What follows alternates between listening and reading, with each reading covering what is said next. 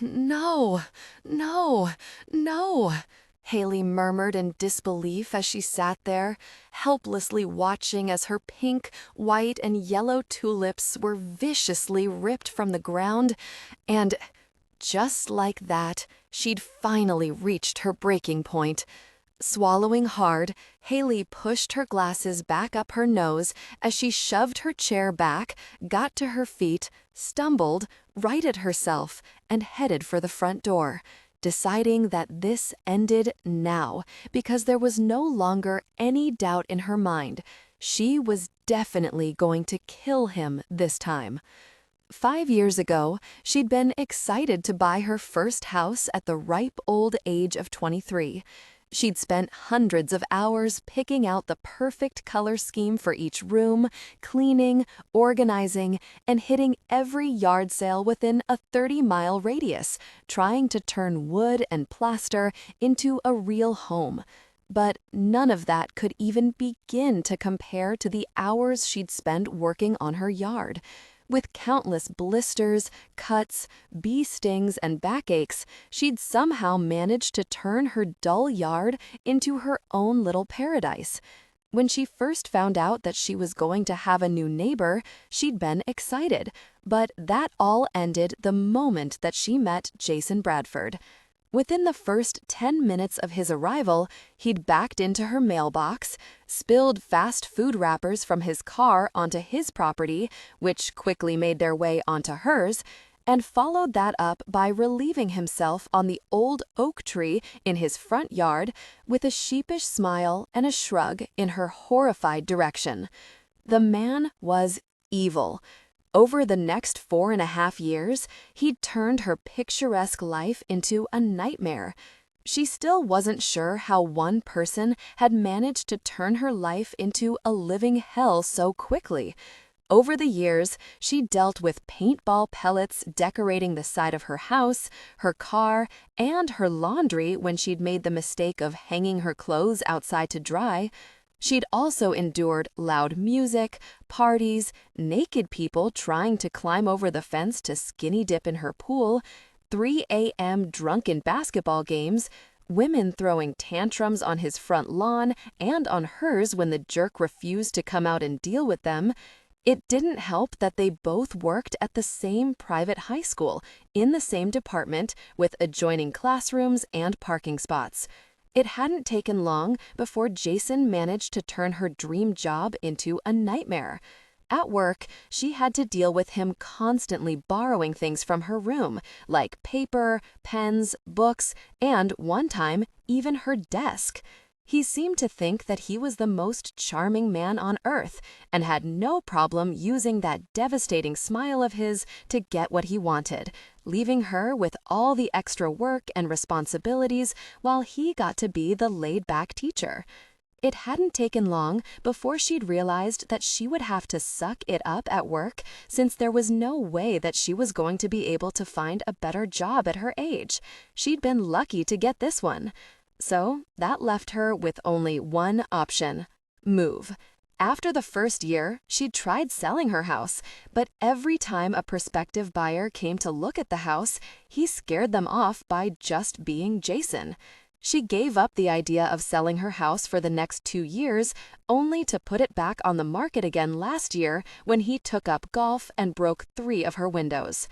He'd managed to scare off 15 prospective buyers by walking out to get the mail in his boxers, a particularly memorable fit of rage when he threw his computer out his front window, accompanied with a loud roar. And of course, there was the upkeep, or rather lack thereof, of his property. His lawn was covered in briars and weeds. He only paid the neighborhood kid to mow it once a month. The rest of the time, it was the chosen habitat of little woodland creatures. The house needed a serious paint job, or at the very least, he needed to clean up all paint chips that had fallen on the ground over the years. If he didn't personally scare someone off, his house did the job. She gave up her dream of moving 5 months ago and settled for praying that he decided to move soon, very soon. Now, he was going after her babies, something that she couldn't allow to happen. Enough was enough. Over the last 5 years, she'd bitten her tongue, too afraid to say anything that would make this worse. She'd always been like that. When she was a little girl, she used to hide behind books, hoping that no one noticed her. It wasn't that she didn't like people, because she actually did. No, her problem was that she was a pushover. When the other kids picked on her or pushed her around, she would shut down, unable to deal with any type of confrontation. And unfortunately for her, she'd never figured out how to deal with bullies. Only now, it was worse, because it seemed that she also couldn't handle talking to incredibly handsome men, and Jason Bradford was definitely handsome. Everything about him, from his dark hair to his ocean blue eyes and chiseled good looks, made her nervous. She just wasn't good at handling people, but throw good looks onto a guy that was being a jerk, and she promptly turned into a blubbering idiot. Bullies just sucked. When she'd caught her college roommate Angel stealing her papers, food, and money, what did she do? She'd avoided her dorm room until after 2 in the morning, when she knew that Angel would be asleep, and then made sure that she was out of there before she woke up in the morning. The same could be said of the few boyfriends she'd managed to have over the years, who'd tried to take advantage of her. Instead of throwing them to the curb like any sane woman would have done, she'd stopped returning their calls and avoided them like the plague, knowing that they would get bored eventually and move on. She was pathetic. That was the only reason why Jason Bradford had gotten away with everything he'd put her through over the last 5 years. But no more. The flowers were the last straw. Her grandmother had given her the bulbs from her garden when Haley first bought this house, and she'd be very upset if she let him destroy them. When she spied the rolled-up hose by the front door, Haley made a snap decision. This ended here and now. The days of being the world's biggest pushover were finally over. "What in the world?" Jason snapped, jumping to his feet when he was suddenly hit with ice-cold water. He didn't know what he'd expected to see when he turned around, but it definitely wasn't his timid little neighbor and coworker aiming a hose at him. Clearly, she'd lost her freaking mind. "Step away from my tulips," Haley bit out coldly, taking him by surprise. He really couldn't help grinning. She looked so very cute, standing there with her long bronze hair pulled back into a twisted ponytail and her beautiful green eyes full of fire hidden behind large glasses, making her look so very adorable. Of course, her rather tight black t-shirt with the word nerd written across her figure didn't exactly hurt either. His eyes dropped to her shorts, which revealed short but very nice, shapely, tanned legs. Of course, he already knew that his shy neighbor was beautiful. It was the first thing he'd noticed about her. The second was that she was very shy, nervous, and easily frightened. He still cringed whenever he thought about the first day they'd met. After 5 hours on the road and 3 big gulps, he'd been in desperate need of a bathroom. Unfortunately for both of them, the realtor hadn't left the keys where she'd promised, and he'd been forced to make a split-second decision: wet his pants or water the tree. In the end, the tree received a healthy amount of recycled Coke. She never gave him a chance to explain or even apologize. Instead, her face had turned an interesting shade of red seconds before she turned around and stumbled her way back to her house. From that point on, she'd avoided him at all costs. If he waved or said hello to her, she would mutter something, turn around, and stumble away. If he or one of his jerk buddies broke something on her property, she didn't say anything. If he'd been a jerk, he could have easily gotten away with not paying for all those broken windows or paintball-streaked sheets, but he wasn't that big of a jerk. He'd quickly learned that she would never stand up for herself, so as soon as the trouble started, he made a call and replaced whatever he'd destroyed. It would have made him feel like an even bigger jerk to take advantage of her. It always bothered him that she never spoke up for herself. He couldn't remember someone disliking him so fast or so intensely before in his life. No matter what he did, she never said a word to him. Heck, he would have dealt with him years ago, or at the very least called the cops on him like the rest of the neighbors and filed a complaint with the principal like so many of his other coworkers seemed to enjoy doing. Gosh, she'd never even signed any of the petitions that the rest of the neighbors liked to give him every year, demanding that he moved. He'd checked each and every time. It wasn't like he was purposefully being a jerk, it just came naturally to him. Everyone understood and accepted it, probably because even though he was a jerk, he was a likable jerk most of the time. As happy as Jason was that she'd finally decided to acknowledge his existence, he was also annoyed that he was freezing intensely. Apparently, he hadn't moved fast enough because she sprayed him again. "Are you really insane?" he demanded. Haley gestured with the hose for him to take a step back. "Get away from my flower bed, now!" "Your flower bed?" Jason asked with a snort of disgust. "Yes, my flower bed." Another short spray. "I planted these flowers 5 years ago before you moved in." Frustrated, Jason ran his fingers through his messy hair. "Then you should have checked the really property lines before you wasted your time," he snapped. Her eyes narrowed on him. "The flower bed is my property." "I don't think so, sweetheart. Go check your deed if you don't believe me." "This flower bed is 100% on my property," Jason bit out as he pointed to the 2 feet of space that separated their houses, where the flower bed continued until it came to the white picket fence that started at the corner of her house and continued to her back fence, separating their backyards. "You have 5 inches out from the wall of your house. Your property ends 2 inches before my flower bed. That's why the really white picket fence starts against your house instead of on the other side of the flower bed." He watched as she glared at the small space that separated their houses. Whoever built them had been a real jerk. Their master bedrooms were built less than 2 feet apart, yet there was more than 30 feet of space between the other houses in the neighborhood. Thanks to the way their houses had been built, there was no privacy. Their bedrooms had been built facing each other with their windows providing an unobstructed view into each bedroom. With the way his room had been built, he'd had no choice but to place his bed directly in front of the window, and from what he could see, neither had she. Taking the smaller bedroom had been out of the question since his bed never would have fit in there. It felt odd sleeping less than 2 feet away from a woman who hated him. During the summer, they both refused to open their windows until the heat became too much, leaving them with no other choice but to open their windows. He'd quickly given up the idea of bringing a woman into his bedroom, knowing that they had an audience only a few feet away.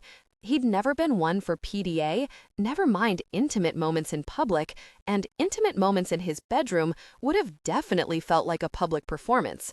No matter how many times he'd tried to remind himself that they were in separate houses, he couldn't bring himself to allow a woman in his bed. Not that he normally did that, he'd never invited a woman to spend the night. It was one of his top 10 rules of dating. The only time they came to his house was to scold him when he moved on, and that was done from the comfort of his front yard. He'd never slept in the same bed with a woman. That was too much intimacy and sent the wrong message. The few times he'd made the mistake of relaxing in a woman's bed after a brief encounter had been a mistake. They always ended up demanding to know why he wouldn't hold them, wanted to know what he was thinking about, if he loved them, where he saw this going, if he was as happy as they were, why he kept calling them by their sister's name, and his personal favorite, wondering what their children would look like. No, intimate encounters were best kept at a woman's house, in a hotel room, or, better yet, in the backseat of a car. Thankfully, his neighbor seemed to feel the same way. He hated the idea of waking up to the sounds of another man grunting. With his luck, the sounds would filter into his dream, and he would end up dreaming about one of the jerks that she dated being intimate with her. Fortunately for his sanity, that had never happened. Otherwise, he'd be forced to sleep on the couch. He'd seen the losers that came and went over the years. She was easily out of their league. It didn't help that they were all jerks. He wasn't perfect, but he'd found himself more than willing to deck a few of them over the years. They'd never hit her, otherwise he would have killed them, but sometimes he felt like they were just using her. He didn't know why he cared, but he did. Haley's gaze flickered from the fence to the flower bed and back again, only to sigh heavily as she said, "Fine.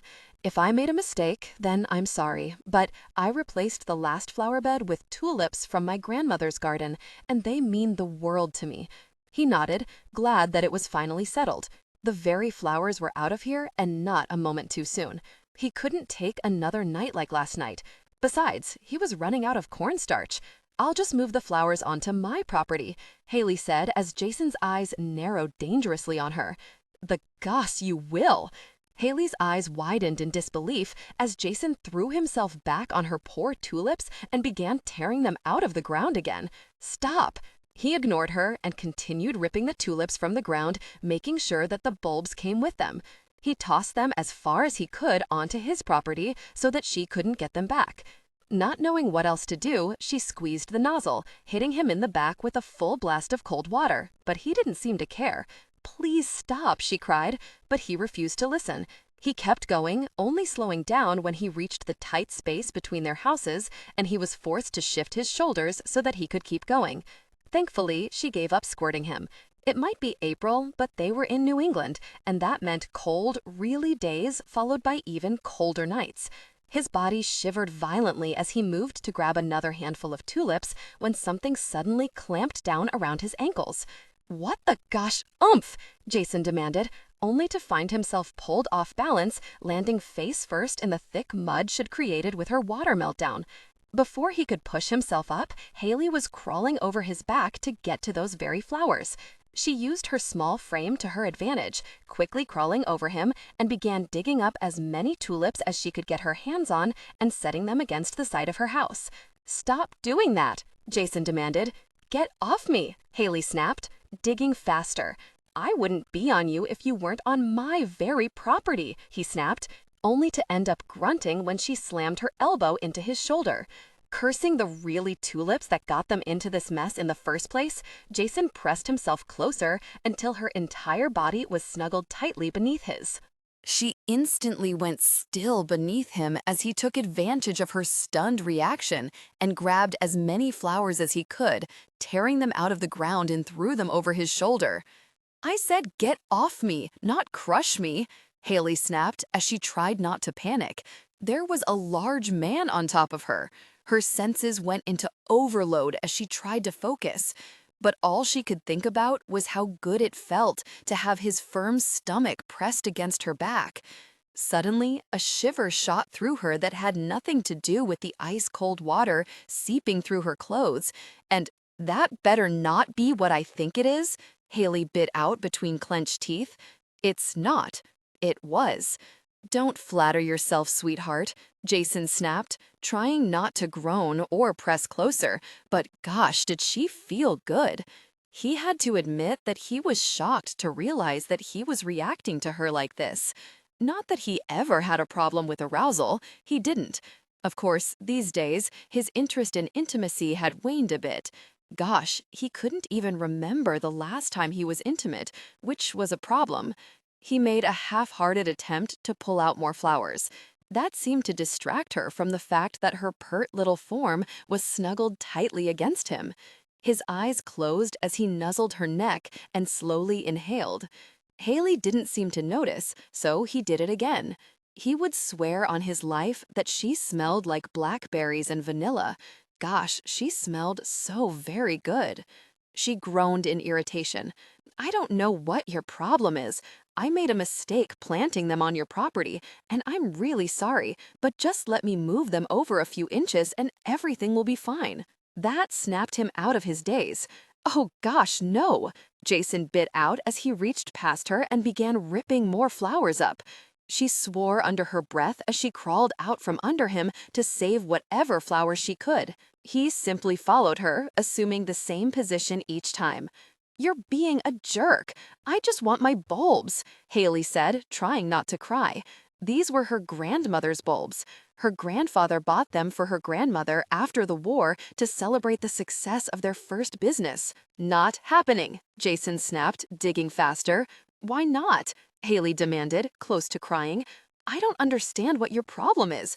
You don't do anything with your property, so why do you care if there's a flower bed here or a few inches over? They're not hurting you." "The gosh, they're not," Jason snapped. thinking of all the spots on his back and neck that still throbbed.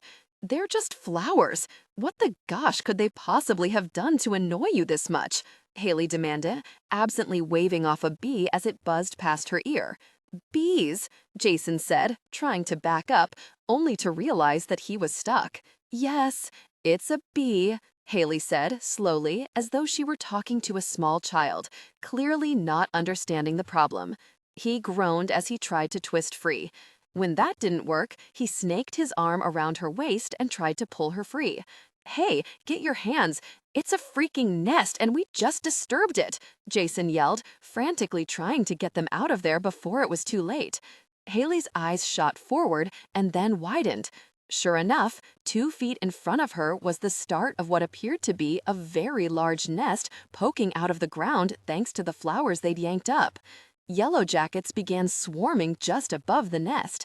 It wouldn't be long before they descended on them. Move! I can't! Haley clenched her teeth as she slammed back against him as hard as she could. He groaned low in her ear but didn't stop trying to move back. She moved forward and slammed back again and again. Each time was met with a groan and a gain of a few more inches. One more time, he grated. She moved forward, and this time, when she slammed back against him, she pushed up with her shoulders and managed to dislodge him. Jason used the momentum to pull her free. He kept his arm snaked around her waist as he dragged her away from the nest. They're swarming, Haley cried. Gosh, Jason said, looking frantically around for a safe place to run. My house, Haley yelled, gesturing wildly towards her front door as the buzzing grew louder. Good idea, Jason said, as he ran towards the house, dragging her behind him. The buzzing became louder as the swarm began circling them. Once they reached the front door, he opened it, relieved that she'd left it unlocked, and dragged her inside, slamming the door shut behind them. Bees, Haley cried, gesturing wildly to the yellow jackets that had followed them inside. He quickly released her hand and grabbed 2 magazines from a small pile on the coffee table and threw one to her. Without a word, they rolled the magazines up and began to attack the dozen or so yellow jackets that had managed to follow them inside.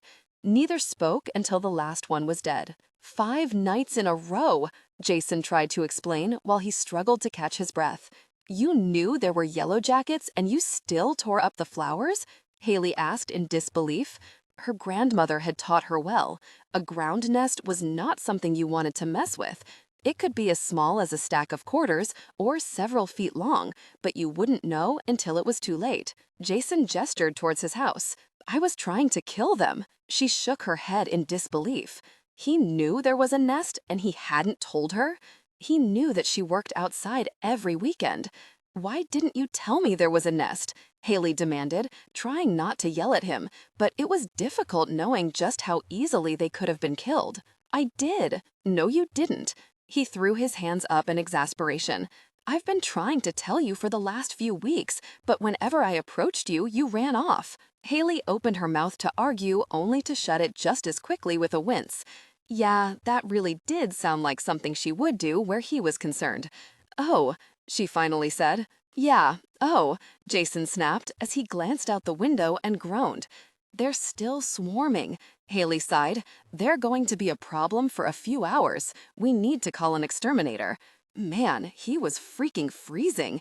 He was soaked to the bone, and it didn't look like he was going to be able to go to his house to change anytime soon. Normally, he'd strip down to his boxers, but his neighbor was already skittish around him. He didn't want to give the poor thing a heart attack. Jason looked down at her very clean and obviously well cared for wood floor and cringed. Gosh, maybe I should step out the back door and dry off, Jason said as he raised his eyes to look at the adjoining kitchen and swore roundly as he watched the windows suddenly turn black. I don't think that will be happening for a while, Haley mumbled softly as she rubbed her forehead. Why don't you go take a shower, and I'll see if I can find you something to wear. While you're taking your shower, I'll call an exterminator. If you're sure, Jason said, hoping that she wouldn't change her mind. He was freezing terribly. Hell, at this point, he'd squeeze himself into a dress to get warm. Haley nodded absently as she watched the bees swarm around her backyard through the gaps in the windows.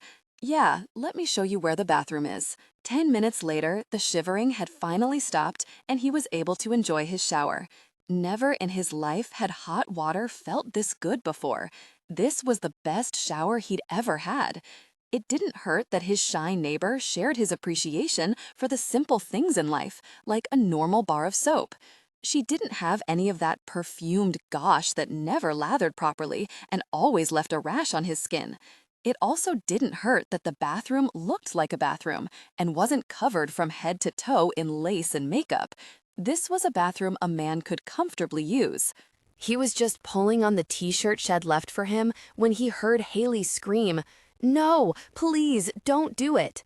Jason was out of the bathroom before the last syllable left her mouth, running towards her and ready to kill whoever was trying to hurt her. He came to a skidding stop in front of her just as she released a heartfelt sigh. "God, I love you," she announced with a watery smile. His brows nearly shot through his hairline as his heart pounded. Gosh, this was worse than he thought. She hadn't been avoiding him all these years because she was shy. No, she was head over heels in love with him. Gosh, this was awkward, especially since he was stuck here until an exterminator showed up. Now, he hoped it was soon. Really freaking soon. Jason opened his mouth to say something that would make this situation less awkward, only to find himself gestured impatiently out of the way with a dough-covered spoon.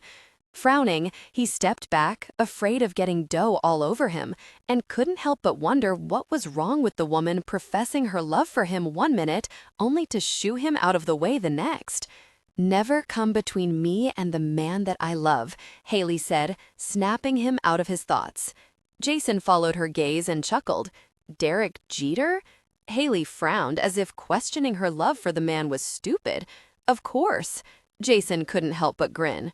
Very. How had he missed this? She had a huge television, bigger than his, and that was really saying something, since his television was the one thing he'd splurged on, with the Yankees game on. "That's a really big television for such a tiny woman," Jason said teasingly. "Well, how else am I supposed to watch the game and feel like I'm there?" Haley asked, frowning. "Plus, this way I get a better view of my future husband." "Does he know?" he asked, looking back at her. She scrunched her face up adorably. "Not yet, but I can wait," Haley said with a smile that made her face go from utterly adorable and sweet to heartbreakingly beautiful in less than a second. Very. He shifted his feet awkwardly for a moment while she watched the game. "Are you a Red Sox fan?" Haley suddenly asked. "Hell no," Jason said, insulted by the question. He may live knee-deep in Red Sox territory, but that didn't mean that he was a betraying bastard. Yankees were his first love, and they would be his last. "Thank God," Haley said, sighing heavily as she sent the game one last look of longing before returning to her kitchen counter, where she had a small flat-screen television with the game playing. This woman really loved her Yankees, or at least one in particular. What the hell was it with women and Derek Jeter? Jason wondered as he shifted his attention to the walls covered in Yankees memorabilia, and wasn't exactly surprised when he spotted a signed photo of Derek Jeter hanging above the television in the living room. "Looks like we're stuck inside until tonight. The exterminator said that he has to wait for the nest to calm down, and that won't happen until it's dark," Haley explained with a shrug. Jason ran his fingers through his damp hair and sighed heavily. "I guess you're stuck with me for a while then." She shrugged. "It's fine. There's a game on, so it should help pass the time." "True," Jason murmured in agreement. "I'm making homemade pizza. I hope you don't mind." "I was planning on ordering pizza today for the game, but with the bees and all," Haley said, letting her words trail off with a shrug. "No, that sounds great. I'm sorry that I'm intruding," he said, feeling like an ass. This woman had spent the last 5 years avoiding him, and now he was being forced on her thanks to a nest of pissed-off bees. "Not a problem," Haley said, but he got the feeling that she was lying. She'd never liked being around him before. Whenever he stood too close to Haley at work or went to sit next to her, she found an excuse to move. Now, she was forced to have him in her house. She couldn't be happy about this. His eyes drifted to the television when she sighed dreamily. Then again, her attention was elsewhere at the moment. Beer? What? Jason asked, frowning as he glanced back at her. Beer, Haley said, gesturing absently towards the fridge without taking her eyes away from the television. Oh, Jason said with a chuckle as he retrieved 2 bottles from the fridge and handed one to her. She took it with a mumbled thanks and then a few choice words for one of the players. Jason leaned back and watched the show. Not really the game, but Haley while she cooked and ranted. Soon it became obvious that if she wanted the vegetables to be sliced and not mangled every time she didn't agree with a call, that he'd have to do it for her. For the next 6 hours, they cooked, watched the game, ate, laughed, swore, screamed at the game, and got into an hour-long yelling match with the exterminator over the insane amount that he tried to charge them before the argument shifted back to the game. By the end of the night, Haley seemed to have come completely out of her shell, and he counted himself fortunate to have another buddy, one who actually knew the stats without having to look them up, not like several of his friends that he wouldn't mention. It didn't hurt that she was incredibly hot. That was just a bonus. A nice bonus, but a bonus nonetheless from his newest buddy.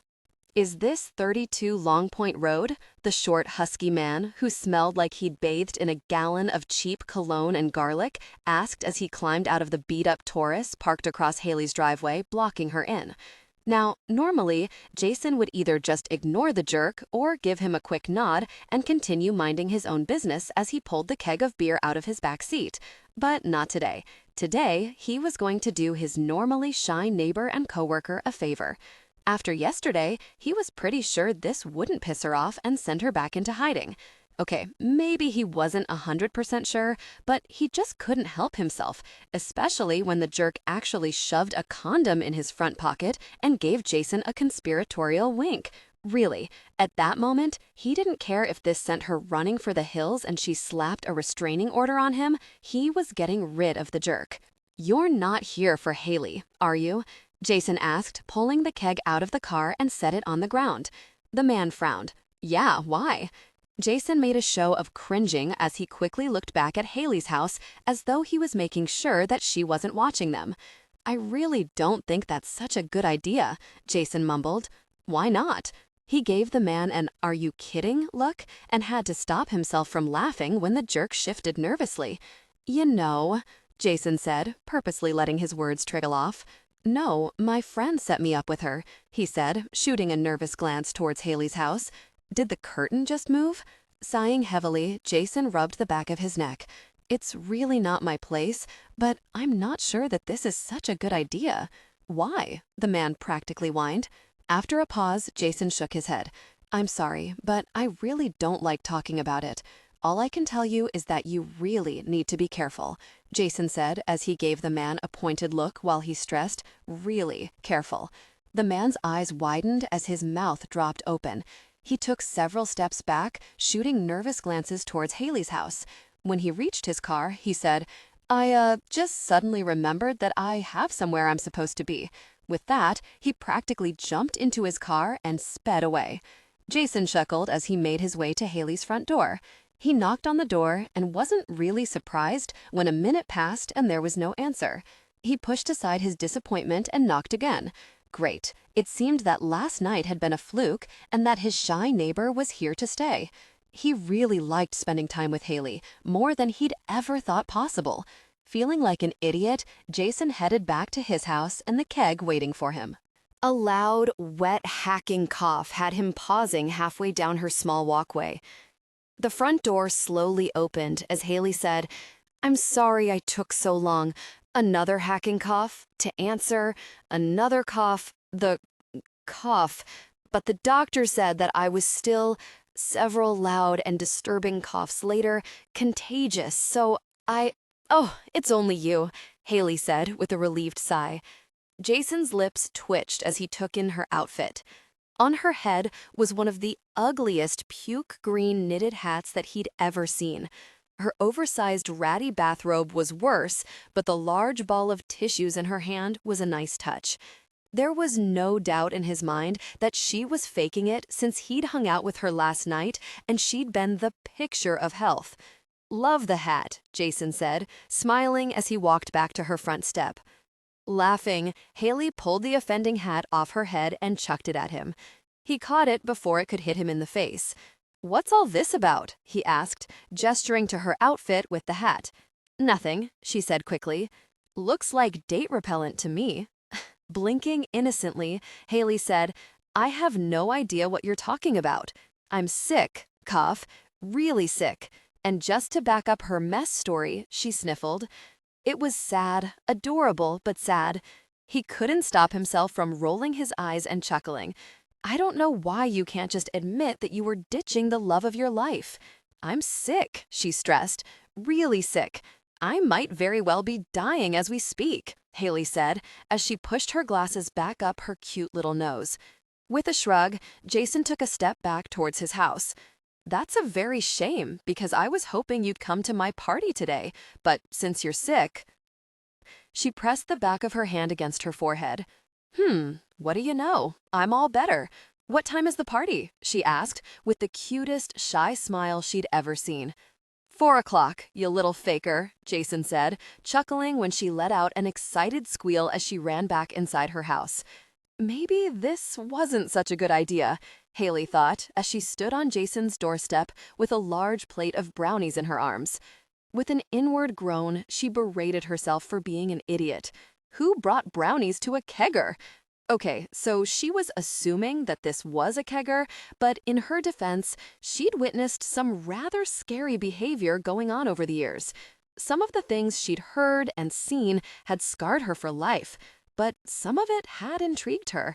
Not that she'd ever admit it, but on more than one occasion, she'd wondered what it would be like to go to one of Jason's parties, which is probably why she jumped at the chance to go to one today.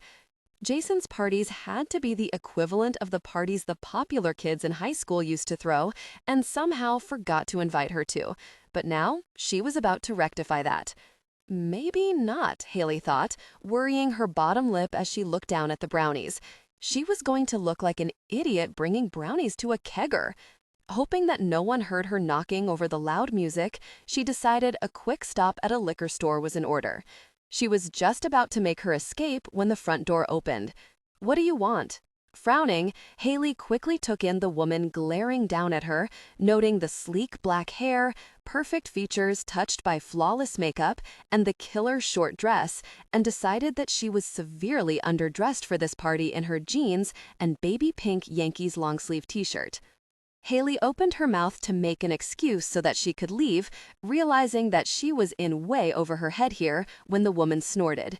"You're the next-door neighbor," the woman said, sounding amused. "What do you want?" she demanded, as her eyes narrowed on the plate in Haley's hands. "Amy, who is it?" Jason said from somewhere behind the woman, currently glaring at her. Amy rolled her eyes. "It's just your neighbor dropping off some brownies," she said, as she reached over to take the plate from Haley. "I'll just take them so she can go." "Brownies?" Jason said, suddenly filling the doorway, causing Amy to stumble back out of the way. "Hey!" Amy snapped, but Jason didn't seem to hear her. His eyes were glued to the plate. "Are those..." He noticeably swallowed. "Brownies covered in peanut butter frosting? Did he just whimper?" "They're chocolate chunk fudge brownies," Haley mumbled absently as she caught the murderous glare Amy was sending her way. She was just about to hand the plate over to Jason and leave when everything in her stilled. After last night, she was through with getting pushed around. She was sick of missing out on things because she was too scared to take a risk. She was a grown woman, gosh, and if she wanted to party it up at her first kegger, then she was very well going to do it. She was going to have fun even if it killed her, and judging by the mascara glare being sent her way, that was a good possibility. "Let me just take those off your hands so you can grab yourself a beer," Jason said, taking the plate from her while he gazed longingly down at the brownies as he stepped back inside the house, leaving Haley to follow him. "Hey, those look good. Can I have one?" a man she'd seen hundreds of times around Jason's house asked, reaching out to take one. "Back the really off. She brought them for me, you jerk," Jason snapped. Haley automatically took an anxious step back, afraid of getting caught in the middle of a fight. But instead of yelling at Jason or getting mad like she'd seen a lot of guys do in bars over a lot less, the man just rolled his eyes and turned his attention to her. "Hi, my name is Brad," he said, holding out his hand. After a slight hesitation that she hoped he hadn't noticed, she shook his hand. Haley, it's nice to finally meet you," Brad said with a charming smile. "I apologize for my friend's rudeness. He just learned how to walk upright last year," he said dryly, earning a chuckle from everyone around them. Jason threw him a dirty look before making his way towards the kitchen, glaring at anyone that came within touching distance of the plate of brownies. There's pizza, chips, and plenty of drinks in the kitchen as long as Jason doesn't get to it first, a volleyball game going on in the backyard, and of course, video games in the living room until the game comes on. "Make yourself at home," Brad said with a warm smile. "Thank you," Haley murmured, taking it all in. This was it? Haley wondered, as she took in the laid-back party and couldn't help but feel a little disappointed. Something must have shown on her face, because a few seconds later, Brad leaned in and asked, "Were you expecting Animal House?" "No," she said quickly, a little too quickly. She had been expecting something along those lines. She definitely hadn't pictured any of this. This she could definitely handle. He chuckled. "Come on out back with me so that I can introduce you to my wife," Brad said, smiling. "I promise we won't bite." For the first time since she'd walked over here, Haley felt herself relax and realized that she might be able to handle this after all. "Who's the hottie kicking Mitch's ass?" Without looking up as he loaded his plate with more pizza, Jason said, "Amy." At least, he hoped it was Amy.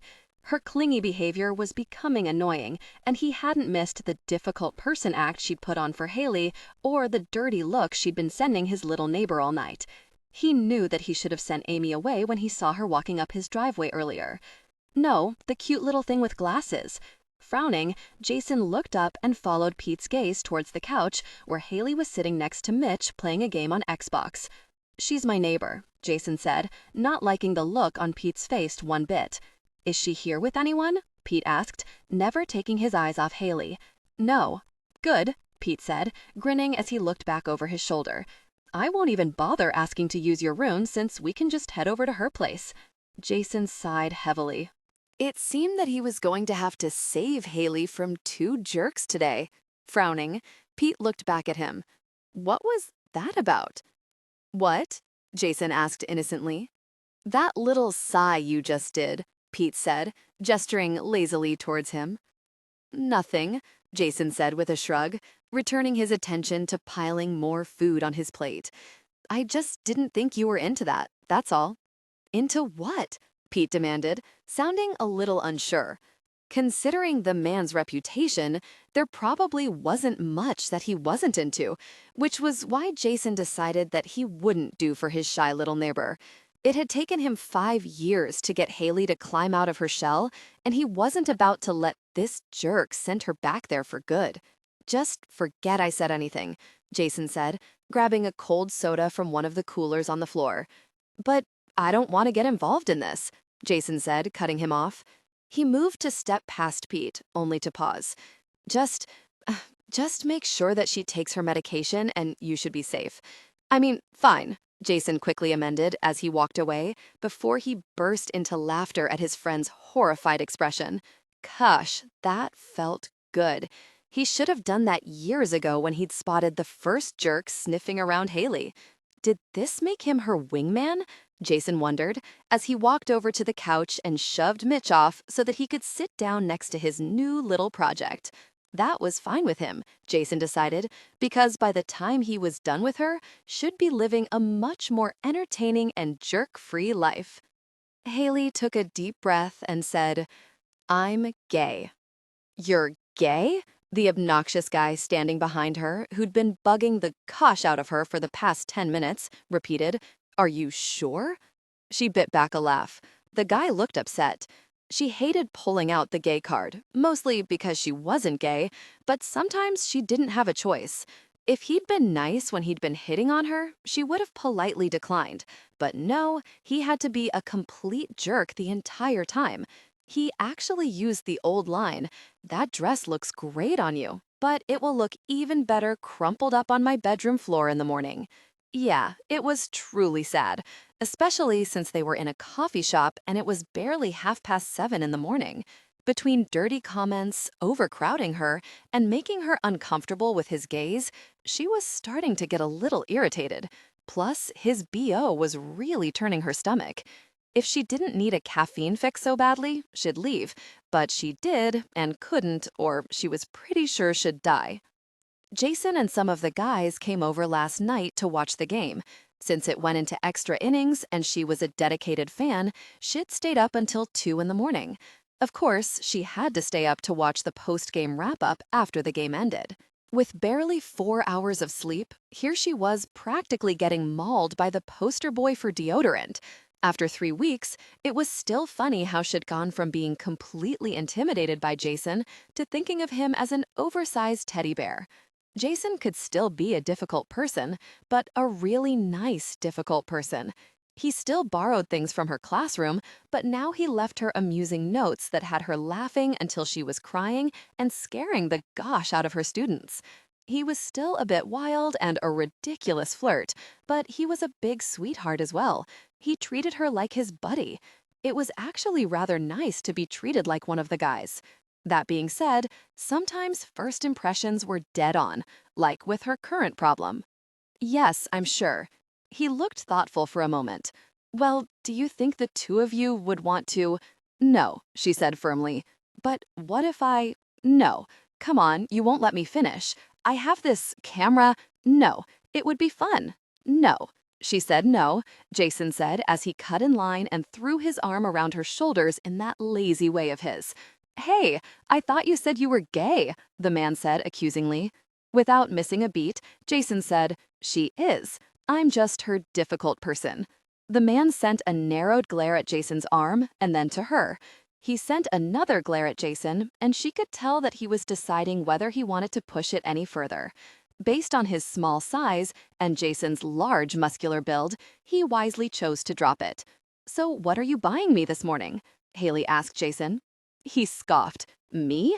Why am I buying? Because I helped you win $50 off Brian last night. He rolled his eyes. I would have won it without your help. Uh-huh, Haley said absently, stepping up to the counter to place her order. She added a chocolate chip muffin, knowing that Jason was going to steal hers. He seemed to have a thing for stealing her food. I would have. I didn't need your help, Jason said more firmly. She grabbed her order while he was waiting for his and headed for the door. See ya. I won that bet on my own, Jason called after her, making her smile. Sometimes he was just so gosh cute. Jason bit back a smile as he watched Haley tell Headmaster Jenkins that she couldn't chaperone the school dance tonight. A month ago, his shy little neighbor would have simply stared at her coffee and nodded. Now, she was telling the man no, firmly yet gently. He couldn't help but feel proud of her. It was because of him, after all. It took some work, but she was coming along rather nicely. Who knew there was a little tigress beneath all that cuteness? He hadn't, but it was nice to see her stick up for herself for once. The staff might complain at his methods and his easygoing relationship with the students, but at least he'd never ganged up on Haley and took advantage of her by making her do all the mess that no one else wanted to do. But, Haley, we really need you to chaperone. John has tickets to a play tonight. I'm sorry, Tom, but I already have plans tonight. I really wish I could help you out, but I can't break my plans at the last minute. You understand? Haley said with a helpless shrug. Her self-esteem was clearly on the rise, and it made the whole package even better. Jason wasn't the only one to notice either. Other teachers were showing her more respect, and the men were definitely noticing. Oh, he took 100% of the credit for his little protege. He was definitely the master. It was probably about time that he used his greatness for good. He spotted the table where she'd left her coffee and muffins, as well as the 3 men, all losers in his opinion, who were eyeing the seat next to hers. Without hesitation, he sauntered past them and sat down at her table, earning killing glares from every one of them. Too freaking bad. In his opinion, if a man didn't have the courage to make a move, then he didn't deserve the woman that he wanted. Not that he wanted Haley. He didn't. She was his buddy and turning out to be one of his best friends. No, what he desired was that piping hot chocolate chip muffin with extra butter he saw her buy earlier. He sighed happily as he fished the muffin out of her bag. When will she ever learn? He mumbled. Please help yourself, Haley said dryly as she sat down next to him and added a packet of sugar to her coffee. "Thank you. I think I will," Jason murmured as he slathered more butter on his muffin. "What are these amazing plans you have for tonight?" Jason asked between bites. "Date," she said absently. "I guess that means our love affair is over," he said with a pout. "I guess so." "I'm hurt. You'll survive. With therapy, of course," Haley said with a wink and a grin. "Is this another loser?" She looked away and mumbled something. "I'm sorry, but I don't speak mumble," Jason said while eyeing the piping hot apple muffin with streusel topping that she just took out of the bag. Gosh, how had he missed that delicious little morsel? His hand seemed to have a life of its own as it crept towards that tasty little treat. With a gasp, Haley's hands came down to protect her muffin. "Control yourself," she hissed as she broke off a small chunk and ate it. His eyes went back to the muffin. He knew that he was pouting when Haley rolled her eyes and continued eating, but didn't care. Gosh, where was the love? He was a hungry man. With a sigh, Jason opened his bag and pulled out one of the 3 coffee rolls he'd ordered and began eating them all while keeping his eye on that muffin. "You're pathetic," Haley muttered with a roll of her eyes as she pushed the last half of her muffin over to him. With a huge grin, he popped the muffin in his mouth and savored it with a groan. "So, what is it that you don't want me to know, my little grasshopper?" Jason asked, stirring his coffee. The last date she had was a loser, in his opinion, and really, wasn't that all that mattered? He hadn't been worthy of all his work. They'd work on that until she dated guys that he approved of. Someone with a cabin in New Hampshire for fishing trips or a house down in Florida would make him very happy. He really could go for some deep-sea fishing in the winter. "Stop calling me that," Haley hissed softly. "For the 100th time, I am not the Daniel-san to your Mr. Miyagi." He simply shrugged. "If that's what you want to believe." "It is, and I do." "If I could get everyone's attention before you head off to homeroom," Jenkins said, holding up his clipboard to get everyone's attention. "We need one more volunteer for tonight's dance," he said, throwing a hopeful look Haley's way. "Wax on, wax off," Jason whispered, earning a rather indelicate snort from Haley. "Did you say something, Miss Blaine?" Jenkins asked, sounding really hopeful as he drew everyone's attention to Haley. Jason leaned back in his seat and watched Haley as a blush crept up her adorable face while she nervously pushed her glasses back up her nose. It seems his protégé still hated drawing attention to herself. Well, she'd have to get used to that if they were going to be friends, since he had the unfortunate habit of drawing attention to himself pretty much everywhere he went. "Yes, Miss Blaine, did you have something to say?" Jason asked mockingly. She shot him a narrowed glare before turning to look at Jenkins. In seconds, the glare was gone, only to be replaced by a rather sweet smile. He was so focused on that smile that he almost missed what she said. "No, Mr. Jenkins, that wasn't me. Mr. Bradford was volunteering to chaperone tonight's dance," Haley said, nodding solemnly. "What?" Jason said. Too late, it seemed. Jenkins grinned hugely. "Well, that's excellent. Very good. Make sure you're here by 7 o'clock. The dance ends at 11. "Thank you, Mr. Bradford," Jenkins said in a rush. It didn't escape Jason's notice that the man hadn't bothered double-checking with him and that he'd practically ran out of the room before Jason could refuse. His attention immediately turned to the little traitor. "You betraying, difficult person," he gasped. Her smile went from innocent to wicked in less than a second. "Have fun at the dance," Haley said in a mocking tone as she stood up and placed her hands together in front of her and bowed. Smartass. She'd betrayed him. Very. That hurt, Jason thought, unable to help but grin. She really was coming along rather nicely. "Oh, God, I love him," the girl, Cindy or something, wailed loudly, making Jason shift nervously. He'd never dealt well with emotions, especially female emotions. He looked around nervously and very near-sighed with relief when he spotted a small group of girls descend on her. "He's such a jerk," one of them said. "Don't say that. I love him," Cindy cried. "Oh, I know you do, but he's not good enough for you," a slightly chubby girl said as she put her arm around the girl. Good. Everything was fine. He could go back to chaperoning a bunch of hormone-crazed teenagers to god-awful music. Yup, he was truly going to kill Haley, Jason thought as he stepped away. "Mr. Bradford, why would he do this to me?" the girl demanded. He froze mid-step and looked around nervously, hoping that another Mr. Bradford was standing close by and willing to handle this. No such luck. Jason cleared his throat before he asked, "Do what exactly?" She scoffed at him with a look of utter disbelief that told him that she thought he should be aware of everything going on in her life. Considering he'd never paid much attention to any woman's life, she was in for a hell of a rude awakening. Thankfully, one of her friends took pity on him. Mark Griswold. They ate at the same table 2 times in the last 2 weeks. He talked to her during study hall and asked to borrow her chemistry notes. Now he's here with her, she said, pursing her face up in disgust, making him curious so that he couldn't help but follow her glare. He spotted Mark dancing with a very pretty brunette. Her name, he remembered, Janie. She was a smart girl and funny as hell. If memory served him correctly, Mark had been in love with the girl for the last 2 years. The poor guy, who was normally so sure of himself and easygoing, turned into a stuttering fool when the girl was around. He'd been wondering when the kid was going to work up the courage to finally ask her out. Good for him, Jason mumbled, earning a collective gasp of outrage. "How could you, Mr. Bradford?" the girl wailed even louder, making him cringe. He was going to kill Haley for this. Gosh. "I had a really nice time," Jonathan said, probably for the 10th time. Haley forced herself to smile and, of course, lie. "I did too," she said, hoping he wouldn't ask her to elaborate because she would be hard-pressed to find something nice to say about this evening, except that it was finally ending.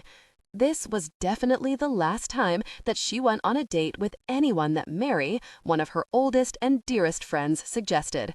After Mary set her up with the taxidermist who liked to carry his projects with him, she should have learned her lesson, but instead, here she was. The date didn't start off badly.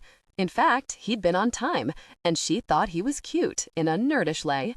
He was tall, a bit thin, but still, he looked nice. His clothes were clean, and he smelled good. The first clue that something just wasn't right occurred when they arrived at the restaurant. That's when his mother called for the first time. During their 4-hour date, it lasted that long because he believed in taking small bites and chewing each bite a total of 25 times for proper digestion. She'd called a total of 23 times. Yes, Haley was sure that it was his mother because he stayed at the table when he took the calls so that she was able to hear every soul-crushing word. The reasons for the calls ranged from she missed him, wanted to know if he'd rather come home and eat what she cooked, reminded him to clean his room tomorrow, and her personal favorite, she wanted to know if he was still with her. Judging by her tone and the number of calls, his mommy was not a happy camper that her little boy was on a date. Granted, her little boy was 35 years old and, according to him, had never lived on his own. Why would he when he lived with his best friend? Meaning Mommy Dearest. Of course, he did spend a good amount of time complaining about how unfair his mother could be. Who knew that a 35-year-old man could still be grounded for not picking up his dirty socks? She certainly hadn't.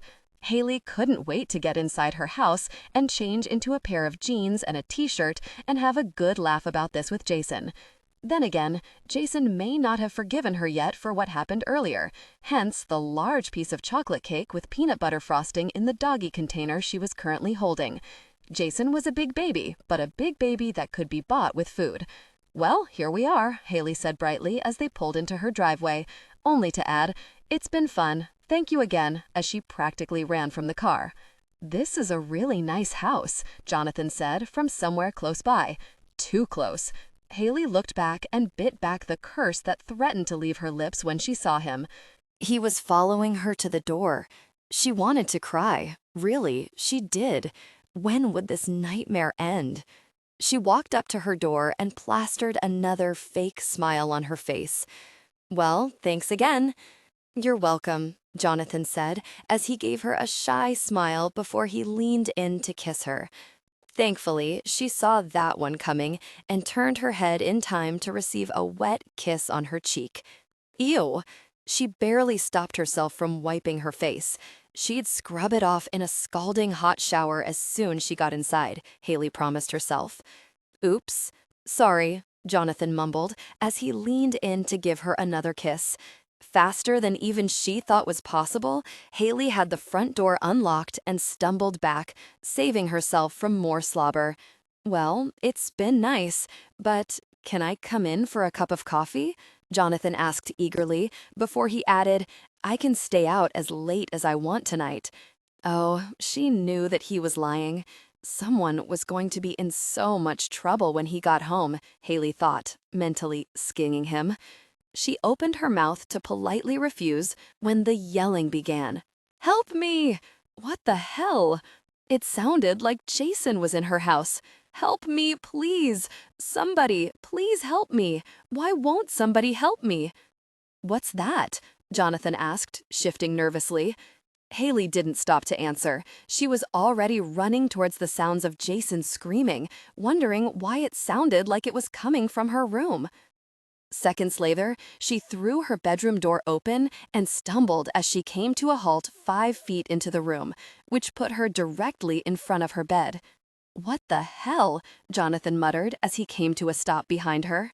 Oh, thank God you're here, Haley, Jason said, sounding happy despite his unusual situation in her room.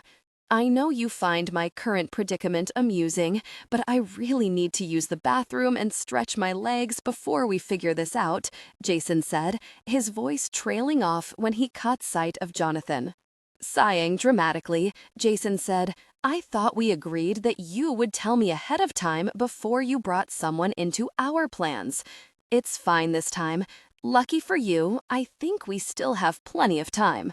With another sigh, he glanced at Jonathan, who was still staring at Jason dumbly, and added, I hope you're not easily startled. You're sick, Jonathan cried, cutting Jason off. Stay away from me, and don't try to call me either. I'm telling my mother about you. Haley didn't spare Jonathan a glance as she glared at the man with the huge, wide grin tied to her bed. She was vaguely aware of her front door slamming shut and the sound of tires peeling out of her driveway a moment later. Is that for me?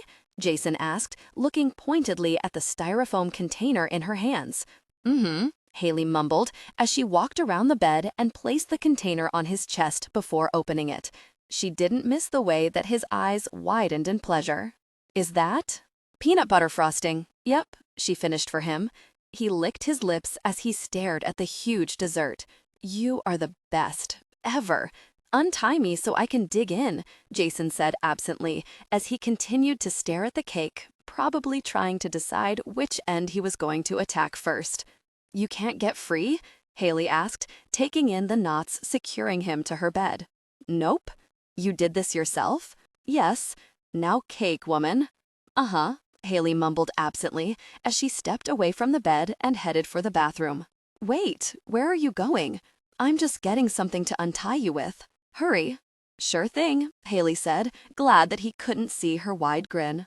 I said, shut up, Jason snapped as he stole the basketball from Brad and tossed it into the hoop. Brad wiped the tears off his cheeks as he struggled to stop laughing. Shut up! I can't believe that she shaved your legs, Brad said between gasps of laughter. The bastard. Thankfully, Jason was wearing a shirt to cover up his now hairless chest and armpits. Oh, Haley was going to pay for this.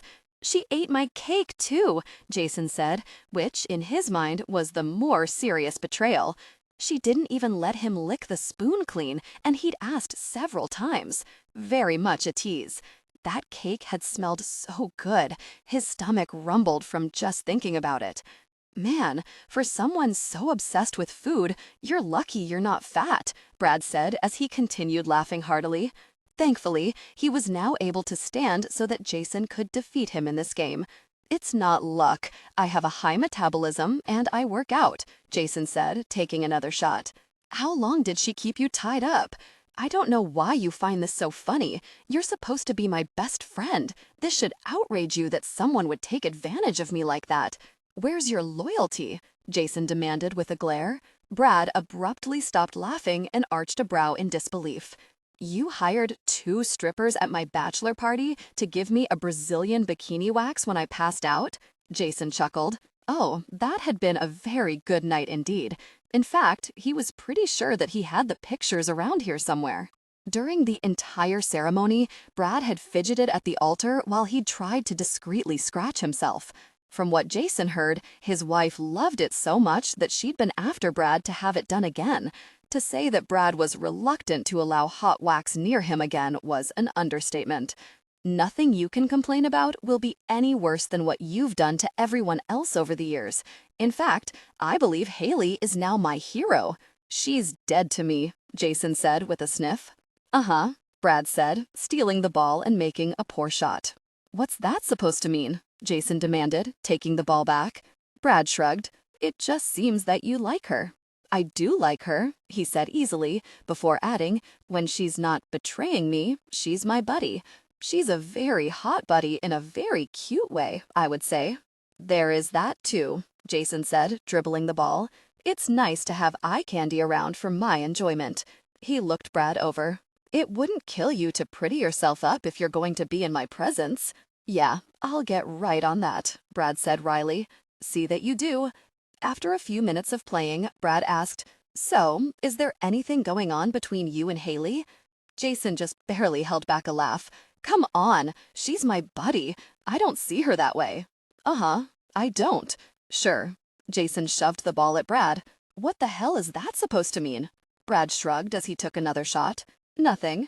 Just noticed how you watch her sometimes. Oh, enlighten me. How do I watch her? Brad looked down at the ball as he bounced it once, twice, and then looked up. Like you want her completely, and you'd kill anyone who got in your way? Jason snorted. Then, for good measure, he snorted again. No, I don't. Yes, you do. It's all in your head. Whatever, Brad said easily, pissing Jason off more. He didn't want Haley. He didn't look at her in any special way. She was his friend, his buddy, his amigo, and he saw her as a friend and not someone he wanted to consume.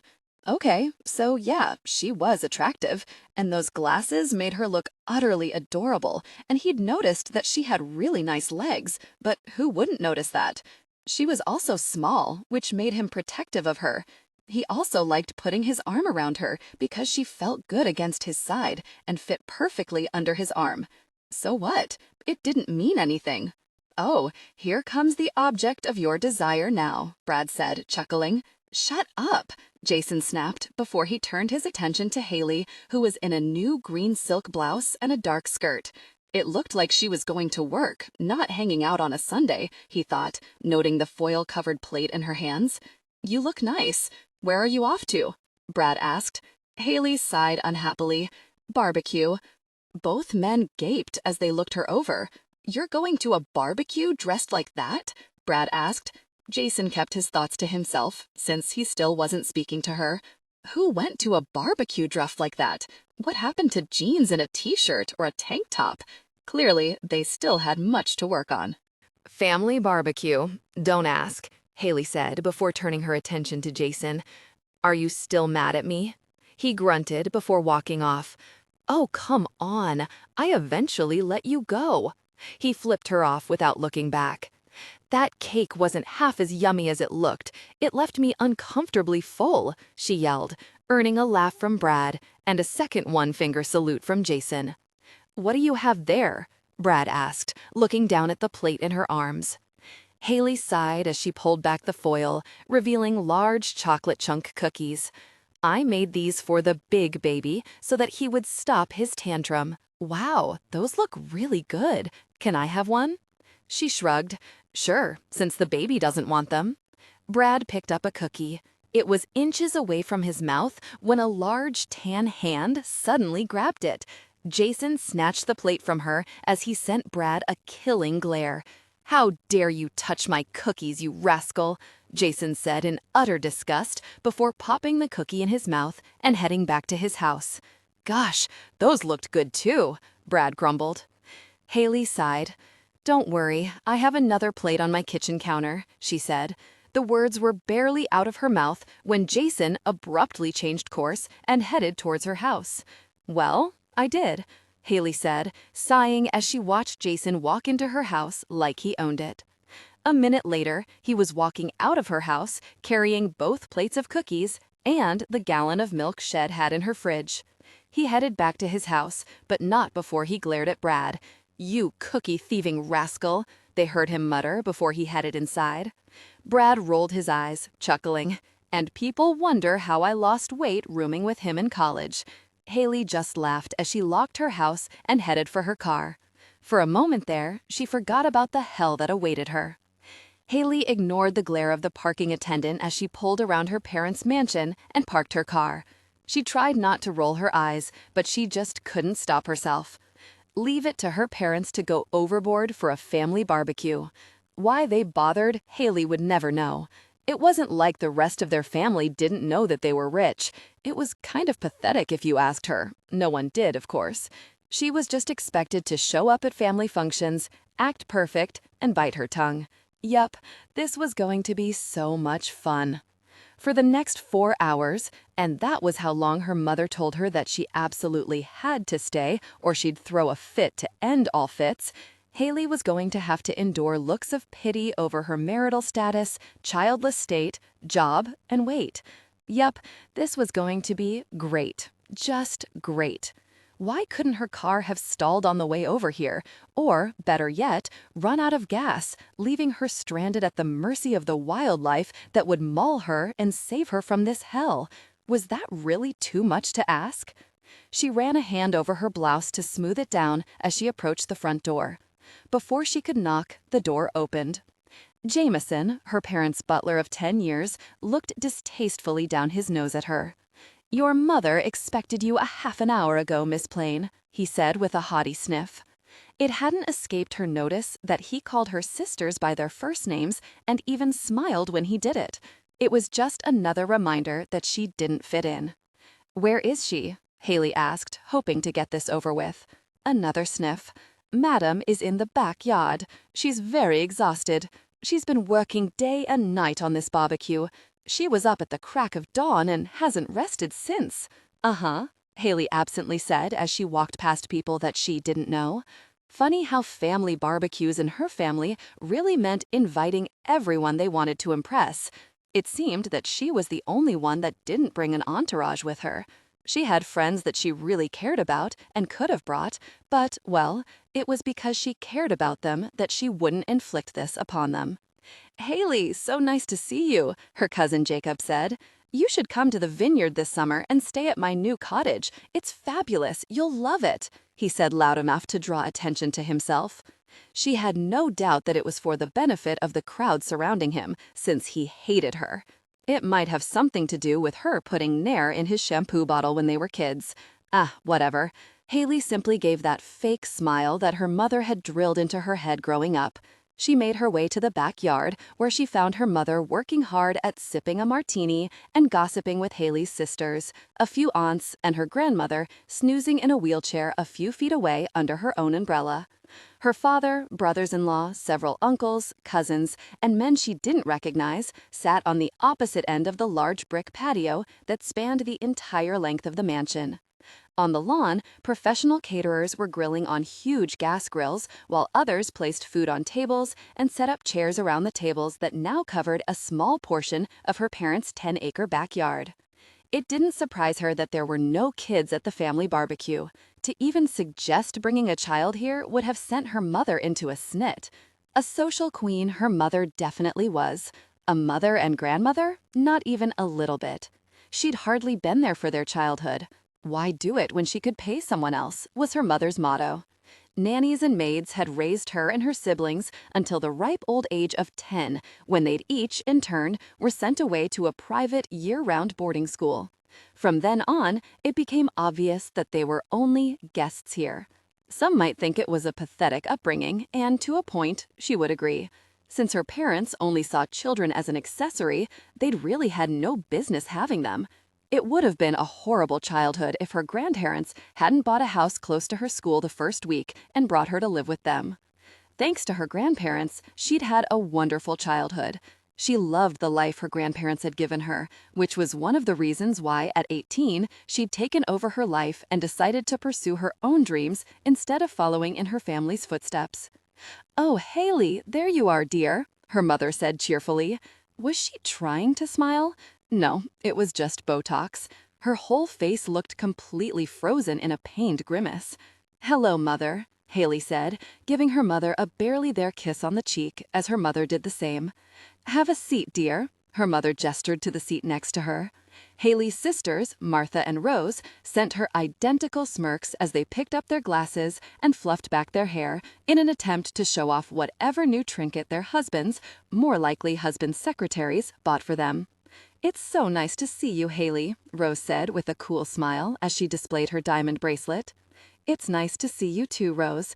How are your children?" Haley asked. Rose gave her a rather bland look as she asked, "How would I know?" Haley opened her mouth to point out that they were, in fact, her children, but decided against it.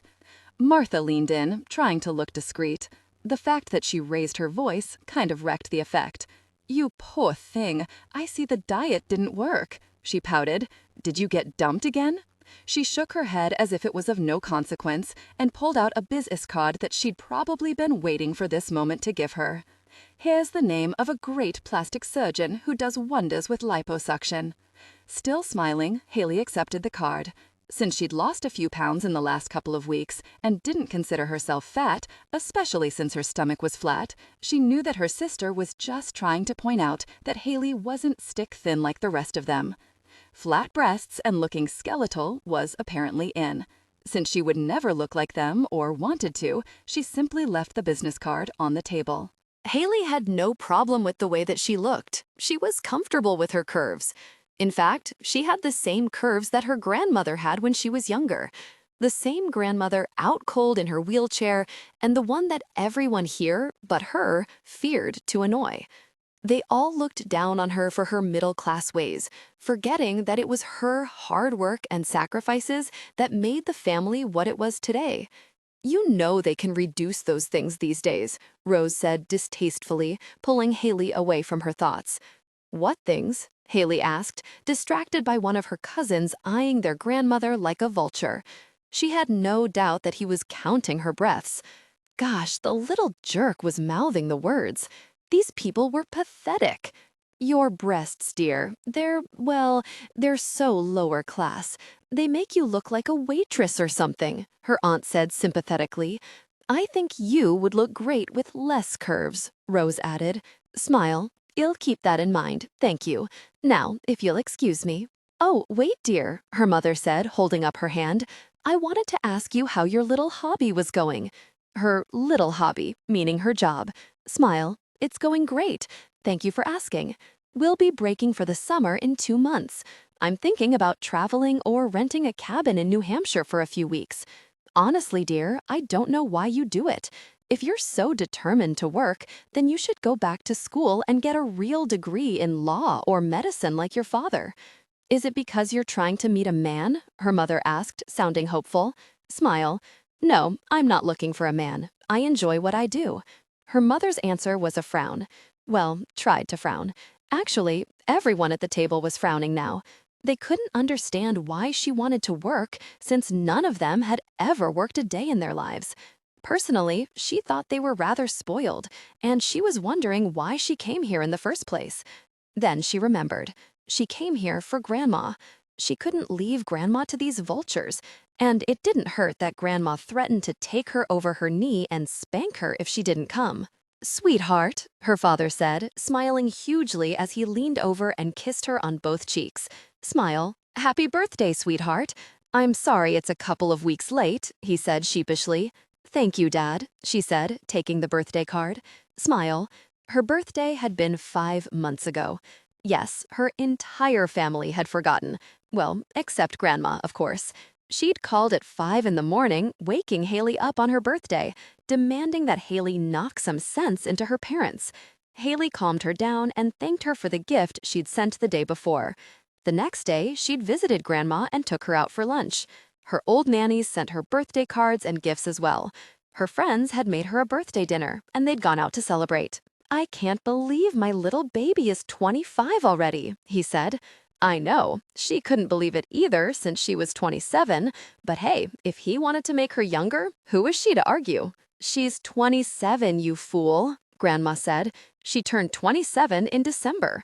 How I raised fools is beyond me, Grandma grumbled. Thanks, Dad. It's fine. His smile wavered, and for the first time in her life, he truly looked ashamed. I'm going to call you later this week, he said firmly. Dad, it's okay, she said, letting him off the hook. No, it's not, he said before he forced the fake smile to return and turned around to respond to someone calling his name. Honestly, Haley, there's no need to create such drama over nonsense, her mother said, shaking her head in disgust. Everyone sent her mother pitying looks and eye rolls at Haley as if it was her fault for simply existing. Smile. Sorry, if you'll excuse me, Haley said, taking her card with her and shoved it in her purse. She walked over and sat down next to her grandmother. I don't know why you put up with them, Grandma said on a huff. It's fine. The gosh it is. For the first time since she'd arrived, Haley felt her lips pull up into a real smile. Deborah, what are we having today? Grandma demanded of Haley's mother, her least favorite daughter-in-law. Her mother smiled. Well, tried to smile. We're having salmon with broiled spinach leaves, a non-fat mock potato salad, and some non-fat sugarless, flourless soy French delicacies that are simply to die for. Grandma's eyes narrowed dangerously as her hand went for the cane, forcing Haley to discreetly wrestle it away from her. Hey, that's mine, Grandma snapped as Haley put the cane next to her chair and out of Grandma's reach. Grumbling, she rubbed the back of her hand. Gosh, Grandma had a firm grip. Behave, Haley hissed, making Grandma smile. Out of all the children and grandchildren, Haley was the only one who treated Grandma like the devious pain in the butt that she was, and not an unwanted responsibility they got stuck with. Grandma turned her attention back to Deborah. I want a burger, a hot dog, and some real potato salad. Mother dearest, we simply don't have that here, Haley's mother said as if the very idea of having such basic food items in her house was unheard of. Grandma glared at her for a moment longer before returning her attention to Haley. You? Me? What? You have those things in your house, don't you? Haley nodded. In fact, her freezer and pantry were filled to the brim with staples for barbecues, since she loved barbecue food. It probably had something to do with Grandma raising her. Good, Grandma said firmly as she gestured to Chris, her helper. He'd just turned 50, but he still worked hard to take care of Grandma. Let's go, Chris. Chris nodded as he obediently walked over and began pushing Grandma toward the pathway that would take them to the driveway. Without looking back, Grandma said, Let's go, Haley. Haley stood. Go where? To your house. Where else? Now, come along before they try to crash our party. Haley hid her smile as she obediently followed her grandmother out the door. No wonder she absolutely adored this woman. I'm hungry, Jason grumbled as he stared down at the empty plates on his small coffee table. Brad groaned. You practically ate both plates of cookies. How in the gosh are you still hungry? Jason shrugged as he leaned back in his chair to watch the game. I just am. Leave me the gosh alone. I'm a growing boy. Vary it. Yeah, a growing 28-year-old boy, Brad mumbled. I'm still growing. Vary it. So shut the gosh up and feed me. Order something and stop complaining, Brad snapped back. You order something. I'm too weak to move. Brad rolled his eyes. I don't know how Haley puts up with you. I would have killed you by now. Haley worships me, Jason said with a snort. Yeah, okay, Brad said, laughing. That's why she dates other men and screws you over just to laugh at you. Exactly. Brad looked over at him. You are a seriously really messed up man, aren't you? Probably, Jason said, unconcerned. I thought so. A soft knock at the door drew their attention, making Brad cringe. This isn't another one of your girlfriends coming for revenge, is it? Jason rolled his eyes as he reluctantly stood up. I think calling any of them my girlfriend is a bit of an exaggeration. I'd rather you stick with referring to them as the women who agreed to having a good time with no strings attached, who got really pissed at me when I got bored and left them for someone hotter. Wow, that's a mouthful, murmured, and surprisingly, none of them has killed you yet. It is, isn't it? Jason agreed. He opened the door, already knowing that there wouldn't be any pissed-off women waiting to scream at him. It had been a while since he'd been intimate with a woman, and to the best of his knowledge, all the previous mistakes had already told them off. So, at least for now, he was good. Jason very near groaned when he found Haley standing outside his door wearing a cute pair of cut-off jean shorts and a tank top. Her hair was pulled back into a messy bun, and some of the strands had escaped, teasing her nape. It didn't hurt that those glasses of hers made her look like a sexy little bookworm. Haley smiled sweetly when she saw him. "I'm so glad you're here." He couldn't bite back the smile from that declaration. Maybe it was time to forgive her. It had been pretty funny after all, and those cookies had been so very good, not to mention that smile she was giving him made him happy. "Brad, do you think you could give me a hand? I could really use some help from a man for a few minutes," Haley announced, making his jaw drop. "I'm right here if you need a man," Jason snapped when he heard Brad struggle to bite back a snort of laughter, the jerk. Haley blinked and then blinked again. "Oh, sorry, I didn't think of you. I need a guy with muscle, and you," she said, letting her voice trail off while she looked him over and then shrugged. "Well, you know," she said innocently. "Know what?" Jason demanded. She ignored him and focused back on Brad. "Do you think you could give me a hand? I'm having company over and I can't get the grill out by myself. It's kind of heavy." Brad chuckled as he came to the door. "Sure, I was on my way home, but I can give you a hand since there's no one around here strong enough to help you," he said, sounding amused. "The gosh you will," Jason snapped as he grabbed Haley's arm and practically dragged her back to her house. Haley threw Brad a wink over her shoulder, making him chuckle as he strolled to his car, while Jason gave her a lecture on his manliness and something about her being a bad grasshopper. What the gosh that meant. He looked back over his shoulder in time to catch Jason giving Haley an appreciative look without breaking from his lecture. His buddy might not know it yet, but he'd met his match in that little lady. If any woman could bring Jason to his knees, it was Haley. "That's not enough," Jason said, sighing heavily as Haley tried to put the hamburger patties and hot dogs back in the freezer. "There are only 3 of us. How much food do you think we'll need?" Haley asked, as she tried to sidestep him to put the food away, but Jason swiped the packages from her. "What the gosh?" He shrugged. "I'm hungry." "You're not invited." "Since when do I need an invitation?" he asked, as he doubled the amount of hot dogs on the plate. 3 weeks and we already have a set history? For 5 years, I contemplated manslaughter. He shrugged. She growled. He smiled, making her knees tremble.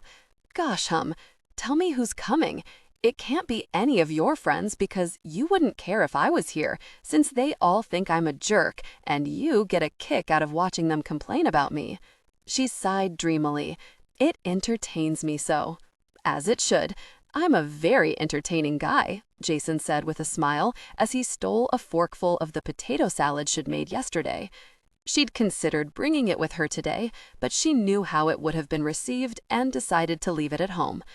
"Gosh, that's good, woman," Jason practically growled. "I'm glad you like it," Haley said casually, but in truth, it was really nice to have someone to cook for. Her friends were constantly on diets and glared at her whenever she offered them baked goods.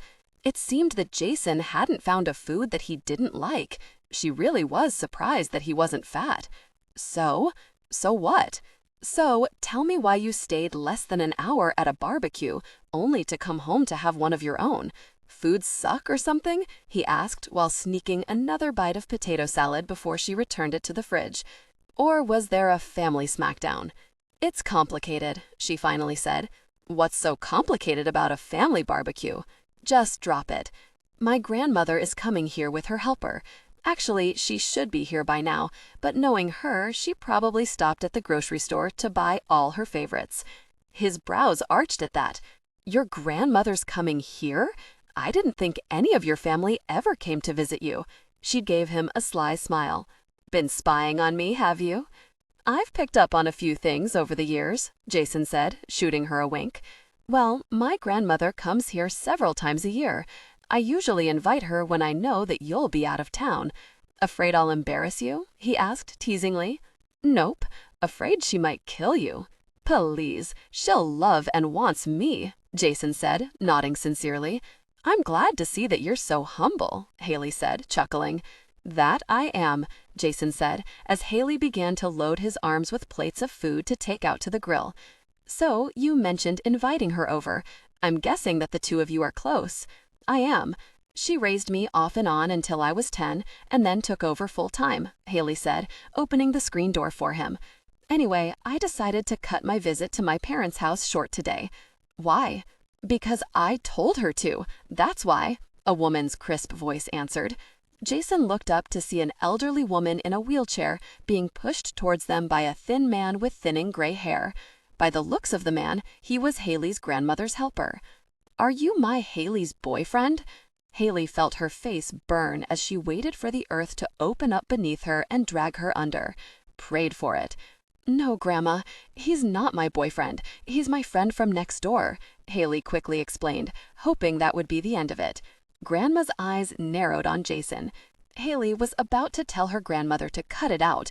That look had sent many friends and boyfriends running, but to her complete surprise, Jason didn't cower. He reached over and shook her hand. My name is Jason Bradford. I'm the neighbor from, gosh. Grandma's lips twitched. She looked over at her companion. Chris, be a dear and go get the items we picked up. Yes, ma'am, Chris said, leaving Grandma alone with them. He sent Haley a warm smile before he hurried off.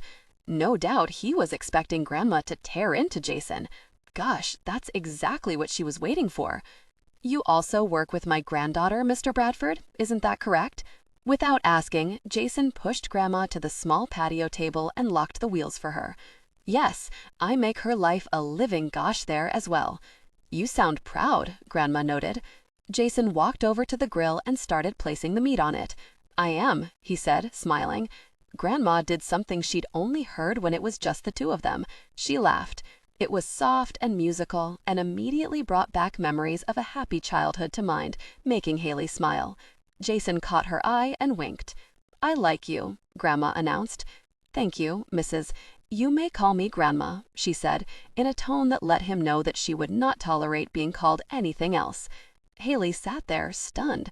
She was the only one allowed to call her Grandma. The rest of her grandchildren called her grandmother once they'd started to take after their parents. Okay, Grandma, it is, Jason said with an easy smile. Wow, the man really did have a way with women, Haley thought, shaking her head in wonder. The sliding patio doors opened, drawing their attention just as Chris stepped outside from the kitchen, where he'd probably just put away an insane amount of groceries that had nothing to do with a barbecue. It was one of Grandma's sneakier ways at helping her out, since Haley refused to accept financial help from her family. Grandma was always looking for ways to help her, whether she wanted help or not. I'm sorry to interrupt, ma'am, but it seems that some of the guests from the last barbecue followed us here, Chris said softly. Who is it? Haley asked, unable to help but frown as she tried to figure out how many burgers she should add to the grill. Not that they'd eat anything she made, she thought, biting back a sigh. Your cousins, a few aunts, and I believe both of your sisters came as well, Miss Haley, Chris said. Grandma waved a dismissive hand towards the front of the house. Well, they can leave because there isn't enough food, she said, even though she hadn't looked at the grill. I can throw more food on if you want, Jason offered.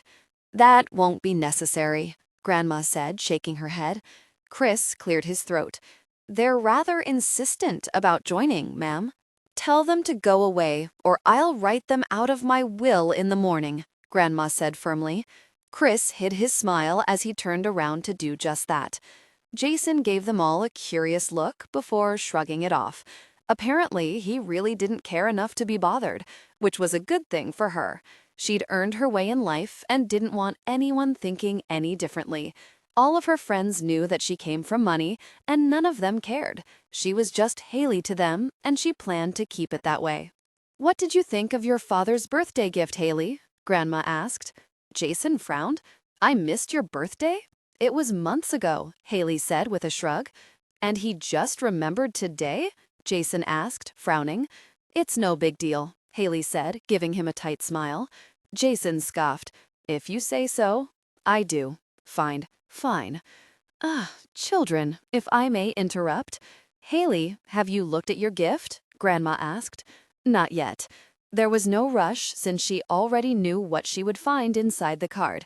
25 $100 bills for the 25th birthday. Well, go get it, Grandma said, gesturing for her to move her butt. With a sigh, Haley went inside, rolling her eyes at the overfilled bags of groceries that covered her kitchen counters and table, and retrieved the envelope from her purse. She carried it outside and sat down. Well, open it, Grandma said with a pointed look at the card. Why are you so eager for me to see this gift? Haley asked, narrowing her eyes on her grandmother. Because I'm the one that suggested your gift, Grandma said with a dismissive wave of her hand. Haley bit her lip so that she wouldn't cry. Not only had her father forgotten her birthday, but Grandma had to be the one to finally remind him, and was most likely responsible for whatever was inside. She opened the card and wasn't all that surprised to see the card wasn't signed, which wasn't exactly a surprise since he never bothered signing her cards. Her eyes shifted to her gift and froze there. It was a full minute before she began breathing again.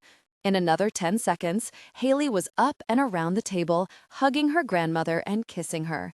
You are the best grandmother ever, Haley said between kisses. Grandma laughed. I'm glad you like it. I wanted to give those to you, but you're so very stubborn, so I used your father's stupidity. Now you have to accept them, Grandma said with a firm nod, making Haley smile. Jason stood up and flipped the burgers before he added the hot dogs. He turned back in time to see Haley jumping up and down and giggling like a schoolgirl. Well, don't leave me in suspense, he said, earning a loud squeal from Haley. Apparently, she was beyond words, so she pushed the card in his hands. He looked down, blinked, and blinked again before stumbling back into a chair. Did he just wet himself? Who cared? He was holding 4 tickets to the Yankees versus Red Sox game at Yankee Stadium for this Friday, and they were without a doubt the best seats in the stadium. His eyes shifted from Haley to the tickets and back again before he made a split-second decision and made a run for it. He didn't make it 5 feet before his little grasshopper tackled him to the ground and ripped the grass out of his mouth. Fine, you can come with me, I guess, Jason said, making sure to sound put out, only to grunt when the vicious woman kneed him in the ribs. I love you, Derek. Jason tried to drag Haley back to her seat, but she fought him every inch of the way. I love you, Derek. He knows, woman. He's known since the first inning. Let the man focus, Jason said, finally managing to drag her back a foot when that jerk Derek Jeter went and waved to Haley. That did it. She tried to break free and make a run for the field. Trying not to drop her as he burst out laughing, Jason readjusted his grip and pulled Haley back with him until she was sitting on his lap. He kept one arm around her waist as he retrieved his beer. Brad threw him another triumphant grin. For 3 days, Jason had taunted the man with the 2 extra tickets. He already knew that he was going. There'd been an unspoken understanding between him and Haley. If she'd tried to leave without him, he would have burned her house down, plain and simple. This was a Yankees-Red Sox game after all, and there was no way in heck that he wasn't going. On the 3rd day of taunting, the betraying jerk had his wife call Haley. Really tattletale. Since Haley's friends hated anything to do with sports, she'd invited Brad and another friend of his. Mitch was a good buddy and had an obvious crush on Haley, one that she didn't seem to return. That was fine with Jason because Mitch wasn't good enough for his sweet little grasshopper. Come on, he was safe. Focus and pay attention, Haley screamed as she bounced on his lap, desperate for freedom, no doubt to rip the umpire's head off. Okay, Jason thought, chuckling, maybe sweet was a bit much. His little grasshopper was a little demon. Calm down before you get us kicked out of the stadium, he said, laughing. With a huff, Haley crossed her arms over her chest as she leaned back against him. Cheating jerks, she muttered. Because they're winning? He asked, already knowing the answer. Yes. Relax, and I'll buy you a foam finger, Jason said, absently caressing her flat belly with his thumb while she thought it over. Today, she wore a tight pink tank top under an open Yankees jersey and a pair of shorts that gave him, and every guy here, a look at those golden beauties that she called legs. "I already have a foam finger at home," Haley pointed out with an adorable pout. "Then what would my little grasshopper like?" he asked, fighting back the urge to press a kiss against the back of her neck. She glared over her shoulder at him. "I'm not going to call you Mr. Miyagi, you know." "Yes, you will, but that's not important at the moment. What do you want?" Jason asked as his eyes dropped to her pouty little lips. "What the heck?" He pulled his gaze away in time to catch Mitch's dirty look and Brad's smirk. Haley stole his beer and took a sip. She returned it to him with a grimace. "That's warm." "Well, it did take me over 20 minutes to drag you back here to prevent you from jumping the wall," Jason pointed out. "Whatever, you're just messing with fate," Haley said as she moved to stand up. He reluctantly let her go, but he was ready to pounce and drag her back if needed. Judging by the looks the security guards around them were sending them, they were ready as well. Very. His little grasshopper was making him proud. "Where are you going?" Jason asked, wanting her to sit back down. He'd been comfortable, gosh. Haley rolled her eyes. "I'm not going to start a riot. I have to use the bathroom and I need a cold drink." "Ugh," Jason said, sighing heavily as he moved to stand up at the same time Mitch did. Jason shot Mitch a glare, but the man ignored him and jumped to his feet. "Want some company?" Mitch asked, giving Haley his best smile. Haley laughed softly. "No, I'll be fine." Mitch reluctantly sat down. The two of them watched her water wig as Brad sat there smugly. They sat there in silence for a few minutes before Jason spoke. "Don't even think about it," he said firmly. Mitch snorted. "Just because you think you own Haley doesn't mean that you speak for her." Jason took a sip of his drink, nodding slowly before he placed his cup on his knee. "How about this then? I know you, and there is no way in heck that I'm letting a jerk like you near her. So let me get this straight. I'm good enough to be your friend, but not good enough to go out with Haley?" "Exactly. Glad we're on the same page." "Why is that exactly? You don't like the idea of some other guy swooping in and getting her first? Because you sleep around, don't care about any of the women you're with, and you treat them all poorly. I'm not letting you do that to Haley. She deserves a nice guy," Jason informed him, with a look that told him that he wasn't kidding. "Oh, like you?" Mitch snorted. "You treat women worse than I do." Jason barely held back his temper. "No, not me. I'm not interested in her like that. She's a friend, nothing more." "Yeah, okay. Keep telling yourself that, buddy. Anyone with two working eyes can tell that you're getting ready to pounce." "That's nonsense, and you know it. If I wanted her, I would have had her by now," Jason bit out through clenched teeth. "Yeah, whatever," Mitch mumbled. "She's a grown woman. If she wants to go out with me, she can. You have no say in the matter." "Well, see," he said, knowing if Mitch tried anything that he'd beat him up. "See what?" Haley asked as she squeezed into the small aisle, juggling her beer and a tray full of food in her arms. "If the Yankees can get this game back under control," Jason said smoothly. "They will," Haley said firmly. Jason had a funny feeling that if they didn't, she would go beat the gosh out of someone. When she sat down next to him, he placed his lukewarm beer on the floor and grabbed hers while she settled the tray on her lap. He took a sip of her cold beer while she took a bite of her hot dog topped with sauerkraut. She closed her eyes as she savored the treat. "That is really good," she nearly groaned in delight. "Give me a bite," Jason murmured, watching her lips as she savored the treat. Haley nodded absently while she watched the game. She held out the hot dog for him. He took a big bite. While he chewed, he sat back and couldn't stop smiling when Mitch frowned at him. For the next 10 minutes, he held the beer for her to sip while she held food for him. Jason wasn't even sure if she realized what they were doing. Her focus seemed to be on the game. When their cup was empty, he put it down and turned to find another beer vendor. "Oh, gosh," Brad yelled as he jumped to his feet the same time Mitch did.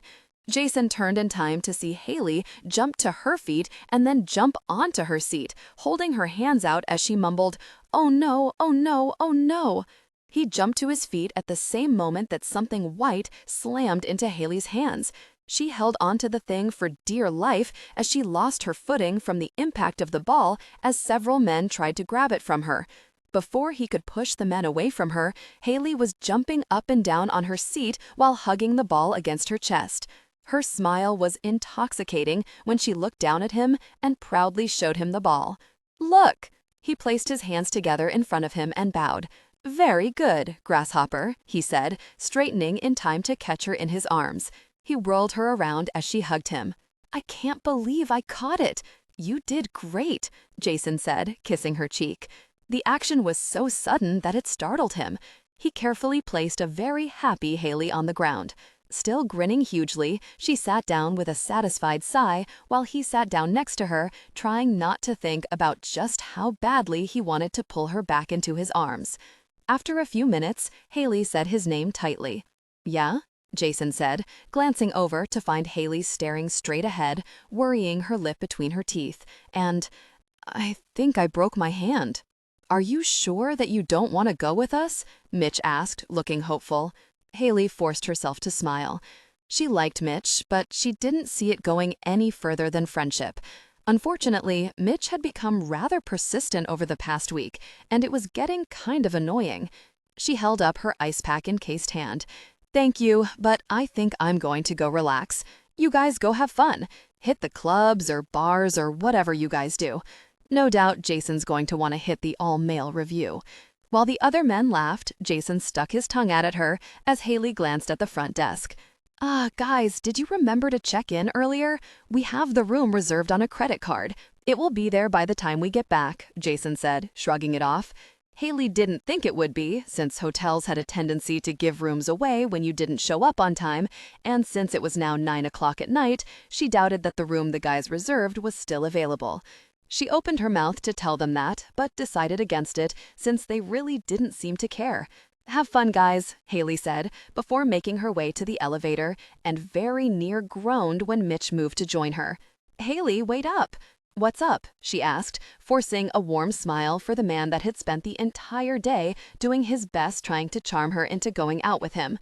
"I was going to ask if you wanted company," Mitch said with a charming smile that probably worked on most everything female. Her eyes shot past him in time to see Brad grab Jason by the arm and hold him back. What in the world was that about? Haley wondered as she gave herself a mental shake and focused on Mitch as she stepped onto the elevator. "That's really sweet, but I'll be fine. I'm just going to watch a movie and go to bed. I'll see you tomorrow," Haley said, relieved when the elevator door slid closed before he could push her for more. She might not have the best track record when it came to dating, but she could spot the guys that were just looking for physical intimacy, and Mitch definitely wasn't looking for anything more than that. A few minutes later, Haley was closing her hotel room door behind her and hoping that she remembered to pack her Advil. Gosh, her hand was killing her, she thought as she searched through her bags. When she didn't find any Advil, she called room service for something to help with the pain and decided to order a large ice cream sundae while she was at it. 20 minutes later, Haley was sitting in a bubble bath while eating a decadent hot fudge sundae and thinking about Jason and just how good it felt to have his arms around her today. When she realized where her mind was going, she reminded herself that they were just friends and forced herself to stop thinking about him. Nothing was ever going to happen. Jason was a really good friend, and she wouldn't ruin that for anything in the world. Friendship was one of the things that she valued most in the world, and she wouldn't risk losing him over something that probably wouldn't last. It wasn't worth it. Besides, he was probably with a woman right now, Haley told herself, only to end up deciding that she didn't want any more ice cream when the thought of him with another woman turned her stomach. She placed her half-eaten sundae on the floor and groaned. Sometimes friendship was difficult, Haley thought, as she lowered herself into the water with a pathetic whimper. "Come on, let's go back. Those women were attractive," Mitch said for the 100th time since they'd left the club. "No," Brad and Jason said in unison as they headed for the hotel. "I know why Brad doesn't want to. He's married. But what's your problem?" Mitch asked, sighing heavily as they headed inside. "I'm just not interested," Jason said, shrugging it off. "What in the world is wrong with you?" Mitch demanded. "Nothing," Jason bit out. He wasn't in the mood for this conversation or for Mitch. All night, he'd somehow resisted the urge to punch the jerk in the face. When Jason wasn't thinking about punching Mitch, he was kicking himself for leaving Haley. He should have stayed and took care of her. She'd brought them to a great game, and they ditched her when she'd needed them.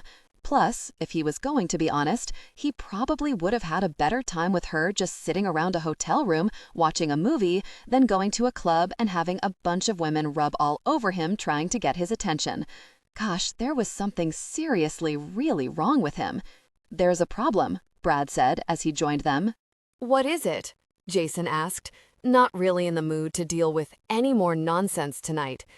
"They gave our room away since we didn't check in on time, and there are no more rooms available." "Gosh," Jason bit out, running his hands roughly down his face. "Yup," Brad said with a nod and a heavy sigh as Jason dropped his hands away. "I guess that's it then," Mitch said, shrugging it off as he turned around and headed back the way they came. "Where in the world are you going?" Jason asked, watching as Mitch shoved the door open. Mitch stopped and gave him a duh look. "We don't have a room. I'm going back to that club to find company and a bed for the night," he announced with another shrug, further annoying Jason. That jerk. He'd been trying to pursue Haley romantically for the past week, and now he was trying to find intimacy just for a bed. There was no doubt in his mind that come morning, Mitch would be back sniffing around Haley again. "Are you coming or what?" Mitch asked, waiting for them. "No, you go have fun. I'm going to bed," Jason said, shaking his head in disgust. "Whatever," Mitch muttered as he headed out. "Let's go beg for mercy," Jason said, sighing heavily. Looking really, really relieved, Brad gestured for him to lead the way. When they reached Haley's hotel room door, they knocked, only to have to knock again a few minutes later when there was no answer. Finally, the door opened, revealing an exhausted-looking Haley. "What is it?" she asked around the yawn. "They gave away our room," Jason said with a pout. She rolled her eyes. "Well, duh, you didn't check in this afternoon." "You don't have to rub it in," he muttered, giving her his best pout, hoping that she'd take pity on them. "That's not me rubbing it in, trust me. If I was rubbing it in your face, I would give you an evil little laugh before slamming the door shut in your face." "Good point," Jason said, wincing while hoping that she didn't do just that. He was exhausted and really didn't feel like fighting with Brad over the back seat of his car. "So, what do you want?" she asked, blinking up at him. "Mercy?" She rolled her eyes. "You want to sleep here? There isn't enough rooms for all four of us. Mitch went somewhere else for the night. It's just me and Brad." Something in her expression shifted, making him frown. Was she upset that Mitch wasn't here? The idea annoyed him more than he wanted to admit. "All right, guys, come on in," she mumbled as she made her way back to the first bed. Jason took the time to note the cute little tank top and matching cotton shorts that hugged her round figure rather nicely. She climbed onto the first bed and flopped down beneath the covers. Obviously, she was all set to go back to sleep and wasn't giving them a second thought. Haley?" Brad said hesitantly. "What? Please tell me that the two of you don't need me to brush your teeth and tuck you in," she mumbled into the pillow. No," Brad said, smiling. "Is it all right if I sleep in my boxers? I don't want to make you uncomfortable." She regally waved a hand in his direction. "Knock yourself out." "Okay, good night," Brad said, heading for the bathroom. Jason looked around the room, noting that there were only 2 beds and a small chair by the window, and shrugged. He yanked off his shirt, pants, and shoes and began to climb into bed with Haley. Her hand came up in a stopping motion. "Hold up there, buddy," she said, turning over to face him. She pointed to the other bed. "Have a good night." Jason frowned at the suggestion. "You can't expect us to sleep together." "Yup. Nope," Jason said, climbing the rest of the way onto the bed quickly and flopping onto his stomach. She pushed him. Well, tried to anyway. He did outweigh her after all. "Out. No, you're not sleeping in the same bed as me." "Yes, I am. Unless you're planning on sleeping with Brad, and I don't think you want to do that. His wife will be very angry." She groaned. He smiled. "Look, I'll stay on my side and you stay on your side. We'll both sleep. Problem solved. No way. Afraid that you won't be able to keep your hands off of me? He teased. Haley rolled her head back on the pillow. Fine, but just so you know, anything that comes over this way will chop off. Duly noted, he said, snuggling under the covers. Oh, and if you snore, I'll kill you in your sleep, she mumbled. Ditto. Guys, Brad said. Haley buried her face deeper into the warmth while she tried to block out Brad and the sunlight streaming into the room. Go, away, she muttered. I'm hungry. Let's go grab some breakfast, Brad said a little louder this time, earning a groan from her cushion of warmth. Really, go away. We're sleeping, Jason mumbled as he pulled Haley closer. Surprisingly, she went willingly. Her head rested on his chest just under his chin. Her arm laid across his stomach, and one leg was thrown over one of his. She felt so good in his arms. He'd never held a woman like this, never cuddled with one, never mind spent the entire night in her bed. Normally, when a woman tried to cuddle, he felt cornered. With Haley, he felt comfortable, relaxed, and even happy. She felt like she belonged with him. He wasn't about to look too far into that at the moment. If you weren't the best mattress ever, I would totally be very angry with you for moving onto my side, Haley mumbled against his chest. Actually, you're both in the middle, Brad pointed out. Why is he still here? Sleepy, Haley grumbled adorably. Closing his eyes, he waved his hand towards the door. Go eat with Mitch or something. We'll be up in a little while. Brad sighed unhappily. Fine. A moment later, the door was closed and they both drifted back into a beautiful deep sleep. Stupid pillow, Haley muttered, trying to punch her once comfy pillow into submission. Last night had been the worst night of sleep that she'd ever had. She'd spent the entire night tossing and turning, trying to get comfortable, only to finally fall into a restless sleep around 5 this morning. Now it looked like she was in for a repeat performance. She looked over at the alarm clock and groaned. It was nearly 2 in the morning. She buried her face into her pillow and screamed. This sucked. She was so tired. All day, she'd kept herself busy with grading tests and homework and even cleaned her house, thinking that by the time she went to bed that she'd be exhausted enough to fall asleep. It looked like that plan was failing miserably. So tired, she mumbled pathetically. Very, Jason. Somehow, he'd wrecked sleep for her. She'd never slept in the same bed with a guy before. Sure, she'd cuddled with a few boyfriends in front of the television after a period of close intimacy, but it always felt awkward. With Jason, it felt so good. He was 1,000 times more comfortable than her bed and down comforter. How was she supposed to get comfortable on a pillow-top mattress after sleeping in his arms? She couldn't. There was no way that she was going to be able to manage work tomorrow on less than 2 hours of sleep in 48 hours. But she couldn't call in because they were preparing for finals. Move over, Jason said, startling her. She jumped up, clutching her chest and trying to catch her breath as she watched Jason push her window open and climb into her room. He closed the screen behind him and lay down on her bed. Still gasping, she sucked in a breath and asked, "What the hell is wrong with you? You just scared the hell out of me. Look, woman, I don't know what you did, but I haven't been able to sleep since we got back from New York. I'm tired and difficult, and all I want is some sleep, so cuddle up with me or so help me, I will kill you," Jason snapped. Wow, you are difficult, she mumbled. It's your fault. Whatever. Let's go, he said, holding out his arms expectantly. When she hesitated, he wiggled his fingers. You know you want to. Just for tonight, she clarified. He nodded quickly. Just for tonight. Come on, I'm cranky. I hadn't noticed, she said dryly, but she did as she was asked. She was too exhausted to do anything else at the moment. It didn't take long for the beating of Jason's heart to lull her into a deep and peaceful sleep. The alarm went off, waking Haley from a deep sleep. Instead of feeling jumpy and attacking the alarm clock after only getting 5 hours of sleep, she felt oddly well-rested. Jason yawned as he sat up and shut off the alarm. He rubbed his eyes and turned around to push the screen up. "I'll see you at work," he mumbled around another yawn. This was a one-time deal, Haley said, more to remind herself than him. She could quickly become addicted to his body, and that wasn't a good idea with a guy like Jason. He gave her one of his lopsided smiles. Of course. Monday night, 10:30 p.m. Haley rolled onto her side, facing the wall and wondering if she should just suck up her pride and go ask Jason to sleep with her.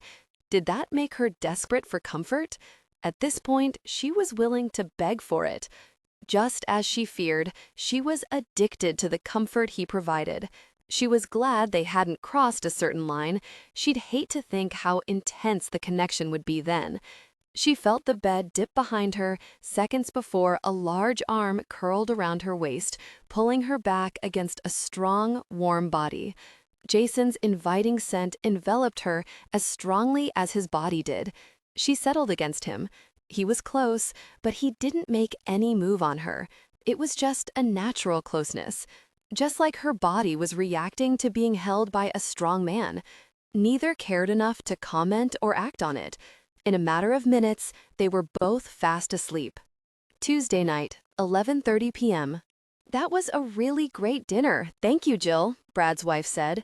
Brad stole another brownie off the plate and groaned while he nodded his head in agreement. He reached for another brownie, only to find the plate gone and Jason glaring at him. "Brownie-thieving jerk," he muttered as he stalked off to Haley's kitchen.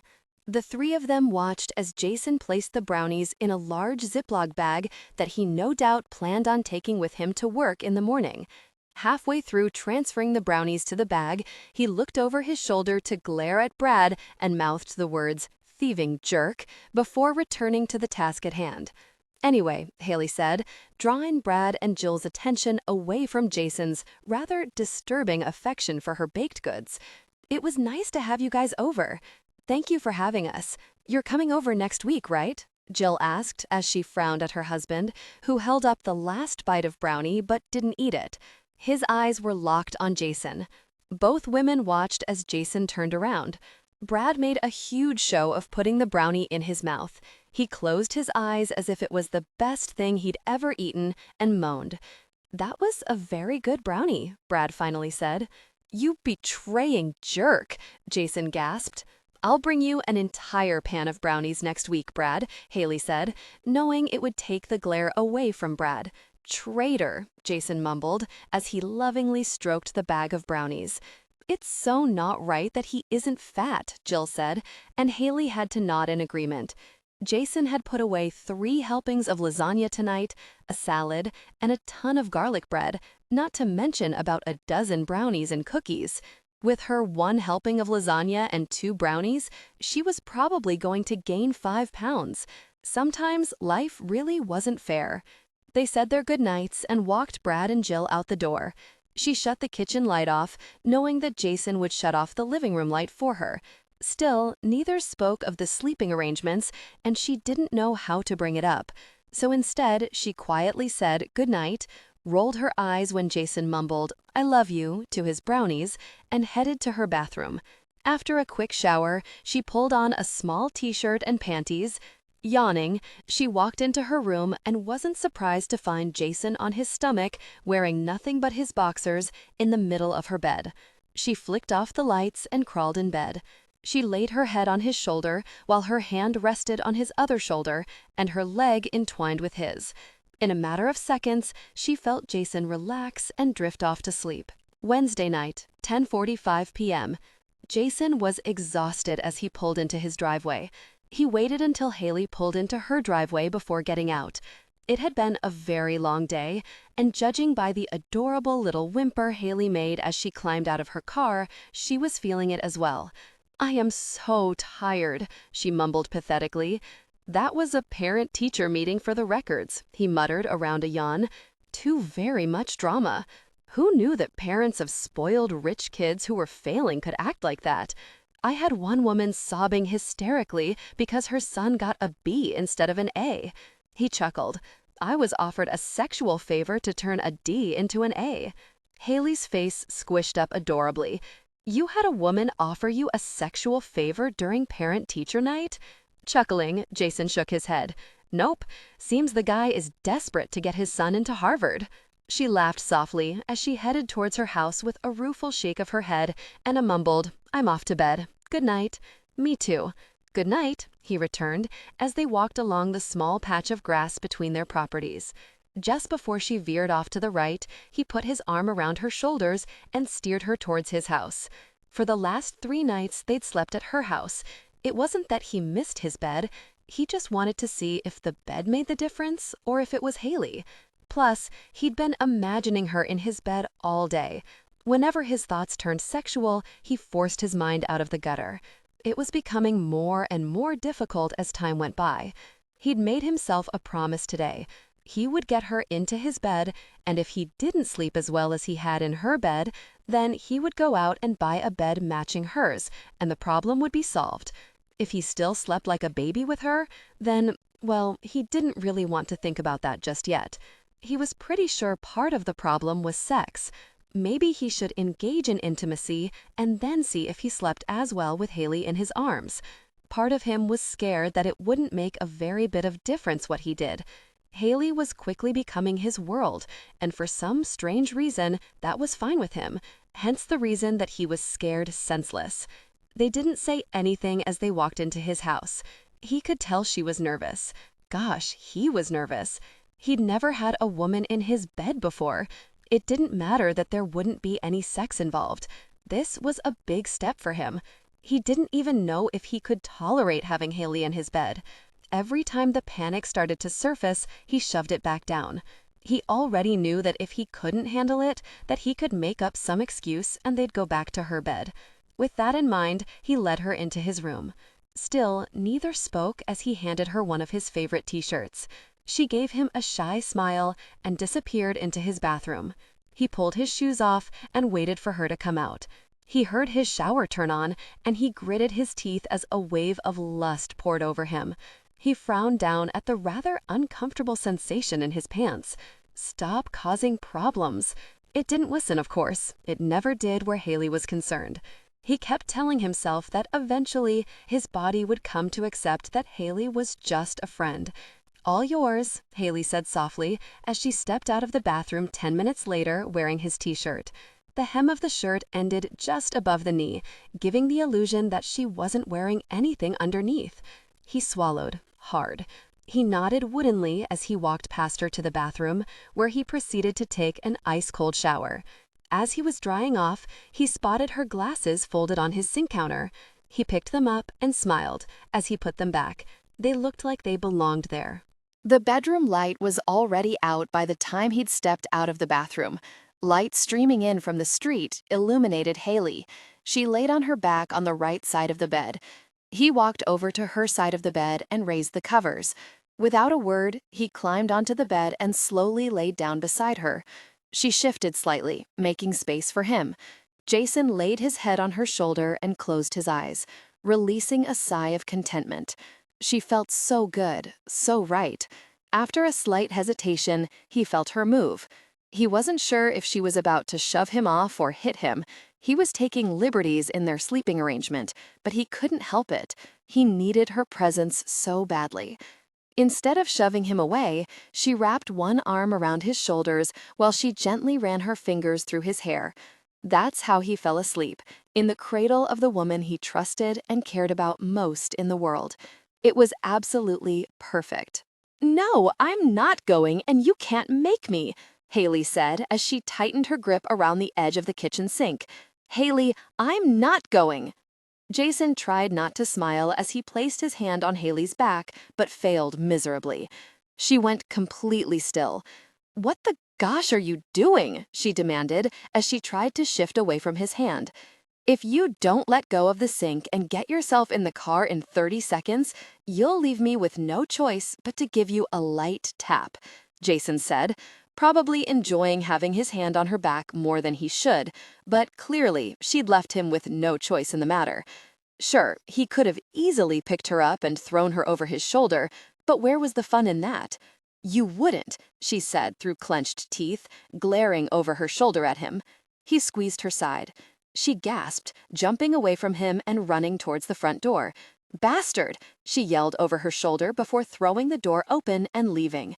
Jason followed her at a leisurely pace, whistling happily, half hoping that she'd refuse to go a half dozen more times before he got her in the car.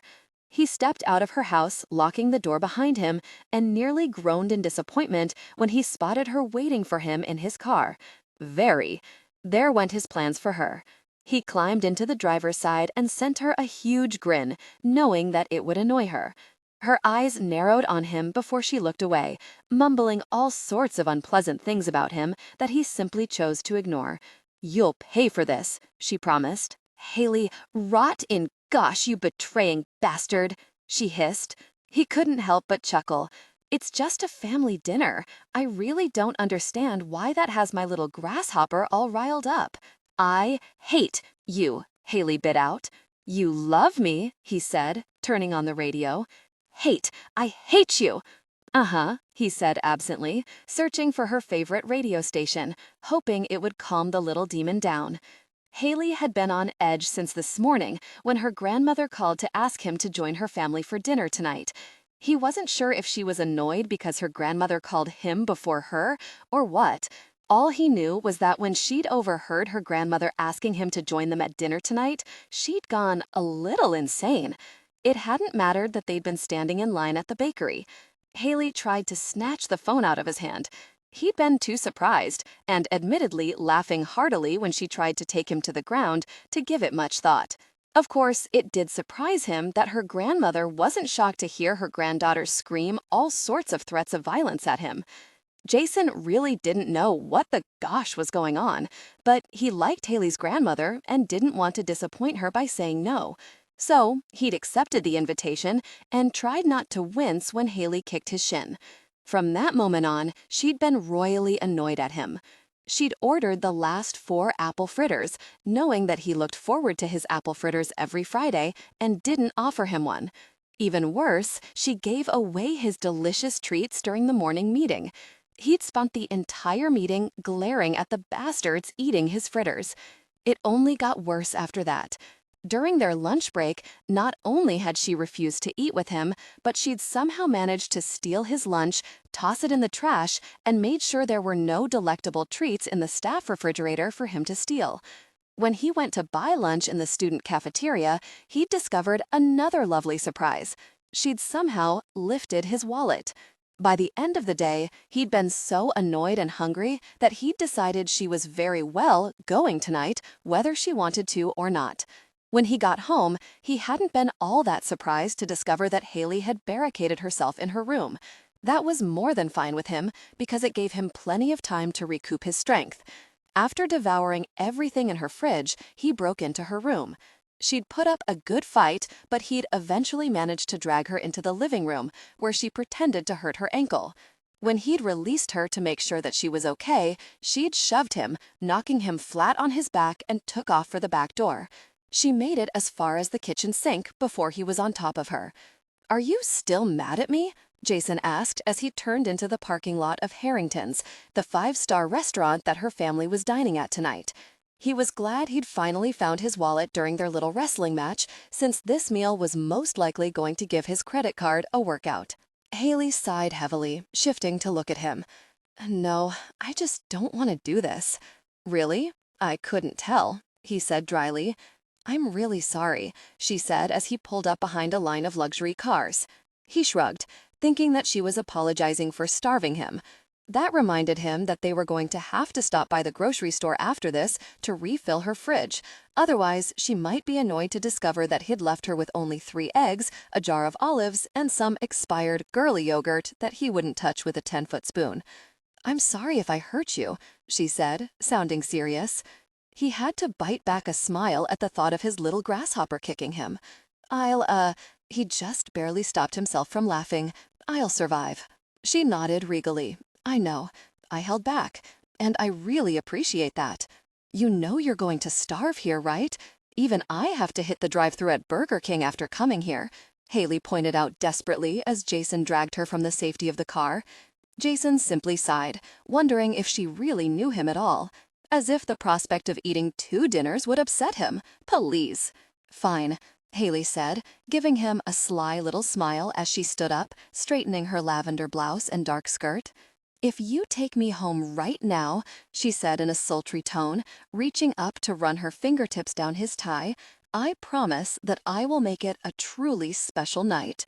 With a bored sigh, Jason simply grabbed her arm and gently tugged her towards the front entrance, ignoring the valets as they choked on their tongues. If he thought for 1 second that she was serious, he would have hauled her back into the car and raced to the nearest pharmacy, all while his desire for her was overwhelming.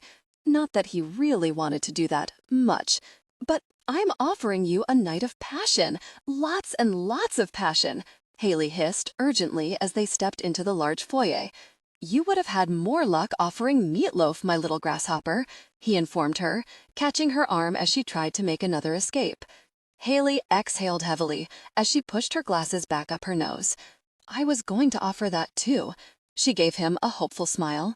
"What if we go home and I cook?" "Too little, too late, my little grasshopper. Besides, there's nothing in your fridge." She frowned up at him. "But I just went shopping the other day." "I got hungry," he simply said, ignoring her adorable glare. "You better not have touched the last slice of pumpkin pie," she warned. He had to laugh at that. It was the first thing to go, he informed her as they stepped up to the maitre d's podium. She sent him a glare that promised all kinds of retribution. Where Jason could eat just about anything, and often did, his little grasshopper was a pumpkin pie junkie. "Welcome to Harrington's. My name is Elizabeth. How can I help you?" The woman asked them both as she sent Jason an inviting look that let him know he'd be getting offered more than just the specials tonight. He looked down at Haley to see if she'd caught the inviting look and wondered what she thought. Not that he wanted her to be jealous or anything. He had to smile when he caught her gazing longingly at the exit sign. "It won't be that bad," Jason promised her, taking her hand in his, mostly to keep her from bolting again. "Yes, it will," Haley mumbled pathetically. Jason turned his attention back to the woman who was now frowning unhappily at their entwined hands. "We're joining the Blaine party," he said, tightening his grip on Haley's hand when he felt her trying to pull away. "Right this way," the woman said with a tight smile. As they followed her through a richly furnished sitting room, Jason couldn't help but wonder why Haley settled for losers when she was clearly used to so much better. He'd seen some of the losers she'd dated over the years and doubted they'd pulled out their wallet for much more than Denny's, and even then, probably only if they had a coupon. She should be dating someone who was willing to bust his ass to show her how much she meant to him. He'd have to work on that with her, but that was for later. Right now, he had to focus on dragging her alongside him. "What are you doing?" Jason asked, smirking as he glanced down at her. "Nothing," she said quickly, as she tried to discreetly shift so that Jason was standing in front of her. "Doesn't look like nothing," Jason noted, quickening his pace, probably to annoy the hell out of her. "It is nothing," she bit out between clenched teeth, even as she hurried to keep up with Jason again, angling a little to the right so that her entire body was hidden. She dared a peek behind Jason's back and nearly cried in frustration when a pair of smoky gray eyes that she was all too familiar with met hers. She sent him a polite smile and did her best to ignore the determined glare he sent her way. "Who's that?" Jason asked as they continued following the hostess through the spacious aisles and around the large tables that surrounded the small dance floor. "No one," she lied. Tonight was going to be difficult enough. She didn't want to get into the drama of ex-boyfriends, who still took her refusal to sleep with them as a challenge, one that Robert seemed hell-bent on winning no matter how many years passed. The man was a self-professed playboy and truly believed that he could have any woman he wanted. He hadn't always been like that. When they'd started dating at 15, he'd been shy, sweet, and down to earth.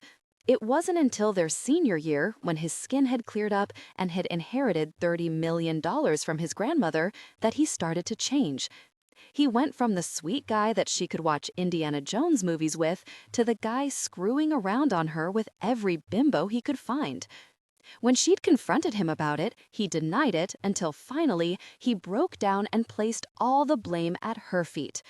They'd parted as friends, well, sort of, and since then, every time he saw her, he did his best to get her in bed. Last time they ran into each other, he'd ended up ditching his fiancée 2 days before the wedding to pursue her. His desperation to get her in his bed had nothing to do with love. It had to do with the fact that she was, according to him, the only woman who had ever said no to him. He'd do just about anything to get her into his bed. She really did not need this tonight. She had enough to deal with. She was not looking forward to being embarrassed and belittled in front of Jason. Although it wouldn't be on her top 10 favorite things to do on a Friday night, Haley would have gladly come alone tonight to keep her grandmother company. She couldn't stomach the idea of Jason witnessing just how little she really meant to her family. "Mr. Blaine, the rest of your party has arrived," Elizabeth said, smiling politely as she stopped in front of the round table where Haley's parents, sisters, and their husbands sat. Haley frowned when she didn't see her grandmother. "Thank you," Jason said, ignoring the inviting look the woman was sending him, surprising Haley. His disinterest in all the women who practically threw themselves at him when they were out always surprised her. He wasn't much of a playboy, after all, she absently thought, as she forced a smile for her family. "Haley, sweetheart," her father said as he stood up. His eyes shifted to Jason before he pulled her into a hug and gave her a quick kiss on the cheek. "It's been too long. I've missed you." She just barely stopped herself from suggesting that he could pick up the telephone if he missed her so much, but she bit it back. She would not let him know that he'd hurt her when he hadn't called like he'd promised. It was her fault for believing him, since she knew better. "This is my friend, Jason Bradford," she said, gesturing to Jason, who extended his hand to her father. "It's a pleasure to meet you, sir," Jason said politely. Her father shook Jason's hand as he gave her a curious look. "It's a pleasure to meet one of Haley's friends." Haley just barely stopped herself from wincing when she realized that Jason was the first friend that she'd willingly invited to meet her family. The fact that Jason was a man was going to be a problem, especially if they thought they were dating. "Dad?" Haley said, drawing his attention before he sat down. "Yes, dear," he asked, throwing Jason another curious look. "Where's Grandma?" He frowned at her. "Didn't she call you?" "No, why?" she asked, already having a bad feeling where this was going. "She called earlier to say that you and your friend," he said, giving Jason another one of those curious looks that Haley knew all too well, "were going to join us tonight, but that she remembered that she already had plans for this evening." Haley just bet she did. "Jason, this is my sister, Rose," Haley said, gesturing to the woman with her hair pulled back into a tight bun that looked like it hurt. She daintily offered her hand to him. Jason took it gently, not because he was honored or overwhelmed to make her acquaintance. No, he was simply afraid of breaking her long, thin hand. As discreetly as he could, he quickly looked over the other 2 women in the group and quickly noted that all 3 of them were tall, way too really skinny, and flatter than a 10-year-old boy. Although they were attractive women in their own right, they didn't have a thing on his little grasshopper. A few minutes later, he met Haley's other sister, Martha, as well as both women's husbands, John and Edward, before he was introduced to Haley's mother, who looked upset for some reason. It took him a minute to realize that she was trying to smile. Botox. He should have known, Jason thought, as he reached over and shook the woman's hand just as gently as he had her daughter's hands. He'd come across this expression countless times during parent-teacher conferences in the past to recognize the signs. As he sat down next to Haley, who was fuming adorably, he couldn't help but notice that John's eyes landed on a waitress's backside and stayed there as the young woman made her way around the table next to them. Rose was busy frowning at Haley to notice her husband's wandering eye. Jason's gaze shifted to the other 2 women to find them frowning in confusion in Haley's direction, making him frown. Her father was glaring at him, which was understandable, and Edward was sipping his wine while he stared at Haley's figure as she toyed with a dinner roll. "Sweetie, do you really think you should be eating that?" Rose whispered with a pointed look at the roll Haley was fidgeting with, drawing everyone's attention. At Jason's confused frown, Haley mouthed, "Carbs." Haley muttered something softly as she placed her roll on his plate. She thought Haley needed to go on a diet? Jason couldn't help but run his eyes over Haley's small, curvy figure, lingering on her appealing form. Not that he really needed to, since he knew for a fact that Haley's stomach was flat. But very it. If carbs were responsible for all those curves, then he'd make sure to keep her cabinet stocked with Mr. Bradford, Mr. Blaine said crisply, drawing his attention. Gosh, judging by her father's expression, he wasn't too happy about Jason's leisurely perusal of his daughter. Not that he could blame him. If he had a daughter, which wasn't happening anytime soon, that looked like Haley, he'd lock her up and guard the door with a shotgun. "What do you do for work, Mr. Bradford?" Mr. Blaine asked, taking a sip of wine. "I teach history at Latin Scribe High School," Jason said, noting all the expressions of distaste from the rest of Haley's family at that announcement. Not that he cared, but did they really need to act like he'd just announced that he picked up horsegosh with his hands for a living? Mr. Blaine gave him an approving nod. "That's a very good school. Several of my clients' children attend that school," he said as he turned his attention to Haley. "Perhaps you should think about applying for a position there, Haley." Before Jason could open his mouth and ask the man what the hell he was talking about, Haley smiled tightly and said, "That's a great idea, Dad. I'll send my resume next week." "I think that's a smart move," her father said, oblivious to the deep blush spreading over Haley's face as she once again shifted her gaze back to her napkin. "Doesn't she have to have a special degree to teach high school kids?" Martha demanded in a bored tone that pretty much said that she really didn't care. "She teaches preschool, doesn't she? I really don't think they're going to hire her to teach teenagers." "I'll look into that tomorrow," Haley said, not bothering to look up from her napkin.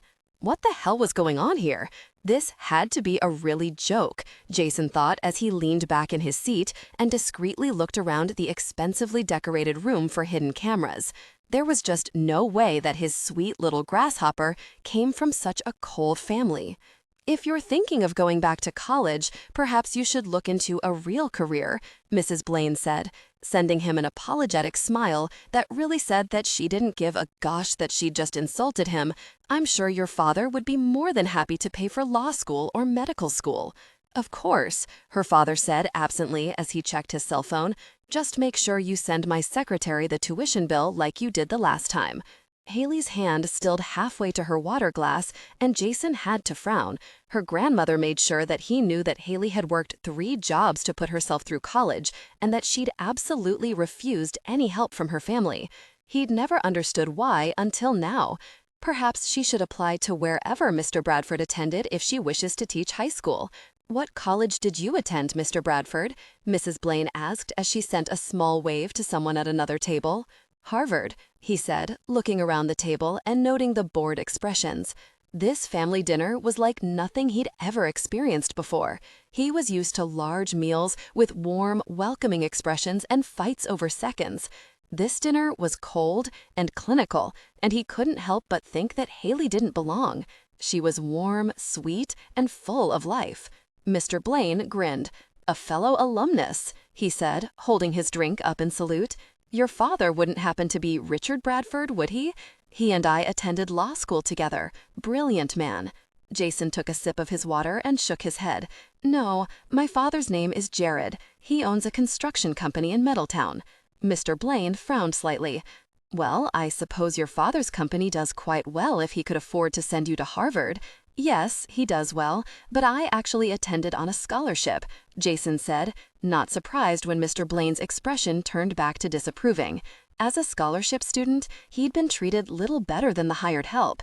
He'd received gratitude, gifts, and slaps on the back when he played football, and when he wasn't scoring touchdowns, he was expected to work his ass off and do what he was told without complaint. He'd worked his ass off to graduate a year and a half early, pissing the alumni off. They'd been hell-bent on getting 4 years of football out of him on an academic scholarship, but he hadn't cared. He'd made very sure that he got his education as quickly as possible, since he knew that if he got hurt on the football field and couldn't play any longer, that they wouldn't hesitate throwing his ass out the door. I think she should think about settling down, Rose.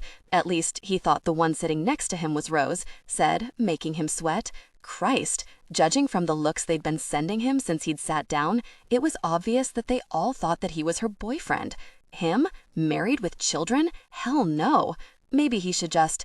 I'm sure Edward can think of several men who would be interested in our Haley, Rose suggested. I think that's an excellent idea, Mr. Blaine agreed wholeheartedly. Wait, what? John probably knows some men that would be interested as well. Don't you, John? Martha asked. John looked away from another waitress and nodded. I'm sure I can think of several men who would like to meet her, John murmured absently, as his gaze landed on another woman. Was he the only one who realized that he'd just been insulted? This was nonsense. He was a really great catch. Plenty of women, much to his horror, wanted to marry him. He was just about to tell them that when something caught his attention, a little snort of laughter. He turned his glare on Haley as she shook with silent laughter. They were disrespecting his manliness, and she was laughing at him? What the hell? Haley, are you all right? Mrs. Blaine asked, frowning in distaste as she watched Haley struggle to stop laughing her ass off at him. Haley, it seemed, could only nod. Oh, I just had a wonderful idea, Martha, Rose, or whatever the hell her name was, said excitedly. Robert's here. Why don't we invite him to join us? You know how fond he is of Haley. Who the hell was Robert? Jason wondered as he followed Mr. Blaine's gaze to the table they'd passed earlier and landed on the blonde bastard who'd smiled at Haley. He had perfect blonde hair, an average face, and wore an expensively tailored suit that probably cost more than Jason's car. When the man sent a warm smile in Haley's direction, Jason decided that he hated the bastard. Let me get a server to ask him to join us, Mr. Blaine said, already gesturing for a waiter. Judging by Robert's smug smile, he knew exactly what was happening. No, Dad, that's okay, Haley said, all humor gone as terror took over. He looks busy. Nonsense, Mrs. Blaine said. You know Robert always makes time for you. He's such a sweet man. For the life of me, I don't understand why you ended things with him. If you'd listened to me years ago, you'd be married and already settled, and not wasting your time on foolish pursuits, Mrs. Blaine added, making Jason's jaw clench. She'll never do better than Robert, that's for certain, Martha said, sending him a bored glance before turning her attention back to Robert. I'm not interested in Robert, Haley said quickly, watching as the waiter walked towards her father. Dad, Mr. Blaine waved off her concerns. I think this is the best thing for you, Haley, he said before giving the waiter a message for Robert. Jason realized that Haley really didn't want Robert to join them. That knowledge appeased him. Somewhat.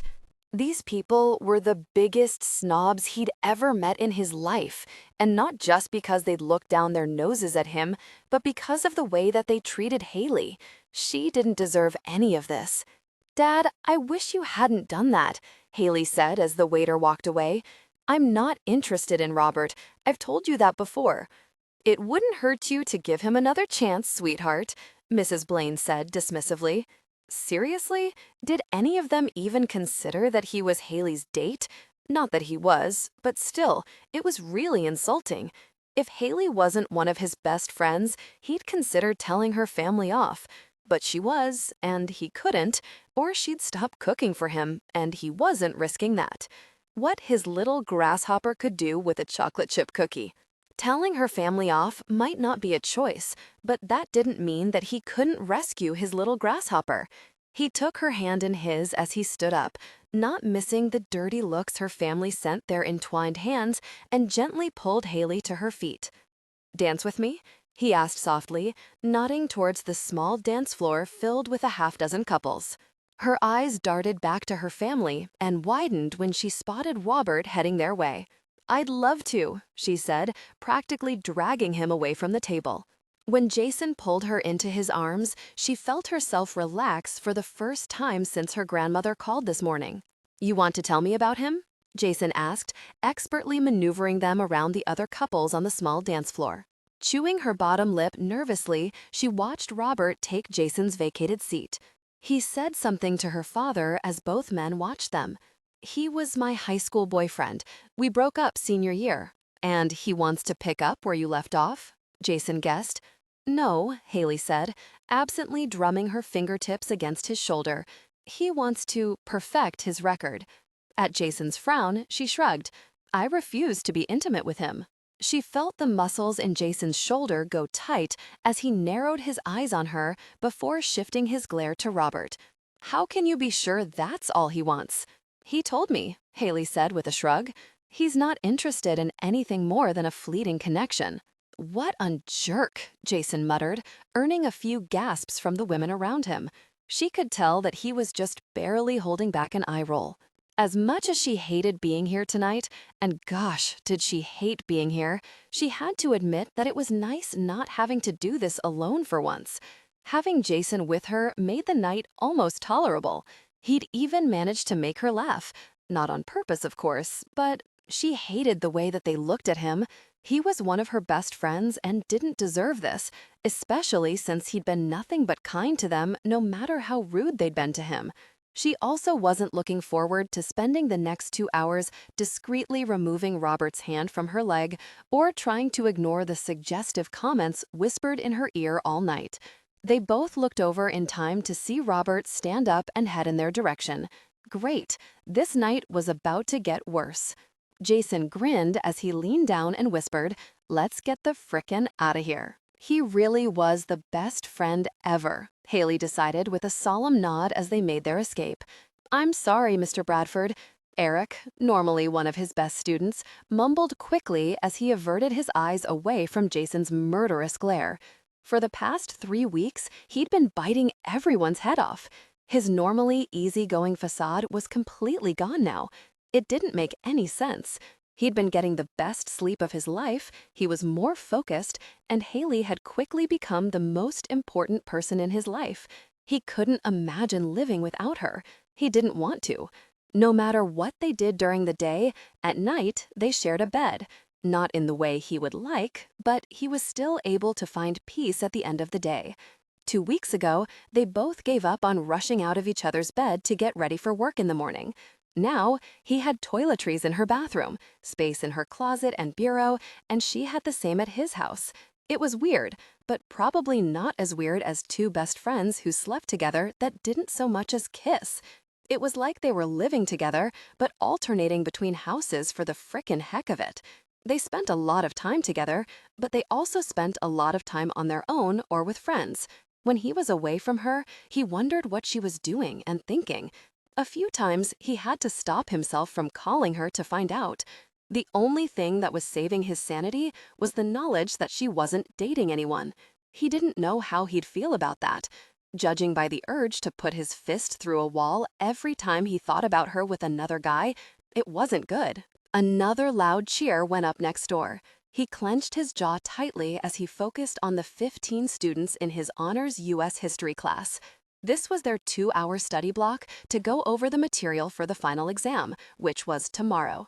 They were only 10 minutes into their review, and he already wanted to throttle every last one of his students. He threw his review packet on his desk in disgust, making his students shift nervously in their designer school uniforms. "I don't understand this. We've gone over this material all year, and none of you have any idea what the frickin' I'm talking about," Jason snapped, not really caring that several of the girls in his class looked like they were on the verge of crying. Gosh, he was really losing it. Another roar of applause came from next door, drawing his attention back to the woman who was always on his mind. He ran his fingers through his hair as he paced the floor. He was wound so very tight right now and so very close to snapping. A soft knock came from the door connecting his classroom to Haley's. Without waiting for a reply, she popped her head in with a warm smile. That smile was like a balm to his soul, instantly calming him. "Yes?" Jason asked her in a much softer tone than the one he'd been using with his students. Haley nibbled her lip nervously. "Mr. Bradford, I was wondering if I could ask you and your students a huge favor. I need some help preparing my kids for their test tomorrow, and since both classes are studying the same material, I was hoping that you wouldn't mind coming in here and giving me a hand." "Yes, of course," he found himself answering immediately. Who in the frickin' could say no to someone so adorable? She pushed her glasses back up on her nose and smiled again, very near making his knees buckle. "Excellent," Haley said brightly, pushing the door open all the way. "Why don't you join us?" She turned to face her class. All right, you bunch of miscreants, make some room. Jason grabbed the review packet he'd made over the weekend and followed his students into her classroom. As he walked past Haley, he couldn't stop himself from grabbing her hand and giving it a squeeze. If any of the kids saw, they smartly kept their mouths shut.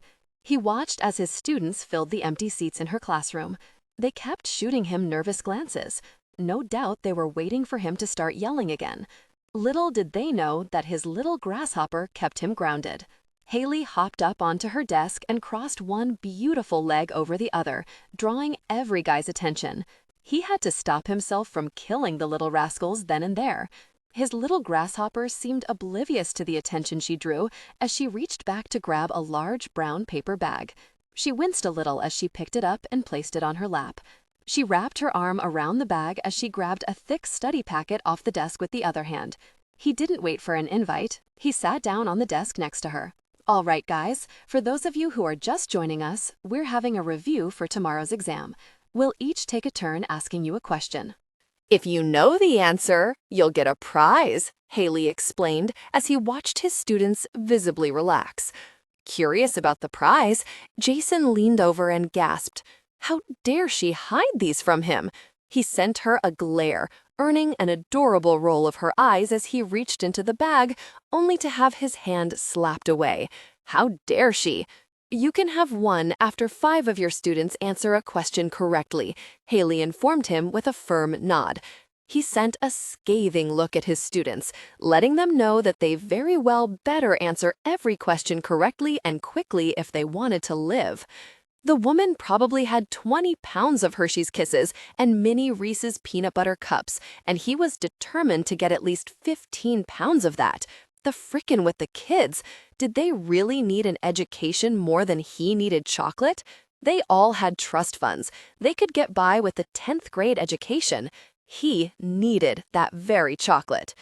Once his 5 students answered their questions correctly, he was attacking that bag, regardless of consequences. All right, guys, first question, Haley announced as she looked at her packet. Who was the first president of the United States? Every hand in the room went up. Jason snorted. Are you trying to give my chocolate away? Make them work for it. Haley randomly picked a student, one of his, and tossed a kiss. As she asked the questions, they got tougher.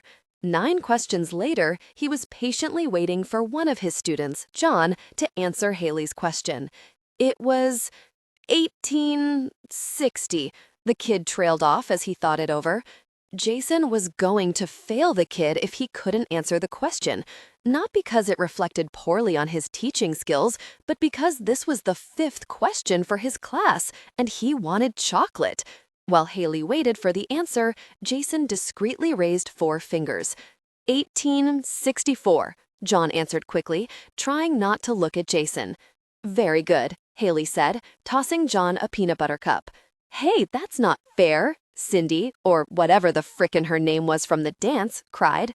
He should have known the little witch would be looking for revenge. Mr. Bradford told him the answer. Don't be petty. John answered the question correctly, Jason said, holding out his hand for the chocolate that was due him. Haley eyed him carefully while he gave her his most innocent expression. Did you just cheat so that you could get chocolate? He did his best to look insulted. Would I do that? He demanded. She rolled her eyes even as she handed him a huge handful of chocolate. This should keep your cheating ways at bay for a while. You would think so, wouldn't you? Jason murmured, unwrapping his treats while Cindy scowled at him. He ignored her as he ate his chocolate between asking questions of his own. He only paused to reach back and snag Haley's water bottle to wash down the chocolate. While they sat there, hip to hip, asking questions, he reached back and casually rubbed a circle on Haley's lower back. He almost groaned when he felt her tremble. Outwardly, she was cool and relaxed. She laughed with the kids and never had any problems carrying on with her questions. He only stopped rubbing her back when she handed him more chocolate, which only happened when she caught him cheating.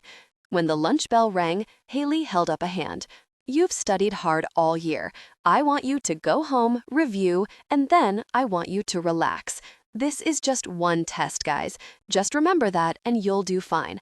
Also, just a reminder, Everyone that earns a passing grade of at least 80 will be joining me next week on the last day of school for a make-your-own Sunday party. Jason glared at Haley. First chocolate and now ice cream. What else was she hiding from him? He held up his hand to stop everyone from leaving. The same deal goes for my class, he said. Copycat, Haley mumbled. Absolutely right, Jason said, as he gestured for the students to get the frickin' out. They got up and left while he reached over and grabbed the bag from Haley. He settled it on his lap and started snacking away, only to have Haley grab the bag from him and drop it in her desk drawer before locking it. He rolled his eyes. Yeah, 'cause that will stop me. Behave. If there's any left by the end of the day, you can have more, Haley said as she put her things away. She paused by the door and tried her best to look stern as she said, "That chocolate better be there after lunch, mister." Of course, Jason readily agreed. She threw him one last look of warning before she headed off towards the cafeteria for lunch duty. He'd be right behind her since they had the same schedule. Only he had one thing that he needed to do first. After making sure that she was gone, Jason knelt down and picked the lock with 2 paper clips he found on her desk. Seconds later, the lock clicked. With a satisfied sigh, he stole the bag of chocolate and headed for his room. When would she ever learn? I still don't understand the problem, Mary said. Haley scowled across the booth at her friend. What's not to understand? Somehow, some way, I managed to find myself in a serious relationship without the relationship. That sounds different, Mary said with a frown. After a short pause, Mary asked, "What do you mean? I thought you and Jason were just friends." "We are. It's just that," Haley sighed heavily as she fiddled with the label on her beer. "He doesn't date anymore. He doesn't even show any interest in other women. When we're out, he sends women away, telling them that he's not interested. Well, that's sweet. When guys approach me, he throws his arm around me and glares at them until they run away. Last night when we were out with Mitch at the movies, some guy in line stood too close to me and Jason got into a shouting match with him. He's just being protective. He treats me like his girlfriend. He's always touching me and cuddling with me. We sleep in the same bed every night. We try very close sleeping positions," Haley hissed quietly, hoping the loud music coming from the jukebox blocked out everything that she was saying. "And you don't like any of this?" Mary guessed. "Like it? I love it. Except I want more. Gosh, I can't stop thinking about him, and having him so close but not close enough is killing me. I'm pathetic," Haley grumbled. "Does he know?" "No. If he did, he'd probably step back. He doesn't want a girlfriend. He wants a friend or a little sister." "Doesn't sound that way to me," Mary said with a sympathetic smile. "Trust me, there's no chance at all that Jason Bradford is going to change his ways for me." "Well, not if you don't give him a chance." Mary reached over and took her hand. "You're in love with him, aren't you?" Haley wiped her eyes with the back of her hand. "Let's talk about something else." "Fine." Mary sighed as she stirred the tiny red straw in her ginger ale and looked around the bar. "There are a lot of really cute guys here tonight." Haley followed her friend's gaze and nodded absently. There were a lot of cute guys here tonight. That brought up another interesting question. If she decided to date and took the guy home, would Jason get annoyed? If she started dating someone, then she couldn't sleep in the same bed with Jason anymore. It wouldn't be fair, and it would make everything weirder. The fact that she didn't want to fall asleep in anyone else's arms also wasn't helping. She inwardly groaned. Tonight was supposed to be about relaxing after a long day of review. She wasn't here to moon over Jason Bradford. Tonight, she was here to have a few drinks, play a game of pool, and relax. Haley, maybe we should go somewhere else. How about we rent a movie, get some pizza, and head to my place? Mary suggested, suddenly sounding nervous. Haley frowned at her. "We've been waiting an hour for the pool table and we're up next. Besides, I'm not done with my beer," she said, only to frown when she saw the look on her friend's face. "What's wrong?" Mary looked down at her drink and worried her lip for a moment, looking close to tears. "Mary?" Haley said softly. Mary shook her head and sobbed lightly, but didn't look up. Loud laughter drew Haley's attention to the door seconds before her eyes narrowed dangerously. "That shirk," she snapped. Haley, please don't make a big deal out of this. Let's just go. Haley was already on her feet and heading towards the small group near the bar. She pushed her way through the group until she came face to face with Mary's ex-fiancé and the voluptuous blonde snuggling up to him. She snorted. It wasn't even the same one he'd left Mary for. He was pathetic. She really wished she had spoken up years ago about how much of a loser he was. "What do you want?" Ted practically sneered. Haley shrugged. "Nothing much. Just wondering if you're going to take responsibility and help Mary. You remember Mary, don't you? The woman you dated for 4 years, cheated on constantly, asked to marry, and then made pregnant, all before you dumped her for a stripper? Well, I was just wondering if you were planning on manning up anytime soon and helping Mary with the medical bills for this pregnancy. Just thinking it might be nice if she could afford to keep your kid in diapers and formula. I'm kind of funny like that." The woman under his arm looked startled as she pushed away from him with open disgust. "You got a woman pregnant and left her? What a jerk," she said before stalking off and showing her displeasure. His buddies laughed while Ted glared down at her. Ted groaned. "You stupid, difficult person. I am so sick of you really messing up my life. Mary's accepted our breakup, so when are you going to? I don't want anything to do with that flat-chested, ugly person or her brat, so go away and leave me alone.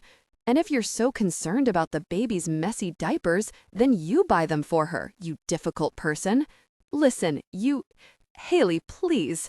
Mary, suddenly by her side, pleaded as she tried to pull Haley away. "Let's just go." "There you are. You need to tell her to mind her own business," Ted said, pushing Mary's shoulder hard enough to make his point. "Oh no, you didn't, you jerk," Haley said, just before she released her fists of fury on the bastard. "Would you two cut the nonsense? We're here to have a guys' night out, not an argument," Brad said to the two men glaring at each other. He looked heavenward and sighed. "This is really ridiculous." "He's the one being a jerk," Mitch said, shoving Jason. Jason shoved him back harder, sending his friend into a parked pickup truck. He pointed a finger at Mitch. "Stay away from her." "Oh, go away, you sanctimonious jerk. You don't want her, but you don't want anyone else to have her? She's not your property." Jason felt his jaw clench tighter. "What are you going to do when she starts dating some other guy? Huh, tough guy?" Mitch pushed him. "Someday soon, this little friendship of yours won't be enough for her, and she'll go to another guy, and you won't have her anymore. Have you thought of that?" Mitch snorted. "She's a beautiful, funny, and sweet woman. A lot of guys would do anything for a girl like her." Jason felt all the blood drain out of his face. He stood there as the reality of Mitch's words slammed into him. One day, it would be another man Haley would cock to, watch games with, or just sit in absolute silence with her.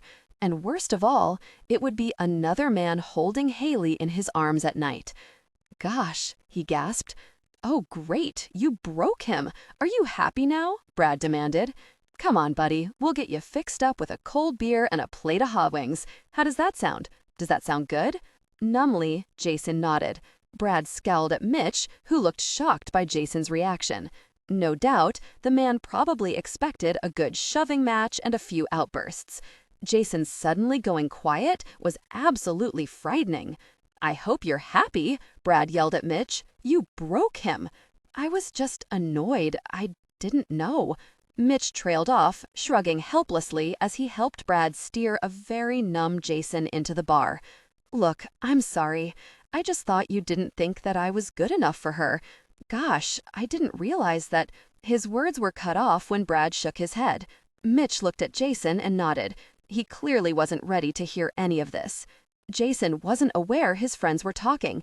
He couldn't focus past the idea of another man touching Haley. His Haley. "Please stop," a woman screamed as they pushed a still frighteningly quiet Jason inside. They spotted a familiar-looking tall woman being held back by two women who were trying to calm her down while they looked nervously at a small group of men. Suddenly, the group parted. All three men stood in shock as Haley hit. well, sort of slapped with her fists in a windmill-type fashion, a large man who looked more annoyed with her assault than actually hurt. "You don't ever touch her again," Haley yelled as she continued her weird assault. "Shut up, you difficult person," the man said, shoving Haley away. She stumbled back and hit the floor hard. Jason saw red as he stalked over to the jerk and punched him, sending him slamming back into the bar. The man bent over in agony, cupping his nose. "You broke my nose, jerk. If you ever lay another finger on her again, I will make you regret it. Do you understand me?" Jason promised with barely restrained fury. The man tried to glare, only to wince. Finally, he nodded. "Good," Jason said slowly, as he turned around and grunted when his little grasshopper ran into him as she attempted to renew her attack. "Haley," Jason said, trying to snap her out of it. She ignored him, trying to swing at the guy or whatever she was doing. With an exasperated sigh, he threw her over his shoulder and headed for the door. "You're lucky, Ted. Next time I will kick your bottom," she yelled. Jason gave her bottom a patronizing pat. "I'm sure you have him quaking in his drawers, my little grasshopper. No need to scare him." She grabbed the waist of his jeans to help push herself up so that she could glare at the jerk.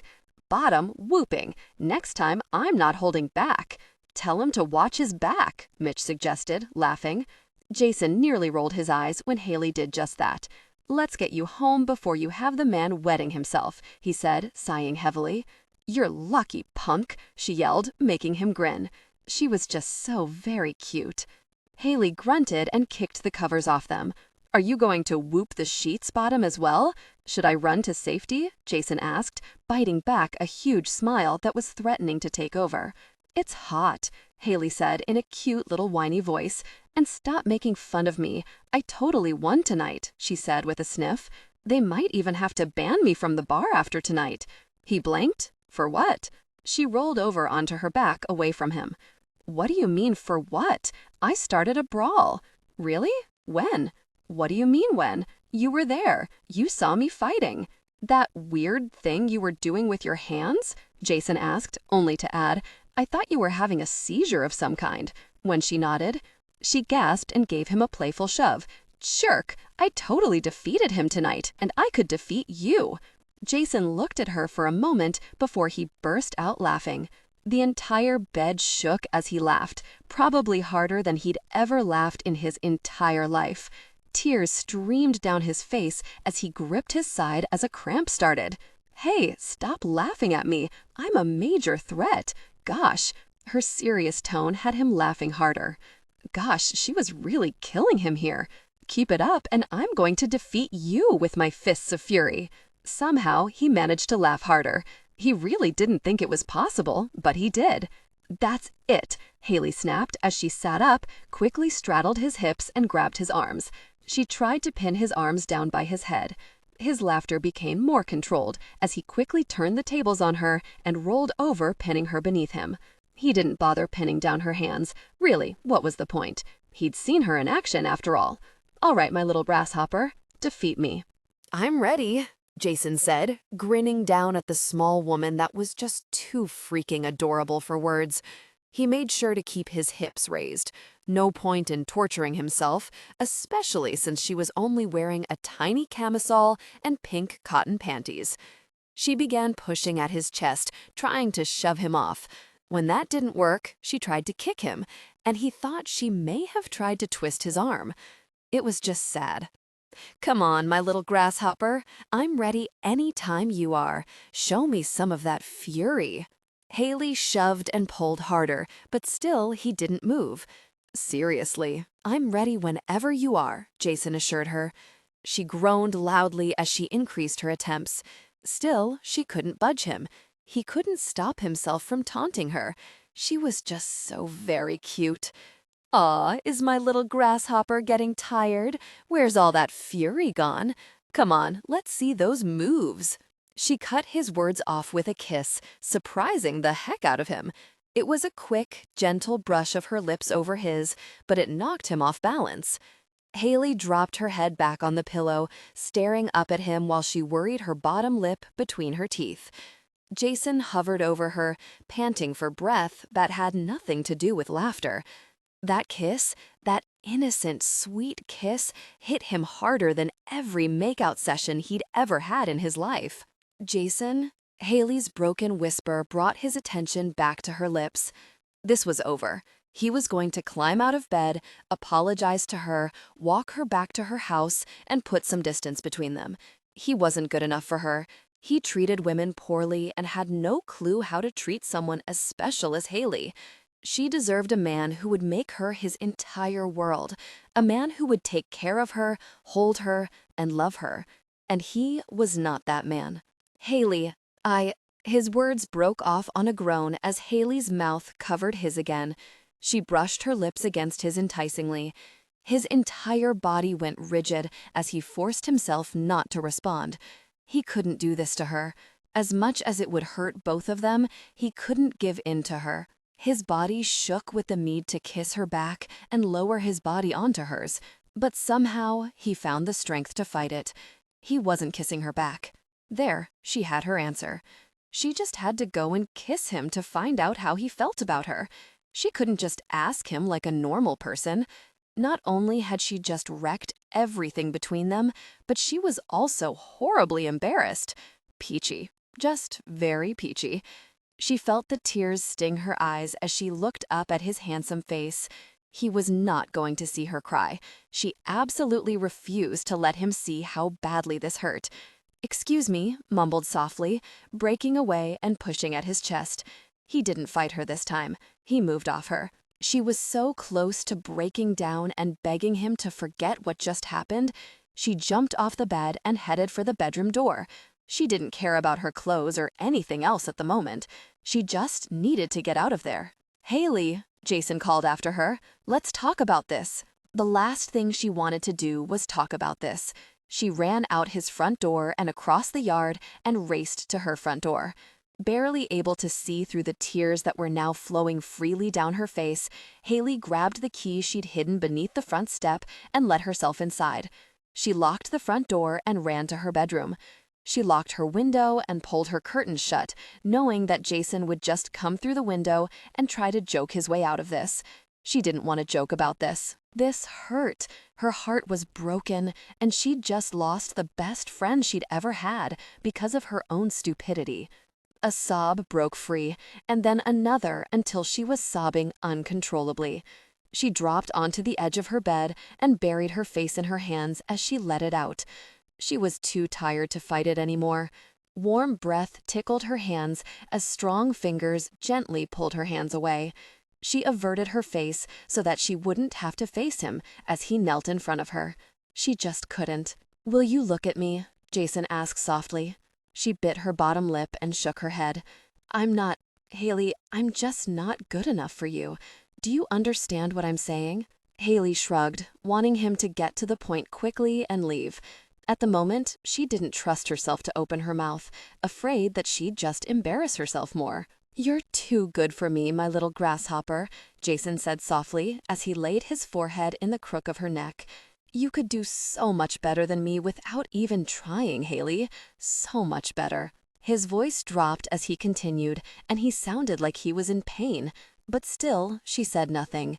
"You're kind, smart, funny. You have the biggest heart of anyone I've ever met. And you're sweet. Gosh, are you sweet?"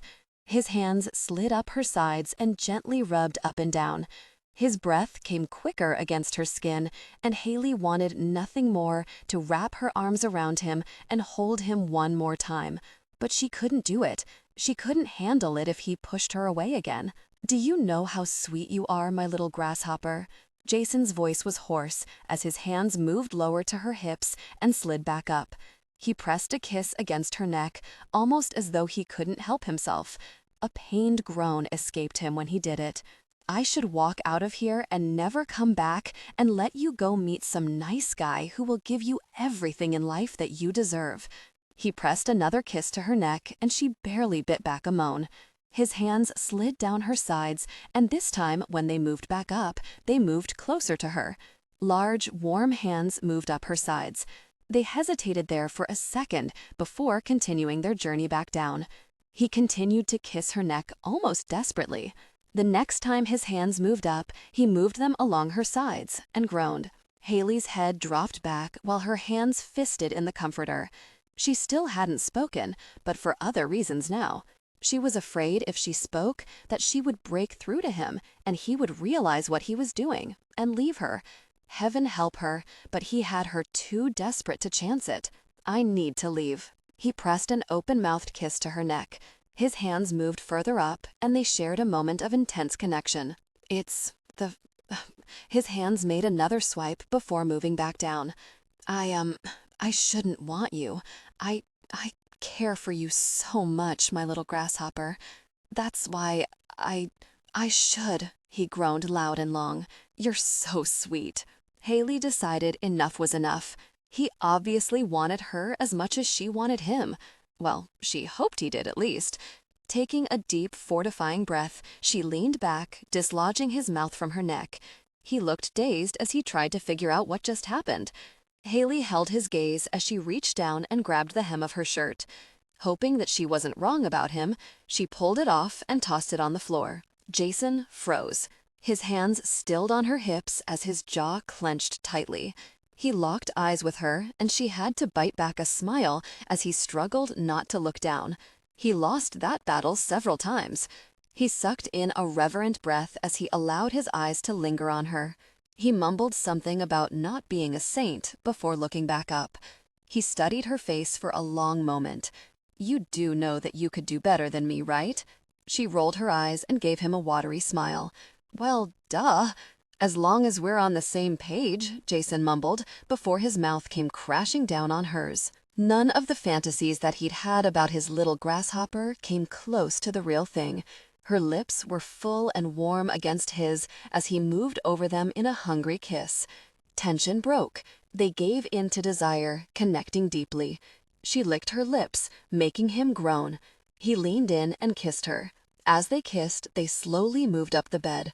Once Haley's head hit the pillow, Jason laid down on his side and gathered her close. As good as it felt to simply hold her in his arms over these past weeks, it felt better to have her in his arms naked. Surprisingly, it had nothing to do with sex.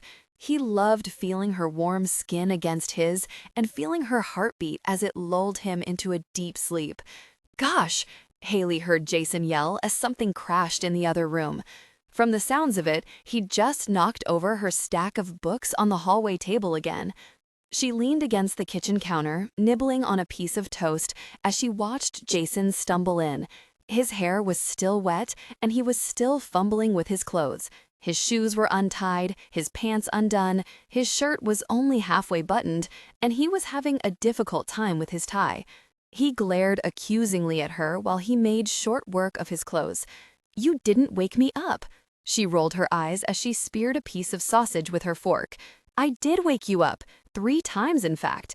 Each time you threw something at me and went back to sleep." Jason gaped at her. "And you gave up?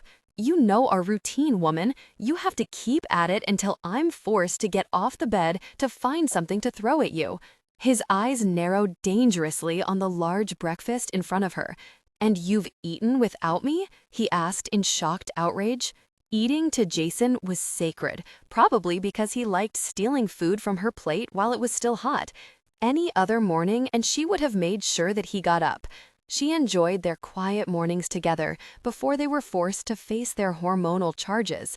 This morning, she hadn't wanted to give him a chance to finish what they'd started last night. As much as she wanted to, needed to, take that next step with him, she was frightened. He was a man with experience and expectations, and she was, well, for the lack of a better word, a chicken. She was fortunate to be the youngest child in the family, not only because her grandparents had taken her in, but because she'd been able to see from a very young age how her sisters and older cousins were treated by men. Men came and went out of their lives, turning them into helpless idiots. She'd known more than one woman over the years that thought sex equaled love, only to have their heart broken in the end. It might seem old-fashioned, but she only planned on being with just one man in her life. the man she would spend the rest of her life with. She wanted the kind of marriage that her grandparents had. She'd dated over the years and handled her needs in other ways, but she'd never even considered taking the next step with any of the men that she dated. Since she'd never fallen in love with any of them, it had been easy. But with Jason, it was going to be difficult. She knew without a doubt that she was in love with him, and that he at least cared for her deeply as a man like him was capable of. Haley had no delusions about what kind of man Jason had been in the past. He'd never had a serious relationship and had never cared for any woman he'd been with. Although she knew that he was a good man and she loved being with him, she wasn't one of those delusional women who thought that she could change a man. Jason could very well be the person to get her to break her rule because she knew without a doubt that he would never marry her. He might be able to handle an exclusive relationship with her, but for how long? She knew that sooner or later he'd get bored and move on to the next girl. It would hurt like hell, but she knew that it was coming. So that left her with a very important decision to make. Did she take a chance and give herself to him, hoping her heart wouldn't completely shatter when he moved on? Or keep it at the physical level that she was comfortable with? The only thing stopping her was the regret that she knew she would feel a year from now when another woman came screaming his name in the middle of the night. She watched as Jason finished dressing. He spent the entire time torn between scowling at her and looking longingly towards the stack of waffles, toast, eggs, bacon, and sausage on her plate. Of course, she'd cooked this for him, and he knew it on some level, but this was Jason, and he took his food seriously. Too seriously, but that was a job for Dr. Phil to help him work through, not her. When he finished dressing, he threw his bag over his shoulder, grabbed the bottle of syrup, and soaked the waffles. Then he grabbed a fork and the plate and headed for the door, leaving her to roll her eyes as she followed him. While she drove, they ate. For every 2 bites he took, he gave her one, which worked for her since it didn't take much to make her full. Secretly, she loved it when they did things like this, especially when he took care of her. It was so sweet.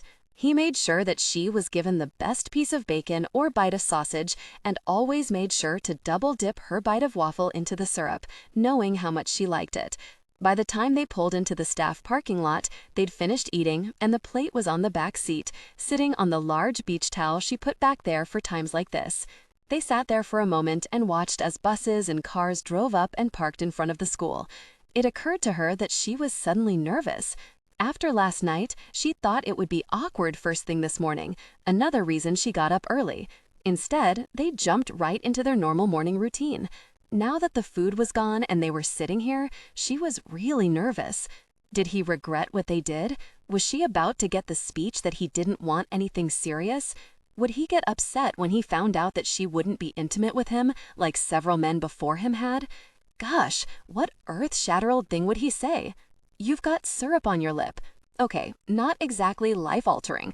She licked her lip. Is it gone? No. She wiped her mouth with her fingers. How about now? I see I'm going to have to handle this, Jason said as he leaned in quickly and brushed his lips against hers. She sucked in a breath as he ran his tongue over her bottom lip. So sweet, my little grasshopper, he whispered against her lips. He brushed his lips against hers again. I know why you left the bed early this morning and why you made sure that I barely had enough time to get ready for work. He pressed another kiss to her lips as he took her hand into his. I'm sorry for being a jerk last night and almost making the biggest mistake of my life. I was afraid of hurting you.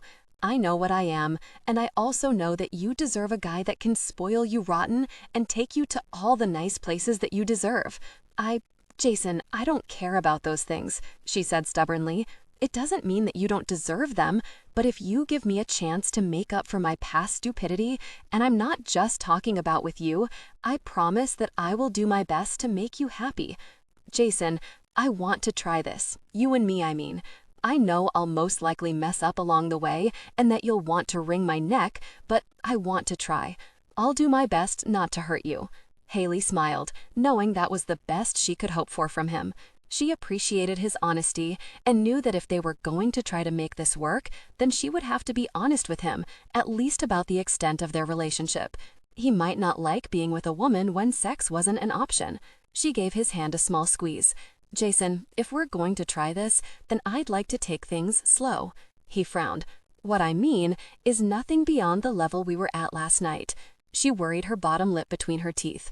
"What I mean is no actual sex." He narrowed his eyes on her. "But you'll still share a bed with me and let me do 100 other intimate things to you?" he asked in a serious tone. "Yes." He brushed his lips against hers again and moved back a few inches to look into his eyes. "And you'll still cook for me and call me master?" Her lips twitched. Yes, to the cooking, and not a chance in hell for the other. He sighed wearily. Fine, how about Lord and Master? No. God? Nope. My liege? Wait, no. He gave her one of his lopsided smiles. I'll wear you down eventually. She wasn't so sure he would stick around long enough to make good on that promise, but for the chance to be with him even for a short time, she was willing to risk it. I hate this. Why did we have to come here? She said in a difficult tone as she looked around the large carnival with disgust. If I had known we were coming here, I would have stayed home. God, have you ever heard of a restaurant? That's where I should be eating, not something on a stick like some slob. She flipped her long hair over her shoulder as her glare locked on them. Jason glanced at Mitch, whose jaw was clenched tightly. The man did not look happy, and Jason didn't blame him one bit. If Jason had known that she was going to act this way, he never would have suggested coming here, or, at the very least, he wouldn't have brought her. Personally, he loved carnivals and theme parks. He couldn't pass by one without stopping in for a fried treat and a few rides. Mitch was the same way, which was why they were here. They came to have a good time. Instead, they were stuck listening to this woman complain and whine. She'd started as soon as she'd heard their plans for the evening. As soon as she found out, she'd put her foot down and demanded that they take her to a nice restaurant. She'd been outvoted and offered a ride home. She refused. Jason knew that she'd decided to come along just to make their lives a living hell for not jumping to meet her demands. "We can go on the bumper cars or the Ferris wheel," Mitch started to suggest. She folded her arms over her chest and glared, just glared at the man. Mitch cursed under his breath. She turned her cold glare on Jason, and he didn't bother hiding his eye roll. This was ridiculous. There was no way he was letting her wreck his good time. "Jason!" He turned around, and his frown was instantly gone, replaced by a pleased smile. He watched as his little grasshopper quickly walked towards him, grinning from ear to ear. She had a stuffed animal, a snake from the looks of it, around her neck, a large soda in one hand, and her other arm wrapped around a fake sword, a teddy bear, and the largest piece of fried dough that he'd ever seen. As she got closer, he could see that it was generously covered in powdered sugar, making him lick her lips. "Look what I won," Haley said, practically beaming with excitement. It was hard to believe that someone loved these places more than him and Mitch, but apparently, Haley was that person. When he'd told her where they were going today, she'd squealed excitedly and threw herself in his arms. He'd laughed so hard that he'd almost dropped her. This was their first date since they'd come together a week ago, and thankfully, he'd chosen well. He would have liked to have been able to take her out sooner, but they'd both been swamped with giving final exams and going over final grades. School was over now, and they had the whole summer together. "This is so much fun," Haley said, seemingly oblivious to Mitch's date's attitude, or she simply didn't give a damn. He suspected the latter. His little grasshopper didn't let things bother her. "Where did you get all of this?" Jason asked as he leaned in for a kiss and a bite of that fried dough. "Oh, Haley gestured with her drink towards the direction she came from. "After I hit the bumper cars, I couldn't resist the basketball game or the darts, and then I smelled the fried dough, and," she shrugged, "I guess I got distracted." "I thought you had to use the bathroom. We've been standing here waiting for you for over a half hour."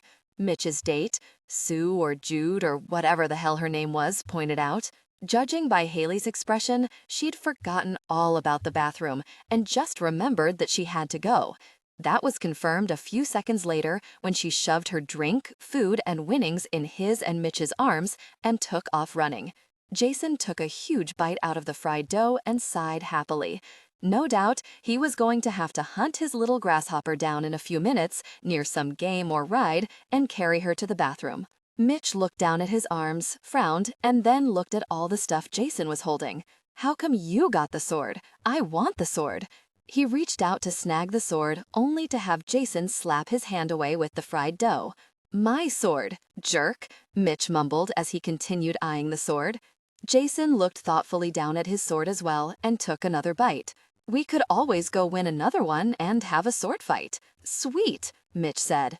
Yeah, they were big kids when it came to carnivals, but who really cared? I'm not going anywhere, Mitch's date said, intent on wrecking their good time. Mitch shrugged. Well then, have a good night. Haley added a sniffle to her pout. Jason chuckled. I don't care. You're not getting it back. That's not fair. You're just mad because I kicked ass. Mitch rubbed his shoulder while he glared down at Haley. She bit her lip and took a step back, ducking beneath Jason's arm. He pulled her closer and kissed the top of her head. Fine, keep the sword. I don't care, she said in a sulky voice. Mitch muttered something and sighed heavily. You want to go on the bumper cars again? Mitch asked with an easy smile. He'd never seen his friend forgive anyone so fast before. But of course, Haley had that effect on everyone. It was hard to stay mad at her. She was too very cute for her own good. I suppose we could do that, Haley said, already tugging Jason towards the bumper cars. If you insist, that is. Jason looked back in time to catch Mitch leering at Haley. That was so much fun, Haley said dreamily as she pulled her shoes off. It was okay, Jason mumbled. For the past 4 hours, Jason had been uncharacteristically quiet. He didn't seem to do much more than glare at Mitch. A few times there, she thought he was going to kill his friend. She wasn't sure what she'd missed or if she should even get involved. A few minutes later, they settled into bed. That's when he really frightened her. He didn't kiss her or touch her. In fact, he didn't even glance at her. And Jason always looked, always. She was like a magnet for his eyes. Now he was lying on his back with his arms behind his head. He made no moves to get closer to her or to pull her against him. He was truly starting to scare her now. She rolled over onto her stomach and watched him for a moment. Are you okay? Haley finally asked. He shrugged. Why wouldn't I be okay? You're quiet. I just don't feel like talking. Do you want me to go home? He hesitated before answering. No. Then what do you want? Nothing. I just want to lay here. So, you just want to lay there and nothing is wrong? She said, summing it up. Yeah. She rolled her eyes. It seemed she didn't have much choice about getting involved now. It was either that or get up and leave, because she wasn't about to stay here for another moment of this. Before he could stop her, she was up and sitting on his lap, where she made another shocking discovery. Jason wasn't aroused. Jason was always aroused when they were in bed, in the shower, or making out on the couch, and all those times in between. She was pretty sure that he would never have to worry about needing help with desire. He made no attempts to push her off, but he didn't look at her either. I'm not going anywhere until you tell me what's wrong, Haley said softly. Nothing's wrong. Don't make me use my fists of fury to get an answer out of you, she threatened. His lips twitched, but still, Jason said nothing. Okay, you just lay there and sulk then. I'm going home, she said, moving to climb off him. Jason's hands shot out, gripping her hips to stop her. She raised an expectant brow. He sighed heavily. You pissed me off. Well, that was totally unexpected, sort of. Hey, I said I was sorry about hitting Mitch with that sword. How was I supposed to know it would leave a welt? Haley demanded defensively. That's not what I'm talking about. That didn't bother me. Is it because I kicked your ass at skee-ball? No, and that game is rigged anyway, so it doesn't count. Right, Haley said, drawing out the word. She thought over the rest of the night and couldn't figure out what she'd done. Okay, you're gonna have to help me out here because I'm drawing a blank. I'm pissed because all those men hit on you, and not once did you tell any of them to really go away because you had a boyfriend, he snapped. Her face went blank. She blinked once, and then again. Then she burst into uncontrollable laughter. "It's not funny," Jason snapped, but that only seemed to make her laugh harder. All day at the carnival, he'd been forced to watch men notice Haley. Every time she smiled or laughed, they smiled as if they just couldn't help themselves. Every time she jumped up and down excitedly, their eyes zeroed in on her. He'd caught them checking her out and sending her appreciative looks all night. Mitch, the rat jerk, as he was now known, completely ditched his date and focused entirely on Haley. It only got worse when they went to Joe's tavern.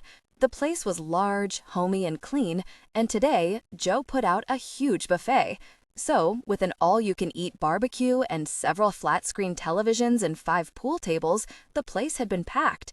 When Haley went up to get food, they crowded her, offered to carry her plate, get her a drink, sit with her, and scoop her food. When she played pool, and she really sucked at pool but clearly loved it, they offered to show her how to play.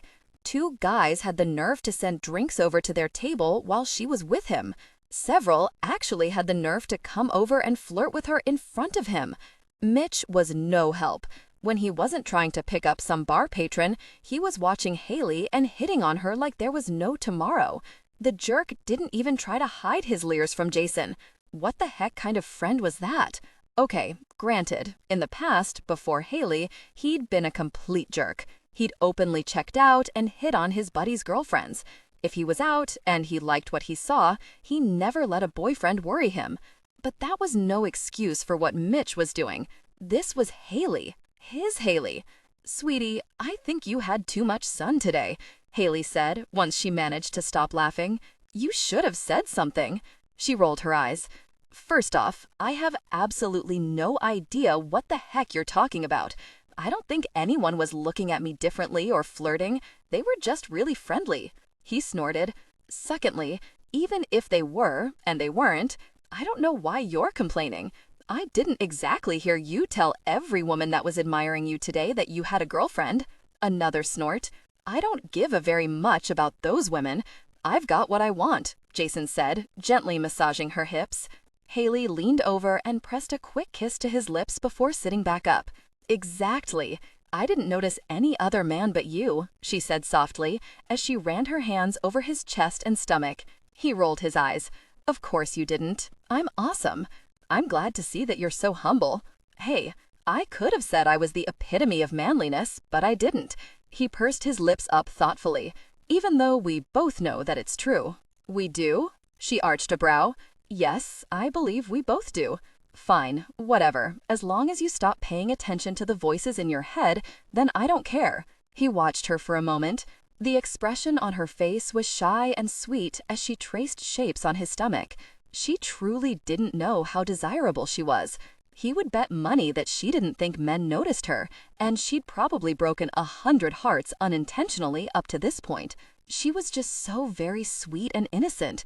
Well, except for when their passion ignited. There, she was eager, insatiable, and exciting. He never thought their intimacy could be so pleasurable before. He had no doubt their connection would be life-altering. "You are so beautiful, Haley," he said softly. He'd said that to other women before, but he'd never meant it more. She was beautiful inside and out. Even in the dim light, he could see her blush and shyly averting her eyes. "Thank you," she mumbled, sounding unsure. She truly didn't realize how beautiful she was. That made her even more beautiful to him. He skimmed his hands up her belly, loving the way she licked her lips as she arched her back into his hold. Haley began squirming on him, letting him know that she could feel his body's growing desire. He loved watching her, loved the way she reacted, and he loved everything about her. She was the most precious thing in the world to him. So beautiful, so sweet, so giving, and too very good for him. But he was a selfish jerk and wouldn't let her go. Ever. Their bodies pressed close. He loved the way their closeness caressed him as she squirmed on him. He could feel her growing desire against his stomach. "You want to try something different?" he asked in a husky voice. She licked her lips slowly, nodding as she looked down at him with an expression of pure trust. It humbled him. "Hold on," Jason said, as he pulled her down to him, kissing her slowly as he rolled them over until he was on top of her. He deepened the kiss as he pulled her closer, angling her where he needed her. "Jason," Haley said nervously. "Shh, don't worry. No penetration," he said against her mouth. "I just want you to feel how much I want you." He settled himself more firmly between her legs, making sure their bodies were intimately pressed together. He deepened the kiss as he pulled back and then slid forward, their bodies moving together. They moaned into each other's mouths as he continued to move against her. Haley's moans echoed off the walls as Jason fought for control. His body screamed for him to move back and deepen their connection, but Haley wanted to go slow. He would do anything for her, even torture himself with being this close to heaven and not being able to have it. She grabbed onto his shoulders as she licked and sucked his neck. Tension broke. They came together intimately, connecting deeply. As he was gasping for air, he realized something. He was in a really difficult situation. Haley was his life now, his woman, his heart. He was in a lot of trouble. "Oh my God, stop eating that," Haley said, trying not to laugh and failing miserably. Jason popped the fudge brownie that he'd managed to steal in his mouth with a wink. With an exasperated sigh, she reached into the back seat to fix the plastic wrap on the plates of brownies, cookies, and cupcakes that he'd somehow managed to get his hands on. "If you keep stealing food, there won't be any left for your family's cookout," she said, knowing that wasn't a good enough reason to stop him from eating everything. She was willing to bet there wasn't much that could come between him and food. "But I love your cooking," he mumbled sadly. She rolled her eyes at his lame attempt. "Uh-huh. Well, at least I'm not touching the potato salad. You really should appreciate the little things in life, my little grasshopper," Haley scoffed in disbelief. "The only reason you're not scarfing that down is because it's in a cooler safely locked away in the trunk with the macaroni salad." His brows shot up. "There's macaroni salad? Why was I not informed of this? Probably because I didn't trust you not to devour it?" He shook his head, sighing. "So little trust. You ate an entire bowl of cookie dough yesterday when I made the mistake of running out to the store without hiding it first. Seriously, I thought it would be safe. You were wrong. Your obsession with food is starting to scare me," she said, nodding solemnly. "It's not an obsession. I'm a growing boy. Gosh." She raised one brow in disbelief. "Thank God we're here." "I'm starving," Jason grumbled as he parked in the only empty spot on the street, which just happened to be in front of a large white Victorian house with black trim where a party was clearly being held. They loaded their arms up with the food Haley made and headed for the front door. Once they made it to the front door, Jason moved to knock, only to rethink his plan since his hands were full and lightly kicked the door instead. A few seconds later, the door was opened by an older woman with black hair. She took one look at Jason and smiled. "It's my baby boy," she announced loudly to the crowd in the house behind her as she cupped his face and pulled him down to give him a sound kiss on the cheek. She stepped back, only to notice Haley standing there. Her expression went from excited to stunned in a matter of seconds. Jason smiled sheepishly. "Mom, this is my girlfriend, Haley Blaine," he said, gesturing towards her with the plate of brownies in his hand. "Haley, this is my mother, Megan Bradford." "It's very nice to meet you, Mrs. Bradford," Haley said, feeling a little awkward with his mother standing there gaping at her. Not that his mother seemed to be capable of responding or anything at the moment. Actually, Haley was starting to become a little concerned. Was she breathing? "Girlfriend?" Megan finally choked out. "Yeah, why do you sound so—" Jason started to say, only to be cut off by his mother when she yelled, "Jared!" Haley shot a nervous look at Jason, who was muttering something about putting his mother in a nursing home that only served green Jell-O. She looked back at the door in time to see an older man, who was clearly Jason's father, judging by the almost identical features, step into the doorway. He smiled when he saw Jason. "What's going on?" his father asked. "Mom's freaking out," Jason said. "Any chance we can get in there before my girlfriend's arms fall off?" The man noticeably started as he looked at Haley and then did a double take. Girlfriend? He asked in clear disbelief. Yes, girlfriend, Jason snapped, but his parents didn't seem to notice since they were staring at her like they couldn't quite believe what they were seeing. On top of that, her arms were starting to feel like they were about to fall off. About to drop the cupcakes, Haley mumbled as she tried to readjust the 3 plates in her arms. Oh, sorry, Jared said with a sheepish smile as he reached over and relieved her of the cupcakes while his wife grabbed the plate of peanut butter chocolate chunk cookies from her. Jared looked from her to the plate in his hands. Where did you buy these? They look good, he said as his hand expertly snuck beneath the plastic wrap and stole one. Like father, like son, Haley thought. She looked him over quickly. The man was clearly in great shape, a good sign for Jason since he couldn't seem to stop eating. I made them, Haley said, feeling a little embarrassed by all of the attention. You made these? Jared asked with a cupcake in his hand. She nodded. She is a great cook, Jason announced proudly. Jared took a big bite, closed his eyes, and made a yummy moaning sound. In seconds, he had the entire cupcake devoured.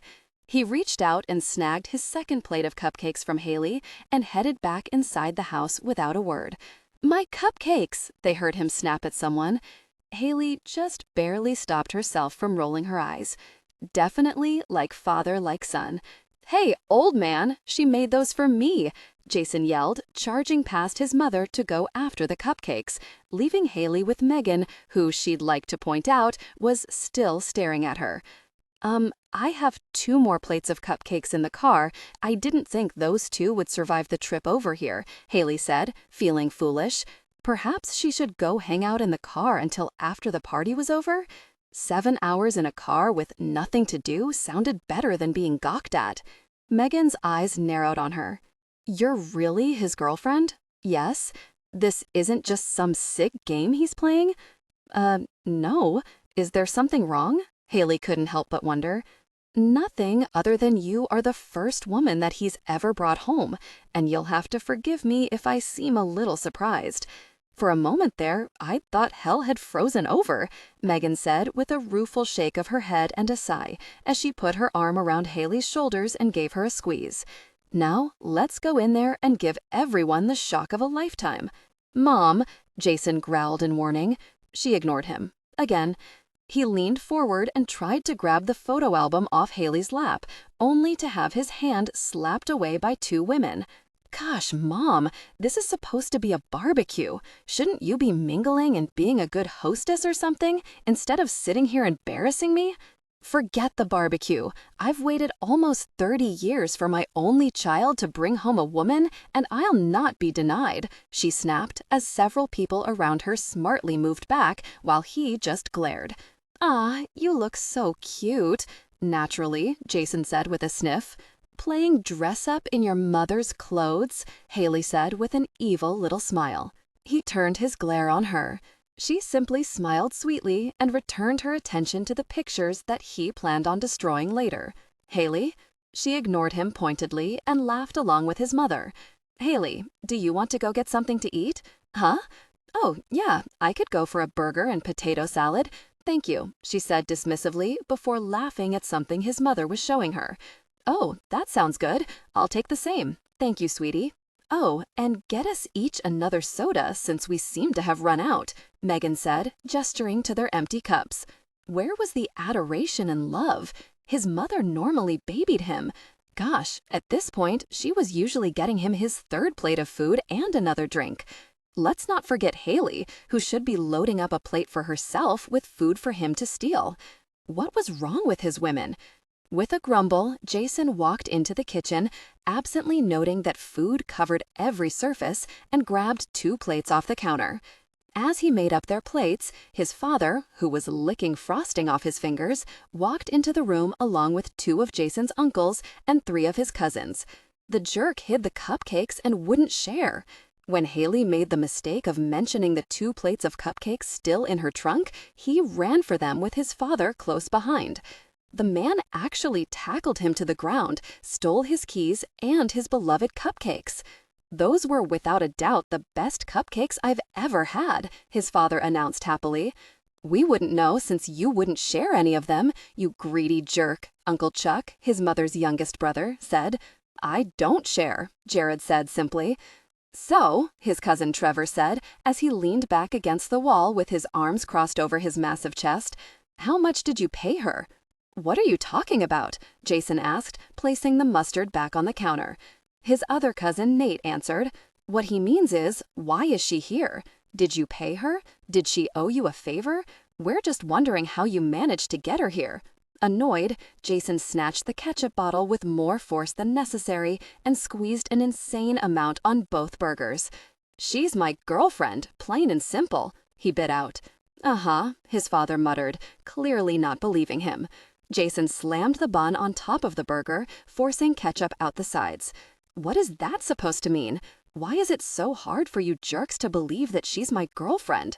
They took that as their cue to tell him exactly why they didn't think Haley was his girlfriend. She's too nice, too sweet, nothing at all like the difficult people you normally date. She doesn't come off as a brainless, difficult person like the girls you took to the clubs. She doesn't annoy the gosh out of us. Plus, there is that whole thing where you've never claimed to have a girlfriend before, never told us about her, and gave your mother and me the surprise of a lifetime when you announced her earlier. So you can see why we're curious, his father finished with a shrug. Plus, she's clearly too good for you, Uncle Mark added for good measure. That's my main reason for not believing this nonsense story. Well, that hurt. Not that he could argue that she was too good for him. She was. There was no question about that. What really hurt was that they didn't believe him. He was known for being a jerk, not a liar. There was a big difference as far as he was concerned.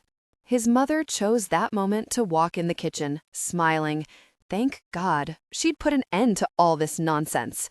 Do you need help with those burgers, sweetie? She asked, frowning down at the hamburger he'd squished into a pancake. She lightly tisked him as she threw away the burgers and started over. I'm glad you're here, Mom, Jason said as she shot him a warm smile. While looking pointedly at the men in his family, he asked her, what do you think of Haley? Her smile grew. Oh, she's such a sweet girl. I'm so glad you brought her. I just wish that you would date a girl like her instead of the girls you find at bars, sweetie. A woman like that is just what you need. I'm sure if you straighten out your act a bit that you could get a woman like Haley one. The men laughed. Jerks. Jason held up a hand. Whoa, whoa, whoa, woman, back up there a second. I bring a woman home and introduce her as my girlfriend, and you're giving me a lecture on how to get her to go out with me? Are you serious? She blinked up at him. Well, yes. I've heard about some of those girls you date, sweetie. And while I appreciate the fact that you've never brought any of them home to meet me, I would really like to see you with someone. It would be nice if you considered dating Haley. She's such a nice woman. He thrust his hands into his hair. This was insane. Was this what normally took place when a man brought a woman home to meet his family?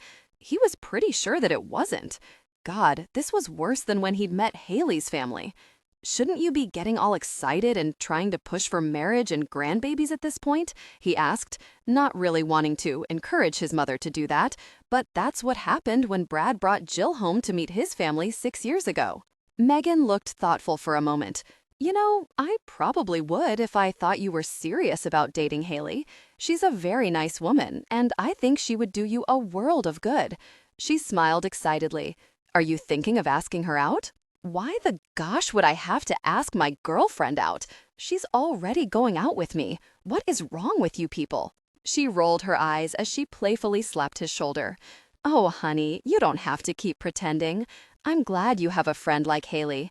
Everyone thinks she's great. She tapped a finger to her chin, looking thoughtful. Of course, your Aunt Ruth has been pushing her towards Jeff for the past 10 minutes, and Chris and David have been trying to ask her out for the past hour. I mean, clearly she's a catch. What I don't understand is... Jason cut her off. Men from my own family are hitting on my girlfriend? They've been hitting on your friend, his mother clarified, sounding annoyed as though he was the one messing with her head. Seriously, what was wrong with his family? Why was it so hard for them to believe that Haley was his girlfriend? Actually, Trevor said a bit sheepishly, I was going to ask her if she wanted to catch a movie and dinner after the party. Jason's jaw dropped so fast that he was surprised the very thing hadn't unhinged. He quickly recovered so that he could threaten his cousin. You stay the goss away from my girlfriend, Jason said, pointing before he turned his finger on the rest of his family. Just know that at this moment, I hate you all. They rolled their eyes. His finger stopped in front of his father. He narrowed his eyes on his old man. And I'm never sharing any more of Haley's baked goods with you. Jared gasped. But. With that, Jason stormed out of the kitchen. He just thanked God his friends were there for him because clearly his family wasn't. Was it really so hard to believe that he could land a woman like Haley? Let me get this straight, Brad said, putting his beer on the ground between his feet. You took Haley to meet your family without any type of warning, and you were surprised when they didn't believe that she was your girlfriend? Yes. Well, I can see why they didn't believe you, Mitch said as he snagged another beer out of the bucket of ice. Oh, and why is that? Jason demanded as he stole the beer out of Mitch's hands. Mitch grumbled something, but smartly let it go. He grabbed another beer and popped the top. Well, wasn't your mother getting on your case about settling down? Brad asked. Yes, and you would think she'd be happy that I brought Haley home. Brad nodded. And for the past year, hasn't she been threatening to find someone for you? Yes, but... And every time you went over there for dinner, party, or a cookout, hasn't your mother had several women on hand to meet you? Brad continued. Yes, but... Did she have any women at the barbecue for you to meet? 5 or 6, I guess, Jason said, shrugging it off. He hadn't really paid attention to any of them, other than to duck out of the way when they came looking for him. Just like every other time his mother tried to play matchmaker, she'd chosen needy, well, more like clingy, desperate women who had no other interest other than themselves and finding a boyfriend to nag to death. Both of his friends sucked in a breath. Gosh, that must have pissed Haley off, Brad said with a sympathetic wince. I don't think she had time to notice, not with half the men in my family hitting on her, Jason bit out angrily. That's really messed up, Mitch said, nodding in agreement. It was really messed up. No one listened to him. It was one of the most annoying parties he'd ever been to.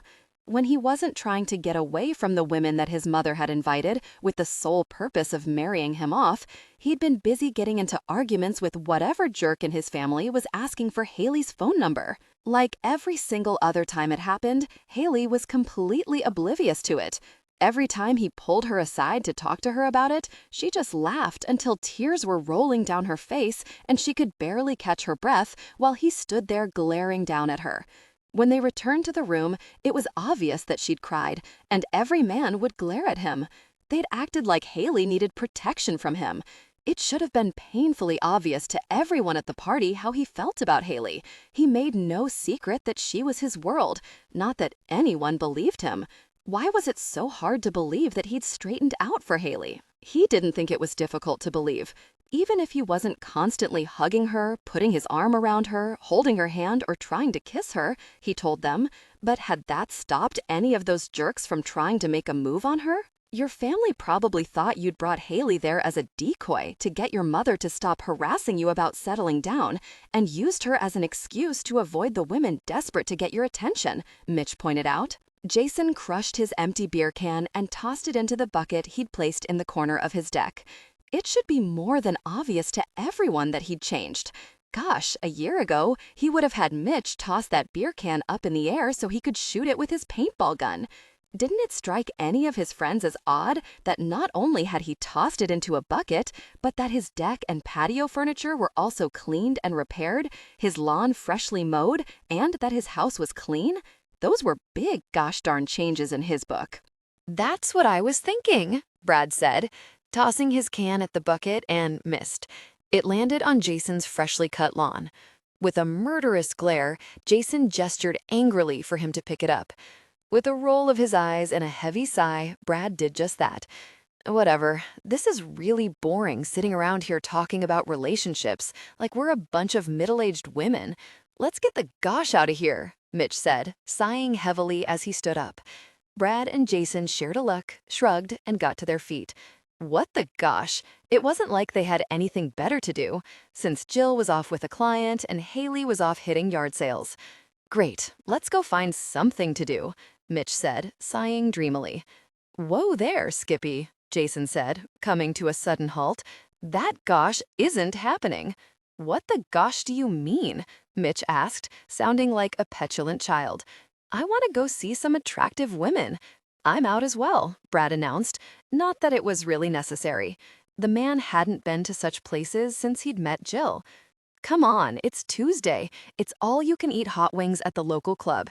We can go there, fill up, and have some fun. What's more fun than a night out? Jason could only stare at his friend for a moment. Mitch was serious, really serious. Have you forgotten about something? Jason asked slowly. Frowning, Mitch said, What?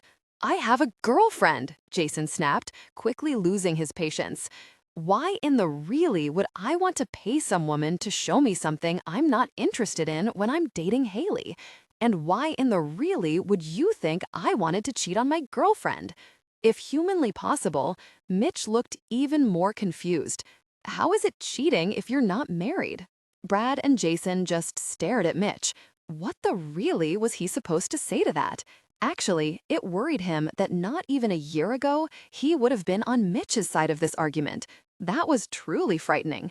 Really, he would have been the one starting that argument before Haley. Wow, just wow.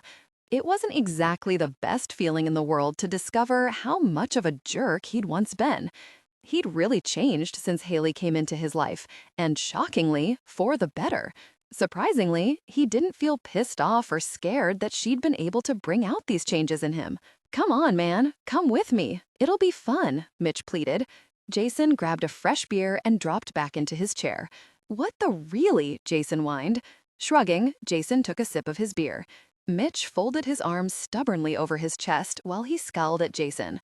I never thought this day would come, Mitch said with a snort of disgust. Oh, and what day is that, exactly? Jason asked as he leaned his head back to catch some sun. Anything was better than watching a grown man pout. The day Jason Bradford became utterly devoted, Mitch announced. Jason threw Brad a killing glare, but the man ignored him. So he focused his attention on the little bastard who was obviously drunk or possibly high, probably both. He snorted. I'm not utterly devoted, he said. Since they hadn't yet reached the peak of their intimacy, he didn't think the term applied to him. The things they'd done together made him stifle back a groan. He loved what they did, and at the same time, he absolutely hated it. Having Haley, but not having her, was difficult as really.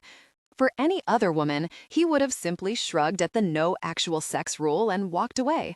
But for Haley, there wasn't anything he wouldn't do for her. She was the love of his life, his future, and the woman he planned on spending the rest of his life with. So, for now, he'd grit his teeth and fight against the intense desire he felt for her every time he saw her. His little grasshopper wanted to take things slowly, so that's exactly what they were going to do. As long as she kept doing those unbelievably captivating things that heightened his anticipation, I'm surprised he's not panting after her right now, Mitch said, yanking Jason away from his thoughts of Haley. He shifted uncomfortably in his seat as discreetly as possible. We don't spend every minute of the day together, Jason shot back. Mitch shrugged. Pretty much. Well, I'm not with her right now, am I? Jason snapped back. Probably because she didn't want you with her, Mitch said, snagging another beer. She's probably getting sick of you. Jason snorted. Then, for good measure, he snorted again. His little grasshopper wasn't getting sick of him. He was very sure of that. She absolutely adored and loved him. He knew it, even if the stubborn woman hadn't said it yet, but she would. Then he'd tell her how much he loved her, but only after she told him, because he really didn't want to feel like an idiot for saying it first. He'd never told a woman that he loved her before and had absolutely no idea how to go about doing it now. So the safe plan was to wait until Haley said it first. No, the reason he was hanging out with the guys today wasn't because she was getting sick of him. It was quite simple. He was banned from going yard sale hopping with her for 1 year. Not that he cared, he didn't. It did seem a little unfair to him, that's all. It's not like he intentionally went out of his way to embarrass Haley. Those things just seemed to happen to everyone around him. Most accepted that little fact of life, but that hadn't stopped Haley from banning him. He may have told 1 or 6 people that the stuff they were trying to hawk on their front lawns was crap, and all of a sudden, he's banned. Well, that and the box of antique dishes that he broke might have had something to do with it. He didn't know why the guy was pissed. He gave him the $50 for the broken dishes. He should be the one that was mad. After all, he was the one who was out $50 for a set of broken dishes. I bet Haley's off with another guy right now. Ow! What the really? Mitch whined as he rubbed the nasty-looking red spot on his forehead that would no doubt be a noticeable bump by morning. Brad sighed as he picked up Jason's half-empty can of beer when it rolled to a stop by his feet. He poured the rest of the beer onto the lawn as he shook his head in disbelief. "You knew better," he told a sulking Mitch. "I was just kidding." Brad shrugged. "That's really messed up," Mitch snapped. "Don't talk about my little grasshopper," Jason simply said. The man should be happy that all he did was throw his beer at him. Mitch grabbed a handful of ice from the bucket and pressed it against his forehead. "She's not even that beautiful," he muttered quietly to himself. Jason was out of his chair and lunging for the little bastard before the last syllable left his mouth. Brad, being Brad, dropped his beer and jumped between the two of them seconds before Jason would have slammed into him. All 3 men fell off the deck and hit the ground, with Brad doing his best to stop Jason from killing Mitch. "Get him off me!" Mitch screamed like a girl as he tried frantically to crawl away. With Brad on his back, trying his best to hold him back, Jason lunged and managed to grab Mitch's leg and proceeded to beat the gosh out of him. "For really's sake, take it back," Brad yelled as he struggled to restrain Jason. "Ah!" Mitch screamed as he was dragged inch by inch towards a future in a body cast. He tried to dig his nails into the lawn to no avail. "I didn't mean it like that. She's hot, insanely beautiful. I just meant that you've dated really beautiful women before, and you've never acted like this before. Oh my God, don't kill me." The words rushed out of Mitch's mouth, ending on a squeal as Jason dragged him beneath him, flipped him over, and raised his fist, ready to beat the mess out of one of his best friends. Mitch held his hands up, palms out, trying to get Jason to stop. "I swear to God, I didn't mean it. I love her." At Jason's growl, Mitch rushed to continue. "Not like that. I love her like a friend. I think she's great. I swear I didn't mean it. I told you not to tease him about her," Brad groaned as he tried to pull Jason off, but Jason outweighed him by a good 30 pounds of muscle, so he barely managed to jostle him. Jason watched his friend through narrowed slits as he fought back the urge to beat the gosh out of him. This was one of his oldest friends, and part of him knew that Mitch was only giving him a hard time, but he would never allow anyone to treat his little grasshopper with anything but respect. With barely suppressed rage, Jason took a deep breath before he spoke. "Let's clear this up once and for all." At Mitch's enthusiastic nod, probably because if Jason was talking, it meant he wasn't beating the mess out of him, he continued. "Haley is my world," he said, ignoring Mitch's eyes going wide at that announcement. "Because we've been friends since we were 5, I'm going to overlook this little act of stupidity." Mitch noticeably relaxed at that announcement. "As long as you stop ogling my girlfriend's figure." Mitch pursed his lips, thinking over the alternative. After a minute, he dropped his arms by his sides and sighed. "I'd rather get a beating." "Baby, stop," Haley said, unable to stop laughing. Jason's arms tightened around her waist, keeping her from walking away. "Stay home with me. I missed you," he said, giving her his best pout. She gently ran her fingers through his hair the way he liked it. "I'm sorry, sweetie, but I can't back out again. I promised Amy and the girls that I was coming tonight." There was no way that she could stay home tonight. Over the past week, she'd come so close to wrecking the surprise that she'd been planning for the past month by telling him everything. She knew that if she stayed home tonight, that the excitement would get to her and she'd ruin everything. Of course, none of this would have been possible without her grandmother's help.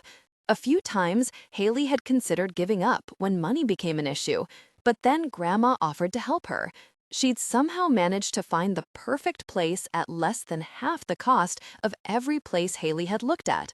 It was the first time Haley had ever accepted her grandmother's help, It had always been important for her to make it on her own without her family.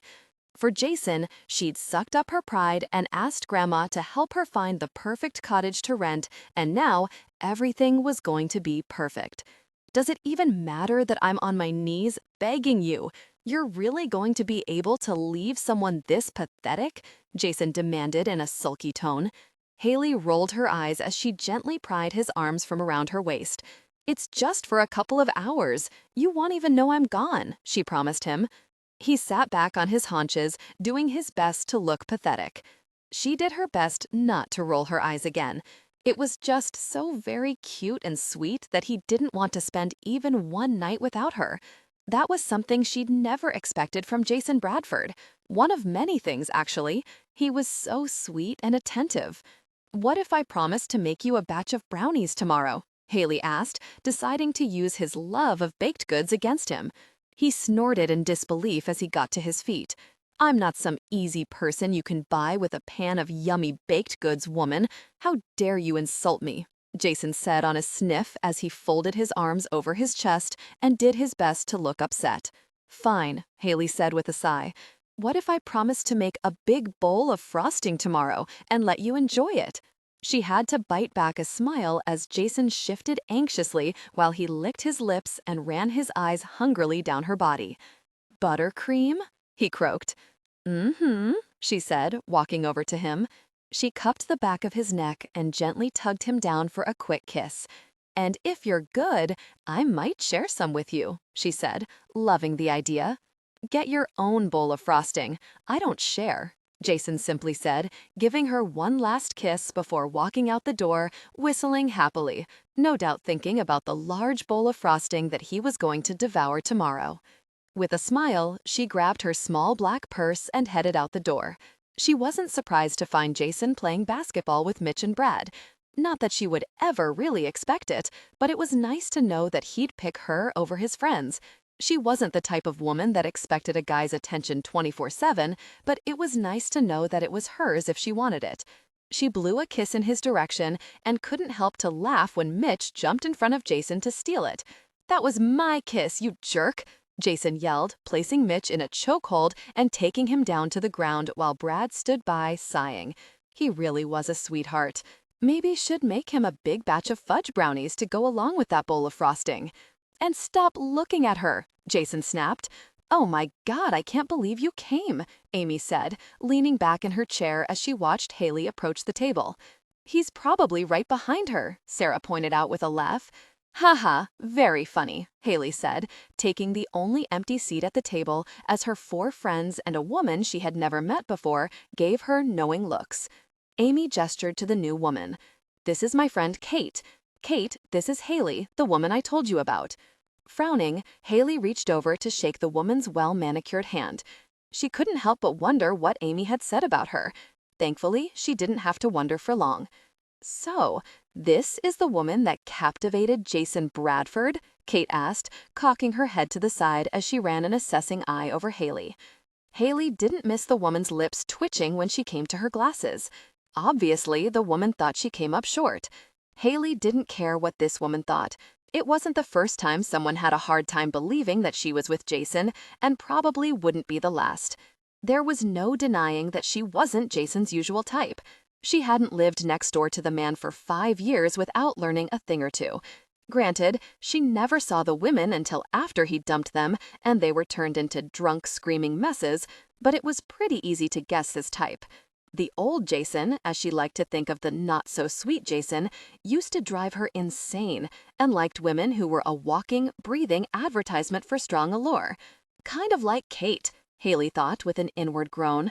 With her perfect, silky, long raven hair, makeup that made her look sultry, and clothes that were a little too tight and showed off way too much, Kate was definitely the old Jason's type. Judging by the smug smirk on the woman's face, she knew exactly what Haley was thinking.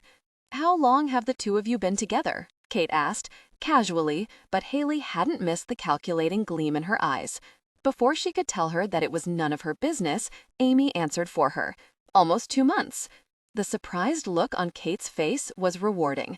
She knew she'd lasted longer with Jason than any other woman, surprisingly, since she'd never been intimate.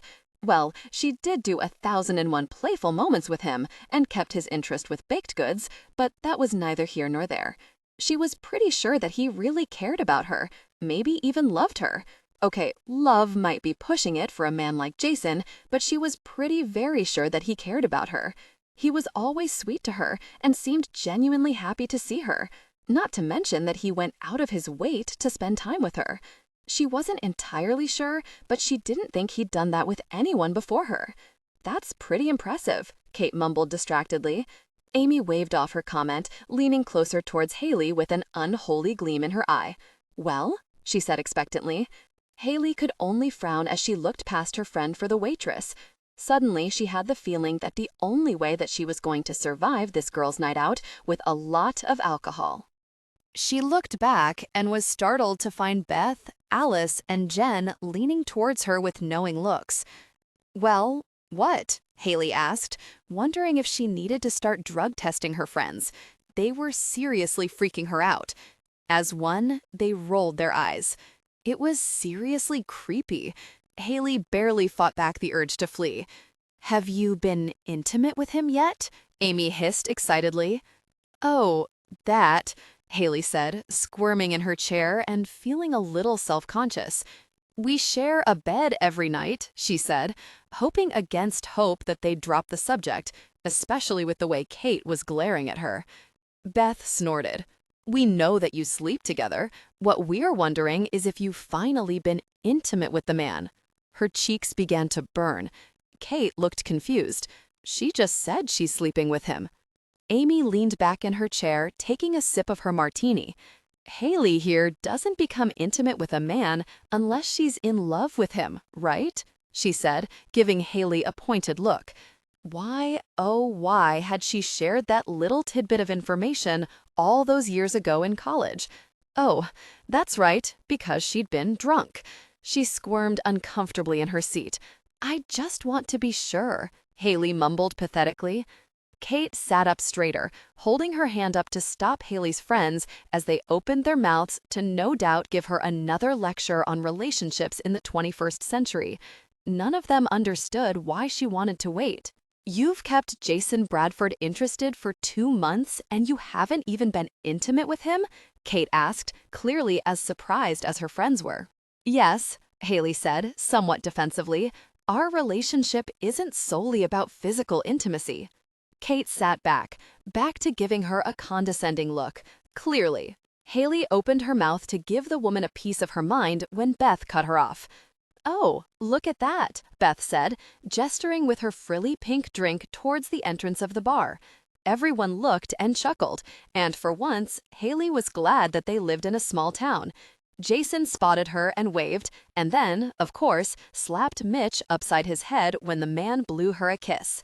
Rolling her eyes, Haley stood up and grabbed her purse. "I'll be right back," Haley said, not really sure if she would. She really didn't feel like spending the night getting hounded over her personal choices again. "Uh-huh," Beth said. "Sure," Amy said. Haley didn't bother arguing with them. She wasn't in the mood. All she wanted to do was cuddle with Jason while he fed her hot wings. Was that too much to ask for? She walked over to their table. Jason paused mid-order when he saw her. Frowning, he asked the waitress to come back in a few minutes. "What's wrong, my little grasshopper?" Jason asked, pulling her against his side. "Girls' night sucks," Haley mumbled pathetically against his shoulder. He chuckled, pressing a kiss to the top of her head. "Do you want to join guys' night?" he asked, sounding amused. After a short pause, she asked, "Do I have to meet certain physical requirements?" "I think we can ignore that requirement tonight," Jason said, chuckling. "Will you buy me hot wings?" Haley mumbled, tracing circles on his knee. He sighed heavily. "If I must." "You must," she said, nodding solemnly. "Anything else?" She shook her head. "No, that will do," she announced, leaning over to kiss his cheek. "I'll order you hot wings if you kiss me," Mitch offered. "In fact, if you kiss my— Ow! Gosh!" he snapped, glaring at Brad. Brad gestured towards Jason with his beer. "It saves time this way." Laughing and feeling better already, she gave Jason one last kiss before heading to the bathroom, where she would no doubt spend half the night just waiting in line. "Did you just growl?" Mitch asked, laughing. Jason tore his eyes off his little grasshopper's retreating figure and sent a scowl towards the man. No, but he had. Oh gosh, really he had. He'd imagined sharing playful moments with Haley in 100 different ways since she'd offered. He'd imagined playful scenarios for years, but hadn't found the right woman to share them with. There was no doubt that he could have asked any one of the countless women he'd been with in the past to share such moments, but he'd never felt comfortable enough with any of them to ask. With Haley, there wasn't anything that he couldn't talk about with her. In fact, he'd mentioned a playful idea to her only last week. After she'd playfully teased him for a good hour about it, she swore she'd be open to exploring it. They shared a deeply intimate moment. Their passion peaked, connecting deeply. God, he loved that woman. "Excuse me? Do you remember me?" A beautiful woman with silky black hair asked, tearing him from his thoughts. Jason looked at her and frowned. He didn't have a clue who the really she was, and judging by the appreciative look Mitch was sending her way, his friend wouldn't mind getting to know her better. "No, I'm sorry," Jason said, taking a sip of his beer. Her coy smile faltered for a second, and then it was back in full force. Without asking, she pulled out the chair to his left and sat down, making sure to lean forward enough to give him a view of her revealing neckline. She reached forward to run her fingers down his arm, only to find his arm pulled back. "Can I help you?" Jason asked, feeling all his good humor fade away. There was no doubt this woman had seen Haley with him only a few minutes ago. It's funny how once upon a time he would have found this woman's assertive behavior flattering and probably would have ditched his date for her, but now he was with Haley. It annoyed him greatly to no end that women took one look at his little grasshopper and dismissed her as though she was nothing. "Well," she said, drawing out the word as she shifted in her chair, giving him a better glimpse of her figure, "I was over there with my friends, and funny enough, you were the topic of conversation. Then suddenly you were here, and I couldn't help but feel that fate was telling me that you and I should be spending a long evening together," she said in a husky voice. "Gosh," muttered, taking a much-needed sip of beer. "Weren't you sitting with Haley's friends?" Brad pointed out, sounding as annoyed as Jason felt. She shrugged Brad's comment off. "I'm sitting with my friends," she stressed. "I would never be friends with someone as cold as Haley." With that announcement, all three men broke out laughing. Haley was many things, but cold? No way. She may still be a bit of a pushover, but only because she truly cared about not hurting other people's feelings. That was something they needed to work on, but he was willing to overlook it for now. The woman glared at him as she crossed her arms over her ample figure, giving him what was probably her best difficult person look. "I wonder how you would feel if you were being played," she snapped. "Oh, and who's playing me?" Jason asked, still chuckling. "Haley," she said. "You can go now," Jason said, gesturing with his beer for her to leave. Women truly could be cold-hearted, difficult people. Putting down his little grasshopper for a chance at him was low. It was understandable, but low. She cocked her head to the side, studying him. "Oh, really? Don't think she's playing with you?" "Would never happen," Jason said, gesturing again for her to leave. Even Mitch looked like he wanted her to leave, and that was saying something. The man usually wasn't so selective about his companions, and for him to want a casual acquaintance to leave said a great deal about how he felt about Haley. Jason knew the man was starting to see Haley as a sister, otherwise he'd have to really reprimand him. Then, "Why hasn't she been intimate with you yet?" she asked, grinning smugly. Everything in him froze with that question. His eyes darted over to his two friends to see that both men were staring at him, clearly shocked. "You have absolutely no idea what you're talking about," Jason snapped, trying to ignore the dread that was settling in his stomach. They'd been together for 2 months, and never once had he pushed or questioned her about her refusal to be intimate with him. Even during those times when he thought he'd die if he didn't connect with her intimately, he'd held back. He'd assumed she just wanted to take it slow, make sure that he wasn't going to be a jerk, and end their relationship when he got bored with her. Suddenly, he wished he'd asked her why she wouldn't be intimate with him the first and only time she'd brought it up, instead of just being happy that she was giving him a chance. Oh, I happen to know that she hasn't been intimate with you and has no plans to. She's playing you right now. According to her, you just don't measure up to her standards. Mitch laughed it off. Sweetheart, go try and play someone else. You have no really idea what you're talking about. She cocked a perfectly trimmed eyebrow at him as she stood up. Don't I? I know she won't be intimate with him because she's not in love with him, she announced triumphantly, causing the air in his lungs to leave him in a rush. When you get tired of being played with, give me a call, she said, pushing a folded napkin towards him. He was barely aware of what Mitch and Brad said to her, or Mitch grabbing the napkin and tearing it up. Haley didn't love him. Jason, you don't look so good, man, Mitch said, getting up and taking the seat the cold-hearted, difficult person had just vacated. He grabbed the pitcher of beer and filled Jason's glass. Take a drink, he said, shoving the glass at him until he had little choice but to do exactly that. Look, I don't know what nonsense she was spewing, but I do know that Haley absolutely adores you, Mitch said in a reassuring voice, scaring the gosh out of him. Mitch wouldn't try comforting him unless it was bad. He's right, Brad easily agreed. She's obviously trying to start some trouble for Haley. Just ignore her nonsense. She doesn't know what she's talking about. Jason forced a smile. Maybe you're right. Mitch snorted. Of course we're right. Anyone who's been around the two of you the last 2 months knows that the two of you can't keep your hands off each other.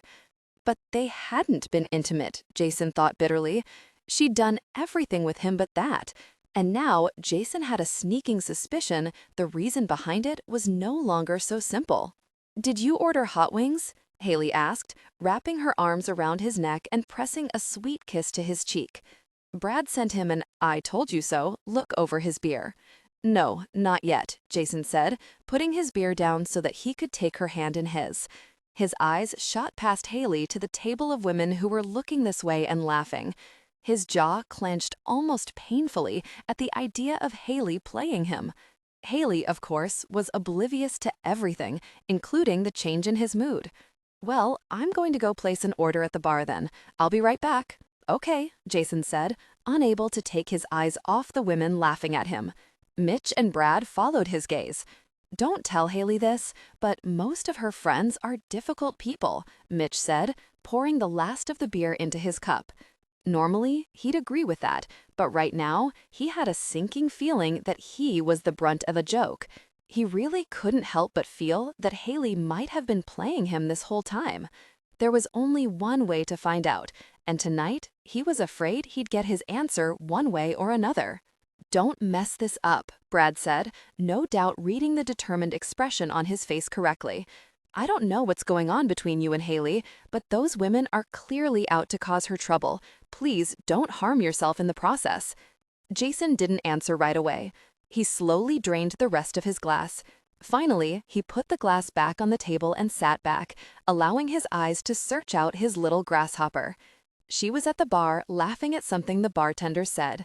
He didn't know what the really he would do if he found out that his little grasshopper was playing him, but tonight he was going to find out. Baby, are you okay? Jason looked down at her and smiled. I'm fine, he said, putting his arm around her and pulling her tightly against him as he led her towards her house. Without a word, he unlocked her door. Haley tossed her purse on the coffee table and headed for her bedroom, more than ready to get out of her high heels and skirt. Haley? Jason said, stopping her. She leaned against the wall as she took her shoes off. Yes? He ran a hand through his hair. I was wondering if you wanted to go for a swim, he said, but Haley couldn't help but feel that that wasn't what he'd wanted to say. Ever since she came back from the bathroom, she couldn't help but notice that Jason was acting differently. He seemed genuinely upset, but denied it any time she'd asked. Mitch and Brad were surprisingly tight-lipped about it. Every now and then, she'd find both men sending killing glares towards her friends. More than once, she'd caught her friends watching them and laughing. She knew it was ridiculous, but she couldn't help feeling a little paranoid. It was probably nothing. A swim sounds like fun, Haley said, deciding that she'd rather forget about everything else but Jason. "I'll meet you at the pool in 10 minutes. "Okay," Jason said, sounding a little sad. At least she thought he had. She was being ridiculous, she decided. 15 minutes later, Haley shut the sliding glass door behind her just as Jason broke the water's surface. Even in the dim moonlight, Jason was breathtaking. She watched the muscles in his arms flex as he ran his fingers through his short hair. "The water's great," Jason said, gesturing for her to join him. She took her glasses off and wished she'd turned on the outside lights as her vision dimmed and became fuzzy. Trying not to stumble, Haley carefully walked the 5 feet to the patio table and placed her glasses down. Unfortunately for her, the time it took to put her glasses down hadn't helped her eyes adjust to the dim light.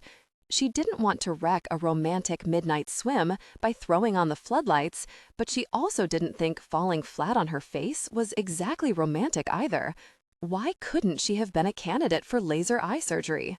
Haley sighed heavily as she turned around, fully prepared to throw on the floodlights and wreck another romantic evening thanks to her poor eyesight, when strong, wet arms scooped her up.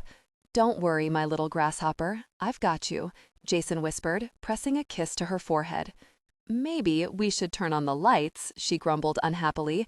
"I can't see a thing," she admitted quietly, feeling her cheeks burn with embarrassment. It was just another reminder that she wasn't sexy or desirable.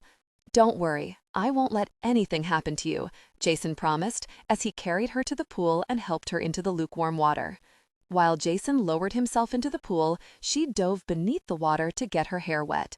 When she came back up 10 feet away, she smoothed her hair back and squinted. "Jason?" Haley said, trying to separate him from the rest of the dim shadows. She really couldn't see anything out here. Maybe she should. A startled scream escaped her as his arms wrapped around her and pulled her back. Jason chuckled softly in her ear. "Did I scare you?" "No," she lied. "I'm sorry," Jason said, pressing a kiss to the top of her head. "Do you forgive me?" She huffed out a breath. "No." "What if I promise not to do it again?" he asked, sounding amused. "I'd break out the fists of fury, because we both know you'd be lying. We wouldn't want that." He chuckled. "No," Haley sniffed, "we wouldn't." "Then, perhaps you'll let me make it up to you with a kiss?" he said, already pressing wet kisses to her neck. Closing her eyes, she leaned her head back to give him better access. "I suppose that would be acceptable," Haley said, biting back a small moan of pleasure as Jason ran his hands down her hips and over her thighs before bringing them back up again. "That's very kind of you," Jason whispered hoarsely, tracing his tongue up her neck. He took her earlobe between his lips and gently nipped it. His hands skimmed up her sides teasingly, ending just below her breasts before they glided back down to her hips. Haley reached up with one hand and cupped the back of his neck, pulling him down for the kiss he'd promised her. Their kiss deepened with fervent passion. She welcomed his embrace, loving the way he groaned with every intimate touch. Feeling a little daring, she reached up with her free hand and released the front knot that held her bikini top closed. Dropping her other hand away, she shrugged the top off, letting it fall between their bodies. Her nipples hardened instantly from the combination of water, the cool air teasing her skin, and desire for this man. It felt so good, but she needed more. Placing her hands over his where they still rested on her hips, she gently tugged them up, gliding them over her wet body until they were where she wanted them, needed them. Jason's long, pained moan sent shivers throughout her body. She arched into his hands, loving the way they weighed and caressed her breasts. When his palms moved over her sensitive skin, she responded with a soft sound, making him groan loudly as his hands closed around her breasts and squeezed. "Jason," she mumbled desperately against his mouth. She needed more, needed him. He broke the kiss and turned her in his arms. His mouth slammed down on hers as he yanked her against him. She loved the way his firm chest felt against her breasts, but she loved the feeling of his strong desire pressing against her even more. She reached between them, her touch exploring his form, feeling the intense desire that strained against his swim trunks. Her fingers traced the outline, sensing the powerful excitement that radiated from him.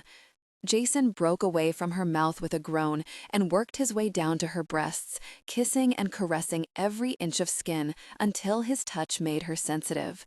His hands came up to play, grabbing each breast and massaging them in a way that had her legs trembling and her breaths quickening. The fact that she couldn't see what he was doing only intensified every sensation that he was causing. Just when she thought she'd die if he didn't give her more attention, he moved on to the other breast and continued the intense caress. "Jason!" she cried out when he finally put her out of her misery and gave her nipple the attention she craved. He pinched and gently twisted her other nipple with his fingers. Haley was barely aware that he was backing her up through the water until her back touched the pool wall. He kept her nipple gently caressed as he worked her bikini bottom off. Haley was helpless to do anything but hold on tightly to his shoulders as he drove her crazy. His mouth left her nipple. "I need to be closer to you, my little grasshopper," Jason said hoarsely as he picked her up and sat her on the edge of the pool. "Lie back." Carefully, she lay back on the cool cement. Jason gripped the backs of her knees and pulled her legs apart. "So beautiful," he said quietly. She felt his warm breath tickle her thigh before he pressed a kiss right below her knee. A cool breeze ran between her legs, teasing her sensitive skin. She couldn't remember ever being this turned on before. She wanted him. Tonight, now. "Jason, please," she pleaded, trying not to squirm against the unforgiving cement surface. "Shh, it's okay," Jason murmured against her leg. He pressed another kiss against her knee before running his hot, wet touch over her thigh. He avoided where she needed him the most to caress just below her belly button and down to her other leg. "Please," Haley cried as another cool breeze teased her sensitive skin, making her squirm desperately. "That's not what I want to hear, my little grasshopper," Jason murmured against her sigh as he ran his touch in a circle over her inner thigh before softly caressing the area. A moment later, he pressed a soft kiss against her intimate skin, earning a loud moan. "So wet," he said, his touch intimate. "So sweet." He traced her intimate skin with his touch as he placed her knees over his shoulders. When she felt his thumbs separate her, she ran her fingers through his hair, gently encouraging him. He moved his touch around her most sensitive areas in what felt like a figure 8, making sure not to touch the spots that ached for his attention the most. She spread her legs wider in silent invitation, making Jason chuckle. "You want more?" Jason asked, pressing a kiss against her sensitive skin. Haley somehow managed to answer. He flicked his touch over her sensitive skin as a reward. She dropped her head back, moaning loudly. Her fingers knotted in his hair, urging him on. Seconds later, her breath caught in her throat when his touch moved to her core and slid inside her. His thumb gently circled her sensitive area slowly, using the natural moisture to heighten every touch. In and out, his touch moved in a rhythm that had her panting, moaning, and half screaming his name. Her peak caught her off guard. One minute she was moaning, and the next she was rolling her hips against him and screaming his name until her voice was raw. Jason pressed a kiss to her stomach. "Come here," he said tightly. Still trying to catch her breath, Haley sat up. Jason stepped between her legs, keeping them separated as he leaned down and took her mouth in a hungry kiss that stole whatever sanity she had left. She ran her hands through his hair and down his back, only stopping to work his shorts off. As soon as his desire was free, she gave up on the shorts and caressed him. Jason moaned long and loud in her mouth as he worked to remove his shorts, careful not to dislodge her hand. Without a word, he picked her up. Haley wrapped her legs around him, loving the way he felt. She shifted in his arms until his strong desire was pressed firmly against her sensitive core. Jason gripped her bottom, teasing her intimate skin with the tips of his fingers as he moved them through the water. Haley was so caught up in what they were doing that she didn't realize that they were out of the water until he placed her down on a lounge chair. He released his hold on her to half kneel on the lounge near her face. "Open up, sweetheart," he said, casually caressing himself, rubbing his desire across her lips. Haley leaned over and embraced him intimately without hesitation. She reached up and gently caressed him as he leaned over and touched her deeply. "That's it, my little grasshopper," he encouraged hoarsely. She loved doing this for him, loved the way he felt and moaned. She pulled away briefly, then returned to him, intensifying their connection. He hissed in a breath as their passion grew. She was going to reach her peak soon, and she was determined to take him with her. She added her other hand, knowing how much he loved that as she responded to his touch. This was so good. "Not tonight," Jason said suddenly, pulling away. "What?" Haley asked in a daze as he moved to lie down on top of her. Her confusion quickly turned to pleasure as he pressed intimately against her. Smiling, she pulled him down for a kiss. He slowly kissed her as he shifted on top of her. When she felt his firm touch tease her sensitive area, she gasped into his mouth. "Do you like that?" Jason asked as he teased her intimate skin. "Yes," she hissed when he teased her sensitive area. "Do you want me?" he whispered against her mouth, placing his strong desire against her sensitive area once again. This time he gently moved his hips, teasing her. Did she? Yes. She loved him, and all this waiting was killing her. It no longer mattered what the future held. She wanted him now. Yes. The word was barely out of her mouth when Jason moved closer. A small cry escaped her as they came together intimately. She was barely aware of the kisses he was pressing against her face, or how he wrapped his arms around her and held her tightly.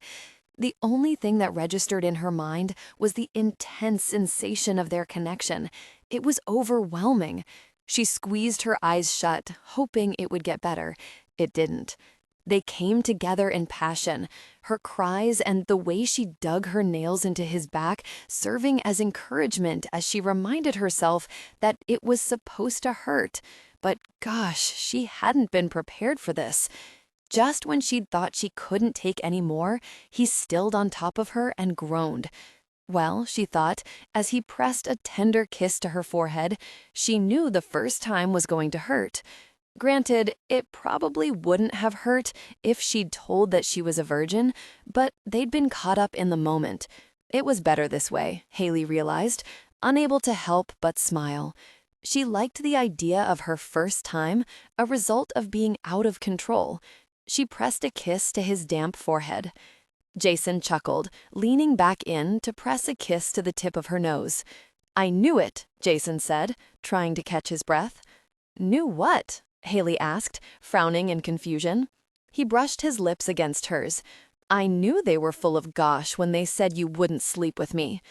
Jason couldn't help smiling as he looked down at his little grasshopper. Not only had he proved that Haley loved him, but their intimacy had been profound. She'd been so unbelievably responsive and so really connected, he'd almost reached his peak when they came together. The last 2 months had definitely been worth the wait. Their connection had never felt so good before. Just thinking about how good it was had him desiring more. "Please get off me," Haley mumbled sadly, pushing against his shoulder. "What's wrong, sweetheart?" he asked, shifting his weight off her so that he could... "You had sex with me to prove someone wrong?" she asked, looking hurt as she sat up. "No, it wasn't like that," Jason said, realizing how bad that sounded. "You just said that someone told you that I wouldn't have sex with you?" she mumbled hollowly as she stood up. He ran a hand through his hair, wondering how this had gone bad so fast. "Look," Jason sighed, "maybe we should go inside and talk about this." "Now? Now you want to talk about this?" Haley asked, trying to walk past him and almost falling into the pool in the process. He quickly caught her. As soon as she was steady, she pushed his hands away and cautiously walked around the pool. "I can't believe you did this, Jason."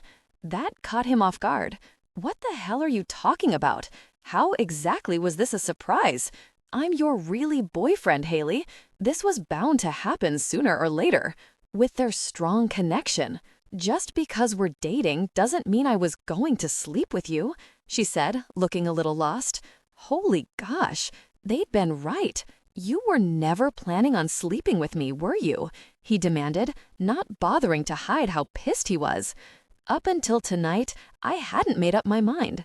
He rounded the pool just as Haley found her glasses and put them on. "You were really playing me?" he demanded, making her frown. When she didn't answer, he continued, "Your friends were right. This was a really game to you?" He yelled at her for the first time since he'd met her, not caring that he'd made her flinch. "Did you brag that you made me so vulnerable? Was this payback for all the difficulties that I put you through over the years? Did you even care about me? You think this was a game?" Haley asked, wiping away tears that Jason wouldn't let affect him. She was upset, too, really bad, because he was pissed. She'd played him so really well. "You're actually yelling at me when you just took my virginity to prove something?" Haley demanded, shaking her head in disbelief. He froze. "A virgin? Ugh, gosh, I didn't want to make the same mistakes that my sisters and cousins made. I didn't want sex to be meaningless. I just wanted it mean something," Haley said, clearly trying to fight back tears. Just like that, all the anger inside him drained away. He moved to pull her into his arms, only to have his hands weakly slapped away. "You were so very eager to prove something that you didn't even stop to think about what you were doing," Haley said with a sad shake of her head. "Baby," he said, keeping his tone gentle, "if I had known you were a virgin, I would have done this differently, but I can't regret it." He took a steadying breath. "I'm in love with you, Haley." "Ow," he said, when his little grasshopper kicked him in the shin. "What the hell was that for? I told you I love you and you kicked me? That's for being a jerk. You wait until you made a mess to pull out the big guns? How about telling me that and being intimate with me because you love me and not because you felt you had something to prove?" Haley demanded, shaking her head in disgust. He nodded solemnly as he reached out for her again. "That sounds reasonable. Let's go inside and I'll do this right." "Are you crazy? You think I'm going to let you touch me after what just happened?" she asked, blinking up at him. "I'm really sorry about this," Jason said, reaching for her again as the first tear rolled down her face. "No, you actually thought that I would ever hurt you like that? When have I ever done anything to make you believe that I could do something like that? It should have been more than obvious that I loved you, Jason," she mumbled, wiping frantically at the tears streaming down her beautiful face. Jason felt his heart break as he watched her. "Haley, I'm so sorry."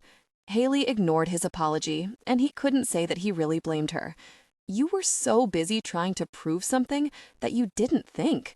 What are you— Jason, I'm not on birth control and you didn't wear a condom," she said, cutting him off. "Oh, gosh," Jason mumbled as her words hit. He'd made a mess in so many ways tonight, he wasn't sure where to start, but he knew which mess was the most important. "Oh, gosh is right," Haley snapped, opening the sliding glass door and stepped inside. He'd never forgotten to wear a condom before, not once. He licked his suddenly dry lips. "Haley, we have to talk," he said, even though he had no idea where to start or what the hell he was supposed to say to make this right. "You should have thought about that," she said, turning her back on him. "Haley, please don't do this. Just leave me alone, Jason," Haley said, her words broken by a sob as she closed the door and locked it. She was just mad, Jason told himself, as he waited for her to come back and give him another piece of her mind. He'd made a mess big time, but they both knew from the beginning that he was probably going to do that. Telling himself that she just needed a few minutes to cool off, he stood there, waiting, and when a few minutes turned into 30 minutes, he forced himself to move. He needed to apologize to her and tell her how much he loved her. He hopped over the small picket fence separating their properties and made his way to her window. He was more than ready to beg if that's what it took to get her to listen to him, when the sound of her quiet sobs caught his attention. "Haley?" No answer. He stood there, wondering what the hell he should do. Suddenly, crawling into her room and begging her to forgive him didn't sound like such a good idea anymore. She needed time to think, probably more time than he'd given her. "I'll be in my room when you're ready to talk, so just yell or call when you're ready," Jason said loudly, feeling like a useless idiot and having absolutely no idea what he was supposed to do to fix this. He left, hoping she came to him when she was ready. Haley spent half the night crying and waiting for Jason to crawl through the window and hold her. When she realized that wasn't going to happen, she grabbed a pillow and a throw blanket and headed for the living room couch, unable to sleep in her own bed without Jason. She couldn't believe how much this hurt, Haley thought, wondering why she ever thought that she could prepare herself for something like this. She knew from the beginning that this probably wasn't going to last and told herself that it didn't matter, but she'd been wrong. In one night, she'd lost everything, her best friend, honest. There was a reason why she'd kept putting off girls' night, and it had nothing to do with Jason. They were a part of the old Haley's life, the pushover version of herself, the Haley that never spoke up for herself and let other people push her around. A few months ago, when they'd let her know that they couldn't believe that Jason settled for someone like her, she should have cut them out of her life. But she'd hesitated. She didn't like hurting anyone's feelings, and apparently, Jason didn't know that about her. How could he have ever thought that she would do that to him? She could only imagine what they said to him. What she couldn't understand was why he didn't talk to her first. He should have told her what they said, asked her why she didn't want to have sex, but instead, he'd allowed himself to be manipulated into doing something that he should have known was going to hurt her. He should have done so many things differently, but when it came down to it, this was her fault. She knew better than to fall in love with Jason, and now there was nothing that she could but hope that having her heart broken didn't destroy her. "You're out of eggs." "I don't care," Jason said, never taking his eyes away from Haley's front door. Around 3 this morning, he'd realized that he'd made a mess of this situation even more by not going to her. He'd spent the next 2 hours going over every single minute from the night before, trying to figure out exactly when he'd made a mess, and made a list.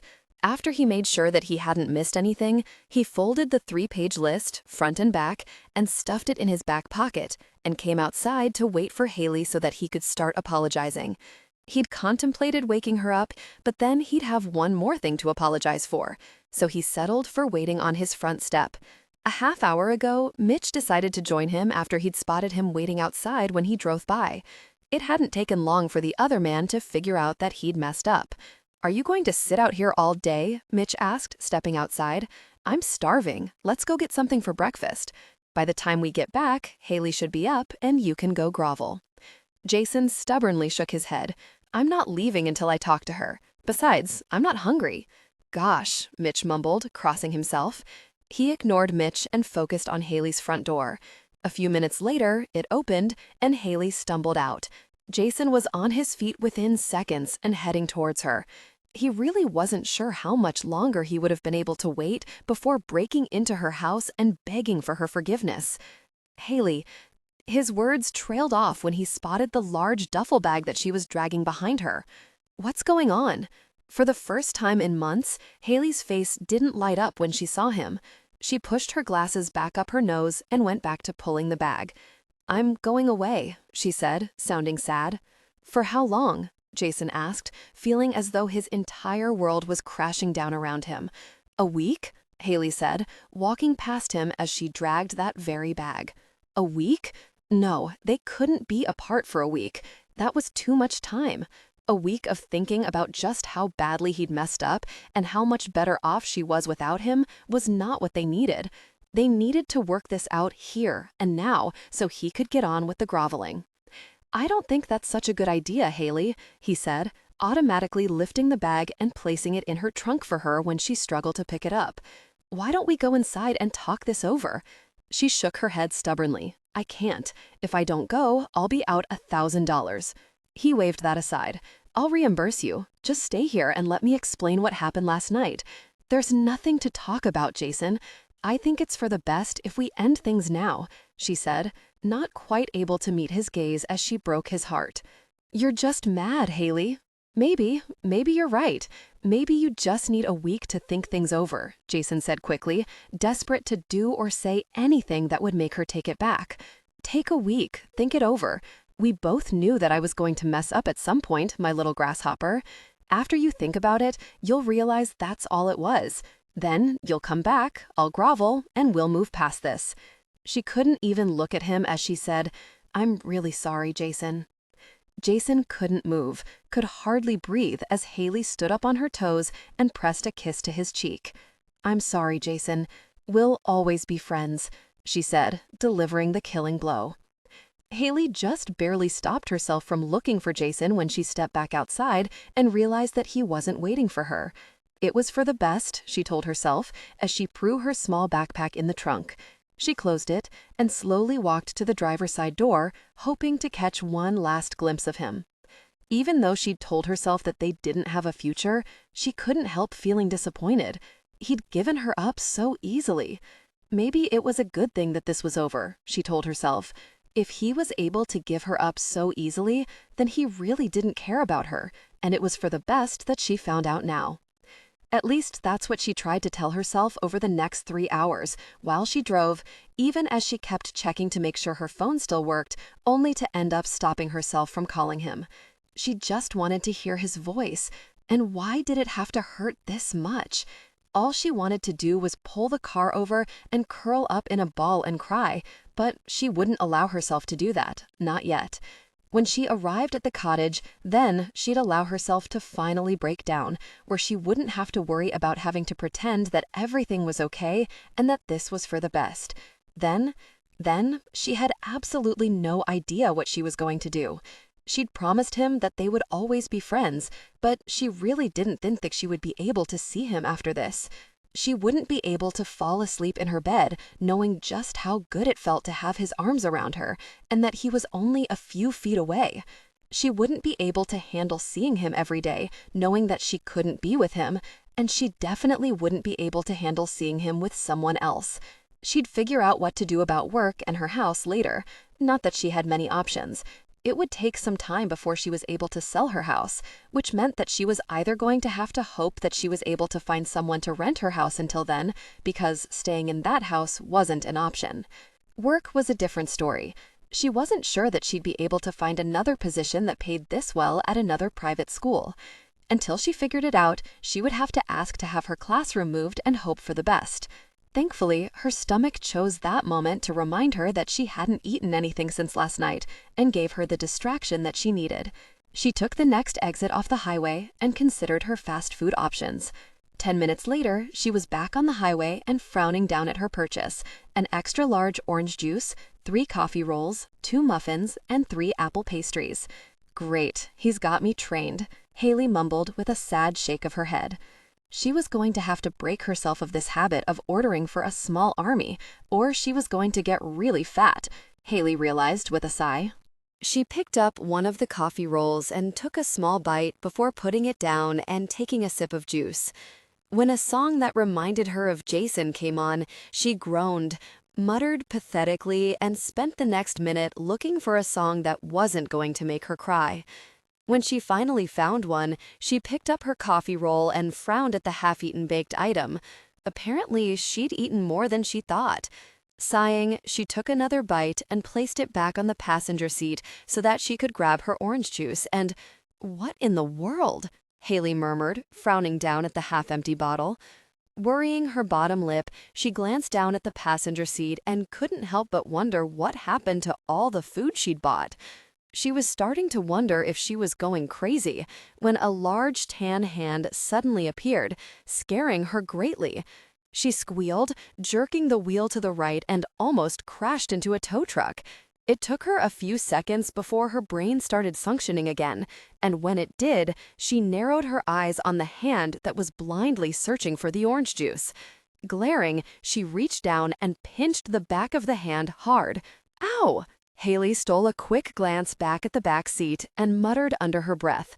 Somehow, Jason had managed to fold his large frame onto the floor of her mid-size car and covered himself with the large towel that she kept back there without her noticing. "What in the world are you doing?" Jason sighed heavily as he tossed the towel away and struggled to climb off the floor. Once he was comfortably seated, he reached over and helped himself to her orange juice. "Having breakfast." He took a sip. "What does it look like?" "Why are you in my car?" Haley demanded. "How else do you expect us to finish our fight?" Jason asked, leaning forward to snag the last apple pastry. He took a big bite before holding it to her lips for her to do the same. She shoved his hand away. "What in the world do you mean to finish our fight? We broke up," she said, trying to remain calm. "No, we didn't." "Yes, we did." "I don't think so," he said calmly, finishing off the rest of the pastry as if he didn't have a care in the world. "Jason, I dumped you," Haley snapped, feeling the last thread of her patience snap. She looked up in the rearview mirror when he didn't say anything, only to find him frowning. Finally, he shook his head. "No, I think I would have remembered that." Her mouth dropped open. "Anyway," Jason continued, as if he hadn't just left her speechless with that announcement, "after our talk, I realized that you planned a week away for us, and I really couldn't agree more. A week away is exactly what we need to work through our problems."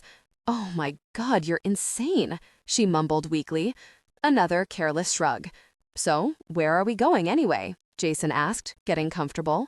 "We aren't going anywhere. I'm leaving you at the next rest stop. You can hitchhike your way back home."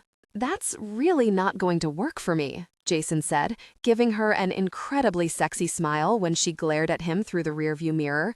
Her grip tightened on the steering wheel as she prayed for patience that she was pretty very sure that she didn't have. "Jason, it's over. I'm sorry, but you have to accept it."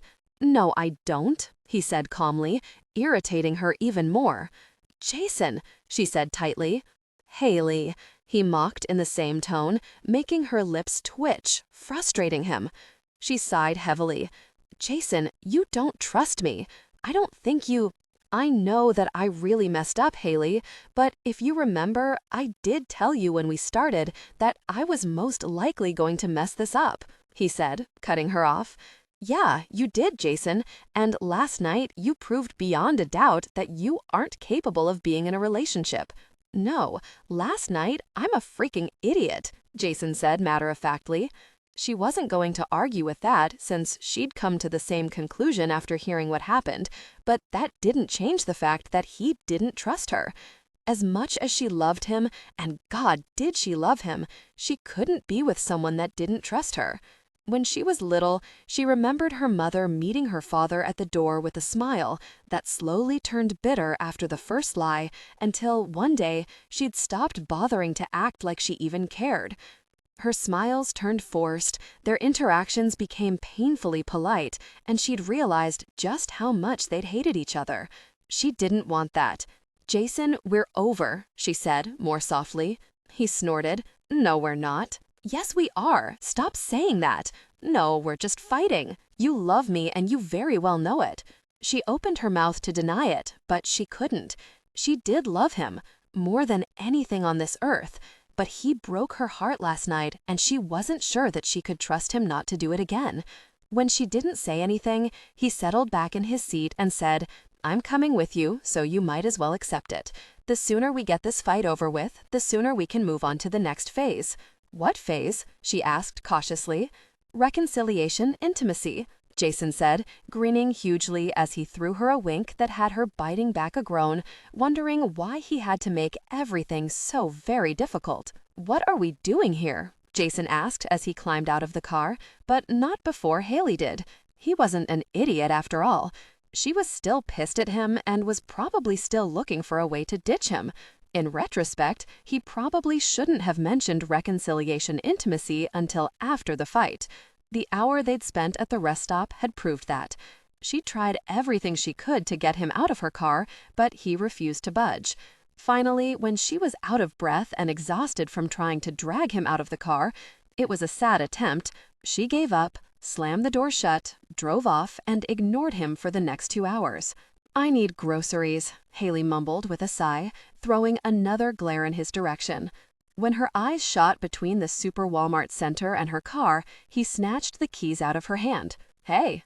"Sorry, my little grasshopper, you're not ditching me at Wally World," Jason said, pocketing her keys and headed for the store, leaving her to follow him or stand there, fuming as she contemplated his murder. Although Walmart wouldn't be his first choice, this solved one problem. He didn't have any clothes since he'd been in a bit of a rush to hide in Haley's car before she came back out. But this would work out rather nicely for him, and since he could smell salt in the air, he knew exactly what to buy. "I hate you," Haley mumbled, storming past him to grab a carriage. "You love and adore me," Jason informed her, as he deftly snagged her carriage away from her and headed towards the men's department. Along the way, he stopped at the women's department when a little black bikini caught his eye, deciding that it would look great on Haley. He threw it in the carriage, as well as the red one behind it. He wasn't too worried when Haley didn't follow him. He figured that she was somewhere in the store trying to calm down or looking for a baseball bat to beat him into submission.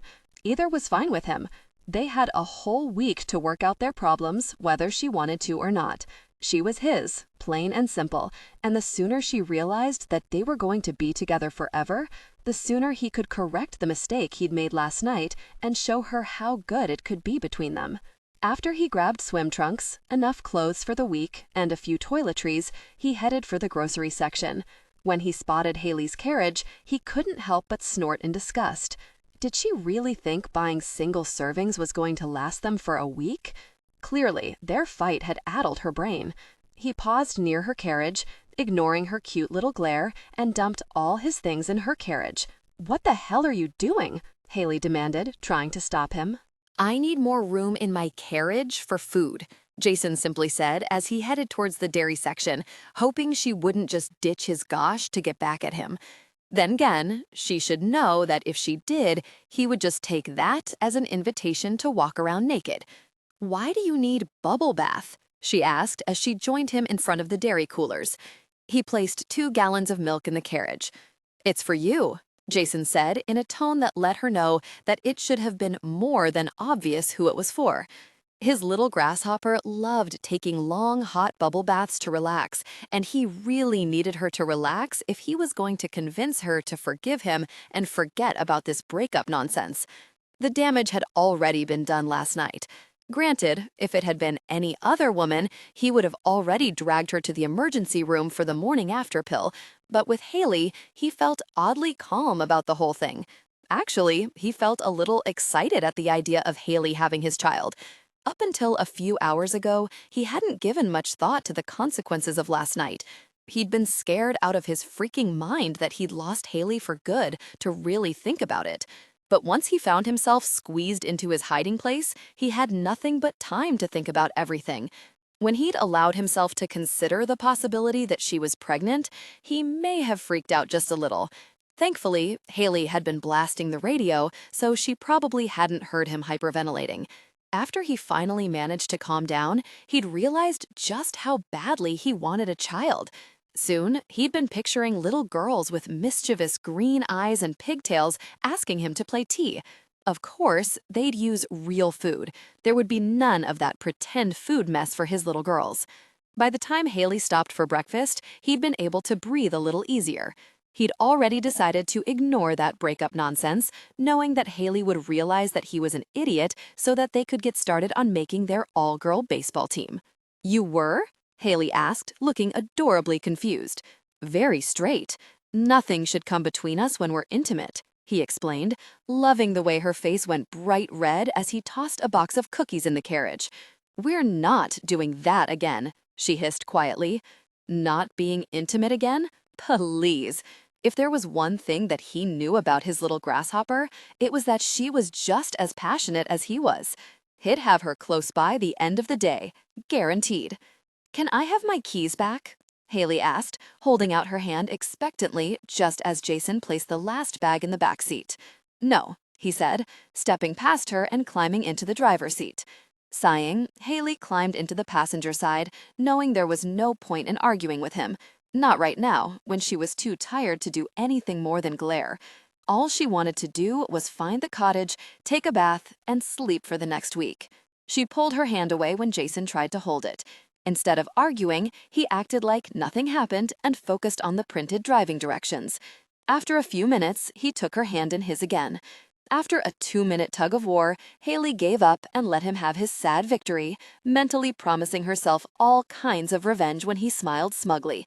She was too tired to argue, so she sat back against the cool leather seat and tried not to fall asleep. Her eyes darted to the rearview mirror and narrowed on the large pile of grocery bags he'd purchased. She turned her glare on Jason. I hope you don't think I'm cooking for you, she said, narrowing her eyes on him as she decided that if he so much as pouted over that announcement, that she was going to break out the fists of fury on him. He shook his head. You're not allowed to cook this week, Jason said, surprising her. What's this now? You're on vacation. I don't want you lifting a finger, he said, raising their hands so that he could press a sweet kiss against the back of her hand. When she felt herself starting to melt, she reminded herself that he didn't trust her. After one last useless attempt to tug her hand back, Haley sighed and sat back in her seat, watching as they passed small houses, apartment complexes, and small businesses. 10 minutes later, they passed through a quaint downtown shopping area and onto a scenic road that took them past several large hotels along the beach. Haley was just about to drift off when Jason said, "I think this is it." She forced her eyes open and watched as they drove past several small cottages. A minute later, they were pulling into the long driveway of a small cottage. "Do you have a key?" Jason asked, throwing the car in park and shutting it off. Biting back a yawn, Haley nodded. Without a word, she climbed out of the car and made her way up the short, crushed seashell walkway and let herself into the house, deciding she'd handle Jason later. Right now, she was too tired to do anything more than take a bath and a nap. She looked around the cottage and noted that it was cuter than the pictures her grandmother's realtor sent her. The wicker furniture in the living room was small but looked surprisingly comfortable, Haley noted as she walked through the open doorway into the small eat-in kitchen and looked out the double-glass doors and couldn't help but frown as she watched the waves crash against the smooth sandy beach and… Gosh, Haley groaned when she realized that her grandmother had tricked her again. When Haley asked Grandma to see if her realtor could look into rental properties for her, she should have known Grandma wouldn't be able to stop herself from swooping in and taking care of it. She knew that her grandmother meant well, but she really wished her grandmother would stop doing things like this. "Are you sure this place only costs $1,000? Jason asked, placing a half-dozen grocery bags on the table. Haley looked over her shoulder and sighed. That was one more problem to deal with. She pushed her glasses back up her nose and pulled her cell phone out of her front pocket. "Look, why don't you call one of the guys to pick you up?" she suggested, because she was too very tired to drive him back home right now. "Why would I do that?" Jason asked as he started putting the food away. "Because you're not staying here," Haley said, wondering why he was having such a difficult time understanding this. He snorted. "I'm serious," Jason said, moving to step in front of him so that they could talk about this, but he simply walked around her. "I'm not going anywhere, Haley." "Look," Haley said, slowly taking in a deep, calming breath, "why don't I give you a ride to one of the hotels that we passed on the way here?" "I'm staying right here until we work this out, Haley," Jason said firmly. "You're not staying here, Jason. First of all, I paid for here," Jason said, cutting her off as he slapped a check on the white oak kitchen table. "I'm paying for the cottage, so there shouldn't be any problems." Jason was the only person besides her grandmother that she knew who still carried checks in his wallet. She picked up the check and frowned when she saw that he'd intended to pay the entire amount. She held the check out to him. "I'm not taking this." "Yes, you are," he simply said as he headed back into the living room. "If you tear that up, I'll just write you another one when we get home." Haley folded the check and stuck it in her back pocket. One more argument to have later, she thought, biting back a pathetic groan. Right now, she was too tired to care. She walked into the living room and headed for the small hallway to the right, deciding she'd get her bags after her nap that would hopefully give her the energy that she was going to need to deal with Jason. She headed for the only door in the hallway, only to step out of the way as Jason stepped out of the room with a sheepish smile. "Sorry," he said, stepping to the side so she could walk into the room.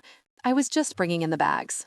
"Thank you," mumbled absently, wondering if she'd ever been this tired before. She hadn't slept at all last night and the night before. They'd stayed up late watching old horror movies. "You look tired, baby," Jason said, reaching over to touch her only to drop his hand away at the last second with a heavy sigh. "Look," he said, rubbing the back of his neck, "why don't you go relax? We can talk everything over later." It was on the tip of her tongue to tell him that there was nothing to talk about, but that would only start another argument, so she simply nodded as she closed the bedroom door behind her. She looked over the small Cape Cod-style bedroom and nearly groaned. This would have been perfect for a romantic getaway, Haley thought with a sad smile, before she forced herself to think of something else before she did something stupid like cry. She threw one last look of longing towards the bed before heading for the bathroom. Even though all she wanted to do was to curl up on that bed and pass out, she knew that she wouldn't be able to sleep until after she took a hot bath to help her relax. She still couldn't believe that this happened. She knew that falling in love with Jason was a risk, but she'd never thought that he felt the same way. It made her wonder if he'd ever trusted her. Despite Jason's flawed dating past, she'd trusted him more than anyone. He'd been kind, sweet, and considerate, and never tried to manipulate her into doing something that she didn't want to do. When they were intimate, he'd never once pushed for more than she was willing to give him. That alone had made her love him even more. Too many times in her past, men had gone out of their way to coerce her into taking a step that she wasn't ready to take. When she'd refused, they'd tried to sweet-talk her, manipulate her, guilt her, until they'd finally got really annoyed and ended things with her when she wouldn't sleep with him. She'd been called a difficult person and a tease more times than she cared to remember. The fact that she'd been upfront about her sexual comfort level never mattered. There had been several men that ended things as soon as she'd told them she wouldn't have sex with them. But others thought that she was lying to them, teasing them, or setting up a challenge that they'd happily taken. When they'd eventually realized that she hadn't lied, things would end quickly and they'd turn cold and mean. Some had hung around a little longer, hoping to change her mind, but she never did. Until Jason. His reaction had taken her by surprise. Instead of arguing with her, he'd readily accepted what she told him with a smile and a little teasing. Every time they became intimate, she'd expected Jason to push her into having sex, but he never had, not once. Even those times when she knew that he was dying to take her, he hadn't tried to push her. He'd grit his teeth and accept whatever she offered him, which was why they had shared intimacy last night. Taking the next step with Jason had felt so natural. It wasn't until after he'd told her why they had shared intimacy that she'd realized that he didn't trust her. He'd done it because he thought that she was playing him, only to end up hurting them both. Last night, they had shared intimacy in order to prove something. She'd waited for nothing. He said he loved her last night, but he really didn't. There was no question that he cared for her a little, but love? The simple truth was, Jason was stubborn. It was the reason why they had been intimate, to prove something, and the same reason he'd hid in her car and was being bullheaded about this breakup. She doubted he'd ever been dumped before, and he probably wasn't handling it well. Jason liked to call the shots when it came to women, and having his shy little neighbor dump him probably grated on his ego. There was absolutely no doubt in her mind that if she took him back, that he would never be able to trust her again. It was better for everyone that they ended things now. This way, she was only disappointed in Jason and didn't hate him, although maybe that would be for the best if she did. It would definitely make this easier if she could just hate him. She paused by the bathroom doorway and sighed heavily as she took in the bubble bath Jason had drawn for her in the deep, claw-footed bathtub. He even set out a towel and her favorite t-shirt to change into. "Stupid jerk," Haley mumbled, once again stopping herself from melting. She just had to remember that this was all a game to him, and she'd be fine. "You really moron!" Jason couldn't argue with that. He'd seriously really messed everything up and desperately needed to find a way to fix it, which is why he'd called in the big guns. His father. "Tell me this is some sick joke," his father said, sighing heavily. "I wish I could, Dad," Jason said, glancing over his shoulder at the small cottage as he walked along the edge of the water. For the past 3 hours, he'd been out here pacing, trying to figure out what he should do. Finally, he came to the conclusion that he was in way over his head here and needed someone with a history of charming his way out of messes with women, and only one person came to mind. His father had really messed up more times with his mother than should be humanly possible. Not that his father ever been unfaithful to his mother. She'd simply killed a man if he even thought of it. No, his father was an arrogant, hard-headed jerk who had driven his mother to the brink of insanity countless times over the years. Let me get this straight. You let some dumb bar bimbo convince you that my poor, sweet little Haley, his father said, making him shake his head ruefully. Haley had managed to wrap his father around her little finger with those cupcakes and had bought his undying love with fried chicken, potato salad, and M&M cookies. The man's obsession with food was really pathetic. Thank God he didn't have that problem. Could ever do something so heartless? Then you go ahead and mess it up instead of talking to her? What in the world is wrong with you? His father practically yelled, making Jason hold Haley's cell phone away from his ear. I know that I messed up, Dad, Jason said once his father stopped yelling. Look, I just need help fix this. You don't deserve my Haley, his father simply said. Jason barely stopped himself from rolling his eyes. His father was such a food-obsessed person. Has it occurred to you that if I don't fix things with Haley, that she'll never make you that Boston cream pie that she promised you? Jason asked, knowing the only way to get his father to focus was to threaten his food. His comment was met with a short pause. Okay, this is what you need to do, his father said, all business now. You need to back off and stop apologizing. Jason frowned. Stop apologizing? That didn't sound right. No need to keep reminding her how much of a freaking idiot you are. She already knows, trust me. Right now, you need to work on being there for her. Don't pressure her. In fact, I would suggest that you work on reminding her just how much you care about her and how good you are for her. He nodded slowly. I could do that. His father snorted in disbelief. I can, Jason stressed, promising himself that after Haley took him back, that he'd get her to make him a Boston cream pie just so he could rub it in the old man's face. Just try not to mess this up, because if you cost me Haley, I will disown you, his father said before he hung up. Jason placed the phone in his pocket and headed back to the cottage, deciding there was no time like the present to get started. He'd remind her how good they were together and why she adored him. It shouldn't be too hard. In fact, he already knew that one problem in particular was going to guarantee that she couldn't live without him. He stepped into the kitchen just as Haley stormed angrily into the room wearing nothing but her geek t-shirt. She threw him a glare and muttered something insulting that he decided to ignore as she headed for the refrigerator. She grabbed an ice-cold soda and sipped it as she continued glaring at him. She looked exhausted, Jason noted as he leaned back against the counter and had to stop himself from grinning. This was going to be so easy. Couldn't sleep? He asked casually, already knowing the answer. She needed him, and she very well knew it. This was going to be the way he stayed close to her while he did his best to convince her to forgive him for being a frickin' moron. Haley pushed her glasses up her nose, took a sip of Coke, and simply flipped him off as she walked out of the room. Great, he was already messing this up, Jason thought, walking after her only to have the bedroom door slam shut in his face. After counting to 10 twice, he knocked on the door. Go. Away. Sighing heavily, he opened the door just in time to see the bathroom door slam shut. He walked over to the bed and sat down. Haley, Look, Jason, I really can't do this with you right now, Haley said, not bothering to open the door to face him, making Jason wonder if her pushover tendencies were once again showing up. That wouldn't be good for either one of them.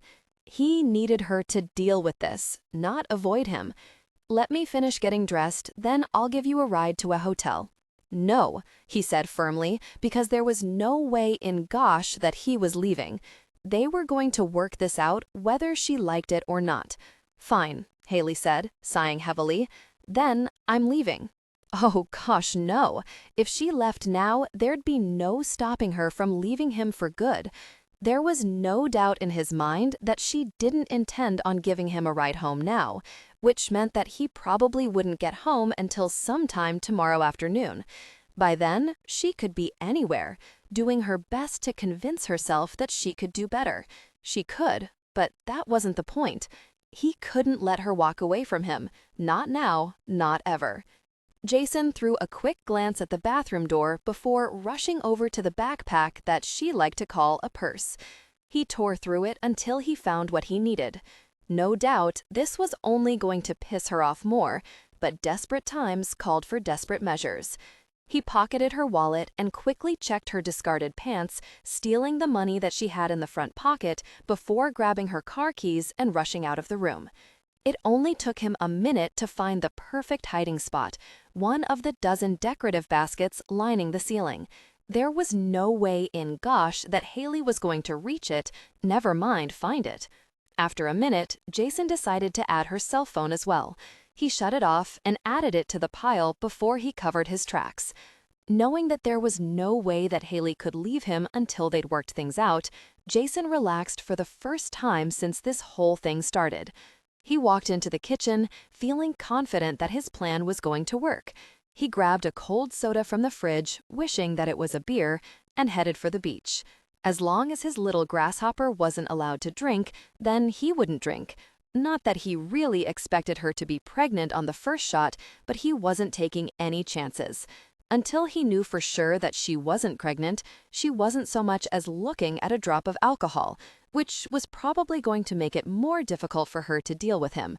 Granted, it might help his case if he got her drunk, but he wasn't willing to take the risk. Besides, he didn't want her to throw it in his face later that she hadn't known what she was doing when she forgave him. He wanted her stone cold sober for this, especially since she would most likely end up being the one to fix this mess, because he was pretty sure that he'd only managed to mess this up more.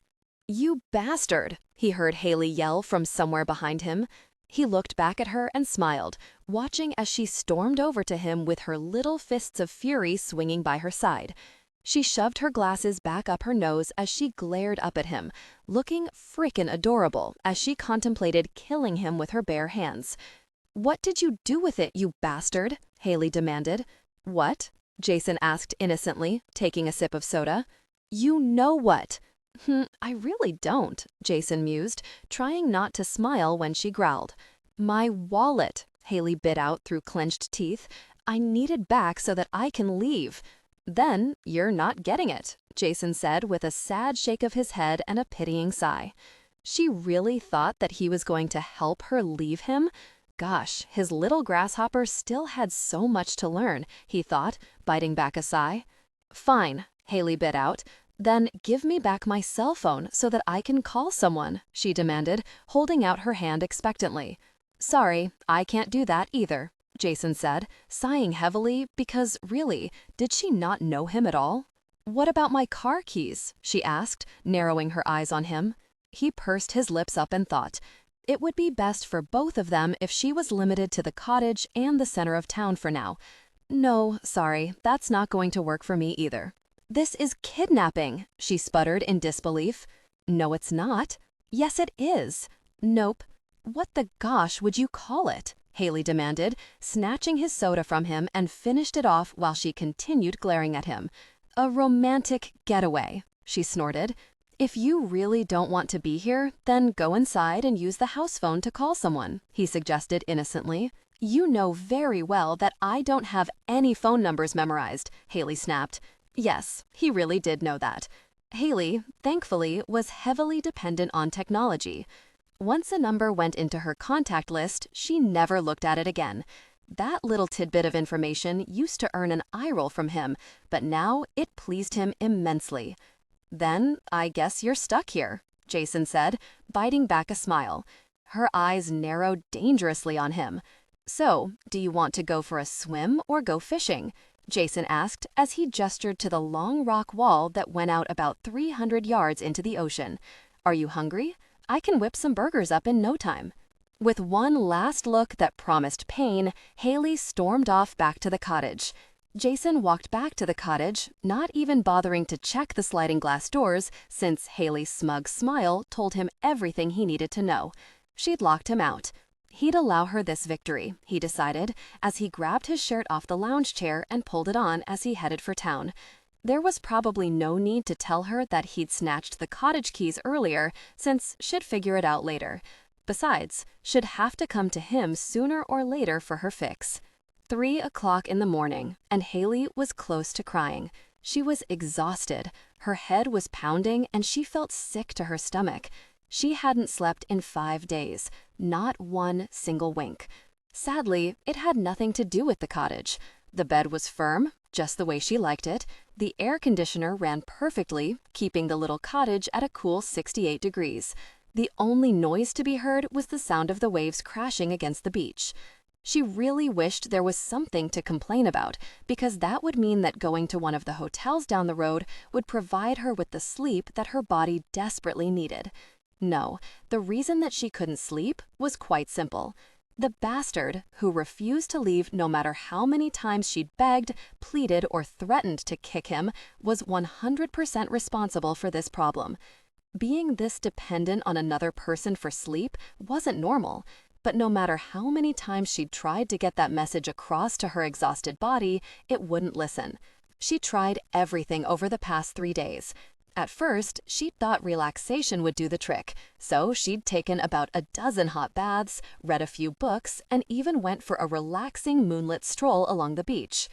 When that didn't work, she'd moved on to vigorous activity. She tried swimming, went for a bike ride, and cleaned the cottage from top to bottom. Absolutely nothing worked. There was no way that she could handle another day without sleep, especially since Jason was determined to keep her here for 4 more days. She sat up in bed and kicked the sheet away. Gosh, if she was going to be stuck with him, then she might as well get something out of it, she decided, as she threw open her door and stormed down the short hallway. Jason looked over at her and sighed. She wasn't really surprised to find him awake. It seemed this sleeping addiction went both ways. Thankfully, because if she was going to suffer, then so was he. Granted, his inability to sleep might have more to do with the small wicker chairs that he was forced to sit in all night since she'd refused to let him sleep with her. I don't know what you did, but you've wrecked sleep for me, and since you won't give me back my stuff, I've decided that you will allow me the use of your body for sleep, she clarified, afraid he might get the wrong idea, until we go home and I can get a prescription for sleeping pills from my doctor. Jason simply looked at her through bloodshot eyes. Okay, move along, she said, gesturing for him to head back to the bedroom. No, he said softly. She narrowed her eyes on him. Don't make me hurt you, Jason. I am way too tired for any nonsense tonight, so move along. He stubbornly shook his head. Not until you promised to spend the last 4 days with me. No. They broke up, and she really needed him to accept that, especially since they had to go back to work in 2 weeks. She didn't want to have to deal with this at work. He needed to accept this so they could both move on. It was already hard enough being around him and not being able to touch him without losing it. She loved him so much, and this was killing her. The best thing he could do for both of them was to let her go now before it destroyed her. She already knew that she'd have to put her house on the market and look for a new job as soon as she got back, because there was no way that she was going to be able to see him after this without feeling like her heart was breaking all over again. She needed to put as much space between them as she could if she hoped to survive this. We have 4 days left, Haley. If you want to sleep, then you'll give me what I want. You need sleep just as much as I do, she pointed out. Jason nodded, even as he said, and I'm willing to go without it if that's what it takes. We're not getting back together, she said, feeling more exhausted than she had 5 minutes ago. I'm not asking for that, Haley. I'm asking for some real time with you. You expect me to believe that? Yes, Jason said, sounding as exhausted as she felt. I just want some time with you. She considered him for a moment. At this point, she was willing to fork over her kidneys if it meant getting some sleep. Fine, she said slowly, before adding, but just sleep, nothing else. He sighed as he got to his seat. That's fine, he said, walking past her to the bedroom. Underwear stays on, she announced as she walked into the room. Jason yanked his underwear back up, probably too tired to argue, and flopped down on the bed. After a slight hesitation, Haley lay down and curled up against him. In a matter of minutes, she felt her body relax and started to drift off. "Oh my God, no! It's going to bite me!" Haley squealed, jumping back as the small crab moved towards her. Jason chuckled as he watched his little grasshopper run on her tippy toes, trying to get away from the small crab that did seem to have it out for her. Every time Haley changed direction, so did the crab. Now, Jason could very easily fix this problem for his little grasshopper by picking her up, but he was following her rules.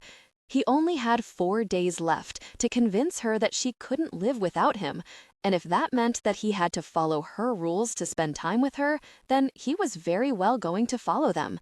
He wasn't about to give her a reason to break their agreement. That's why an hour ago, when he woke up to find Haley curled up in his arms, he'd quickly jumped out of bed and put some space between them.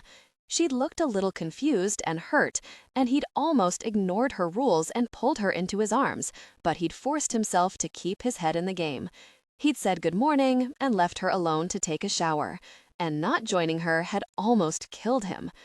After lunch, it had taken a little prompting and about a dozen reminders that she'd promised to spend time with him. With a resigned sigh, she'd followed him to the beach.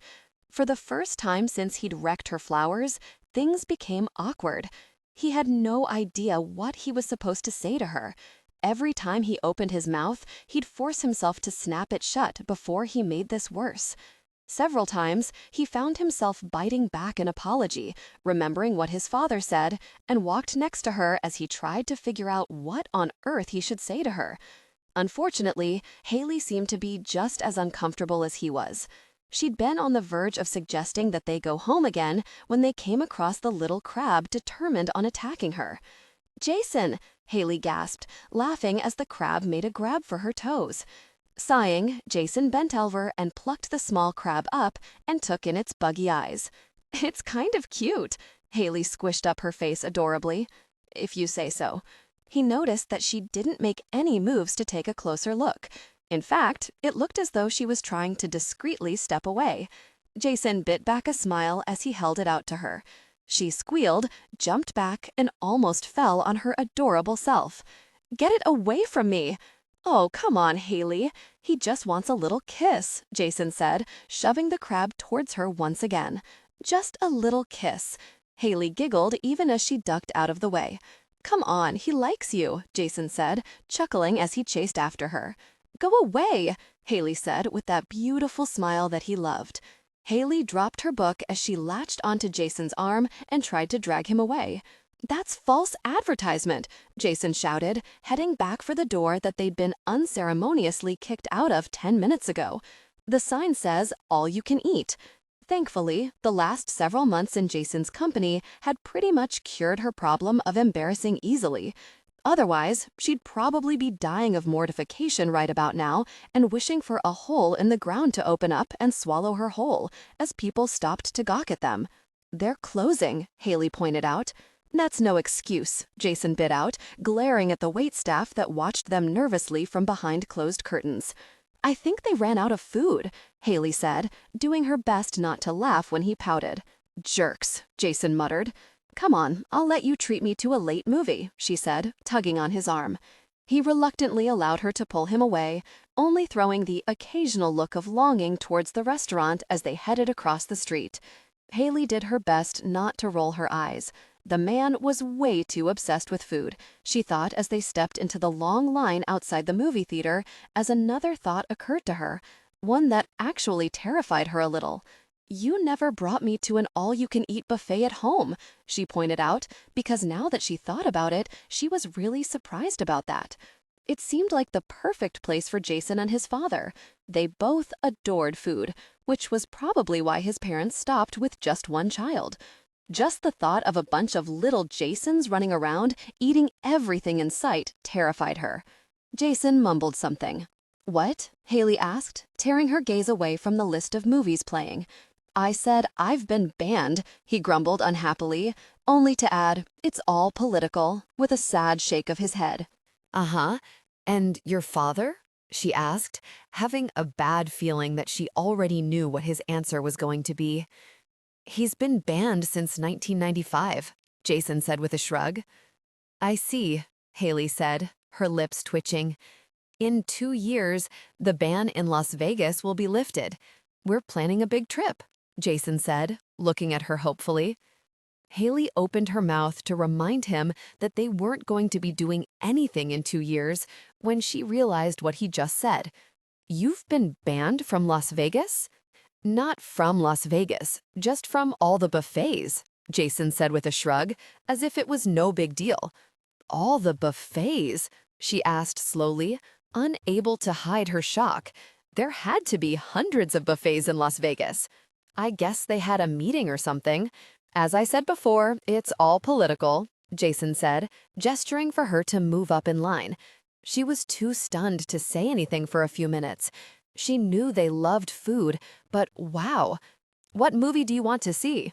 Jason asked, pulling her from her frightening thoughts that were probably going to keep her up at night for the rest of her life. Haley quickly scanned the list, about to tell Jason to go ahead and pick a movie when she spotted a movie she'd been waiting to see for a while. How about To the Depths and Back? She suggested. Jason frowned. The one with Edward and Dana Pierce? She nodded. Fine, Jason said with an exaggerated eye roll, earning a smile from her. A chick flick it is. He bought their tickets and headed for the concession stand with a muttered, I just need something to eat before I pass out. He reached out to take her hand, only to drop his hand away right before he touched her. His smile became polite as he gestured for her to go ahead of him. Haley forced a smile as she stepped in line ahead of him, reminding herself that this was exactly what she wanted. She wanted to go back to being friends, even if it was only for a little while. So Jason readily accepting that they were only friends was a good thing, she told herself. After they bought their snacks, well, Jason's snacks, since she was still full, they found 2 seats towards the front. Thankfully, the previews were already playing, so Haley took the opportunity to remind herself that they were just friends and that she needed to stop thinking about just how much she wanted him to touch her. They were over. Jason had obviously accepted it, and so should she. It was for the best, no matter how much it made her want to cry. You didn't have to buy dinner. I could have cooked, Haley pointed out as they followed a waitress to the back booth in the 50s-style diner. You're not lifting a finger while you're on vacation, Jason pointed out, again. It was just another thing they were going to have to discuss, but later. Right now, he was too busy showing Haley how much he cared about her. They'd made progress over the past 2 days. At least, he hoped they had. Now, all he had to do was try not to screw this up again. Not that Jason really thought that was possible. He'd been on his best behavior, following her rules and keeping his hands to himself over the past couple of days. At night, he allowed her to decide their sleeping positions, and in the morning, he bolted from the bed before he did something to mess this up and took a very cold shower or went for a swim in the ocean. Then, he spent the rest of the day showing her how much he cared about her, as he reminded himself to be patient. It was more difficult than he'd ever imagined, but somehow, he'd managed to show her that he was capable of learning from his mistakes. There was no doubt in his mind that she was ready to go back to the way things used to be. Thank freaking God, because he didn't think he could last another day with this friendship nonsense. She was his little grasshopper, plain and simple. Not being able to touch her and hold her felt wrong. Can I get you a drink to start off? The waitress asked, throwing him an appreciative look. We'll take 2 Cokes, please, Jason said, directing his attention to the menu in front of him. He wasn't about to do anything to encourage the woman. Right now, he needed to be able to focus all of his energy on his little grasshopper and not on trying to get rid of some waitress in a tight pink shirt about 2 sizes too small that hoped for intimacy with him tonight. I'll go get those right now, she said in a seductive tone. Jason snuck a look at Haley, wondering if the waitress's obvious interest bothered her. If it did, it didn't show. Apparently, Haley was too oblivious to care, which was probably for the best, because he couldn't stand jealous women. I need to use the bathroom. Could you order for me if she comes back before I do?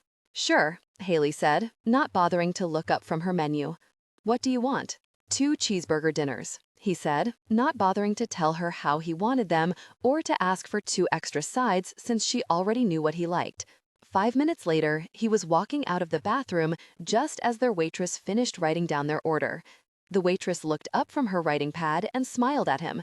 She said something else to Haley before walking over to him, smiling coyly the entire time.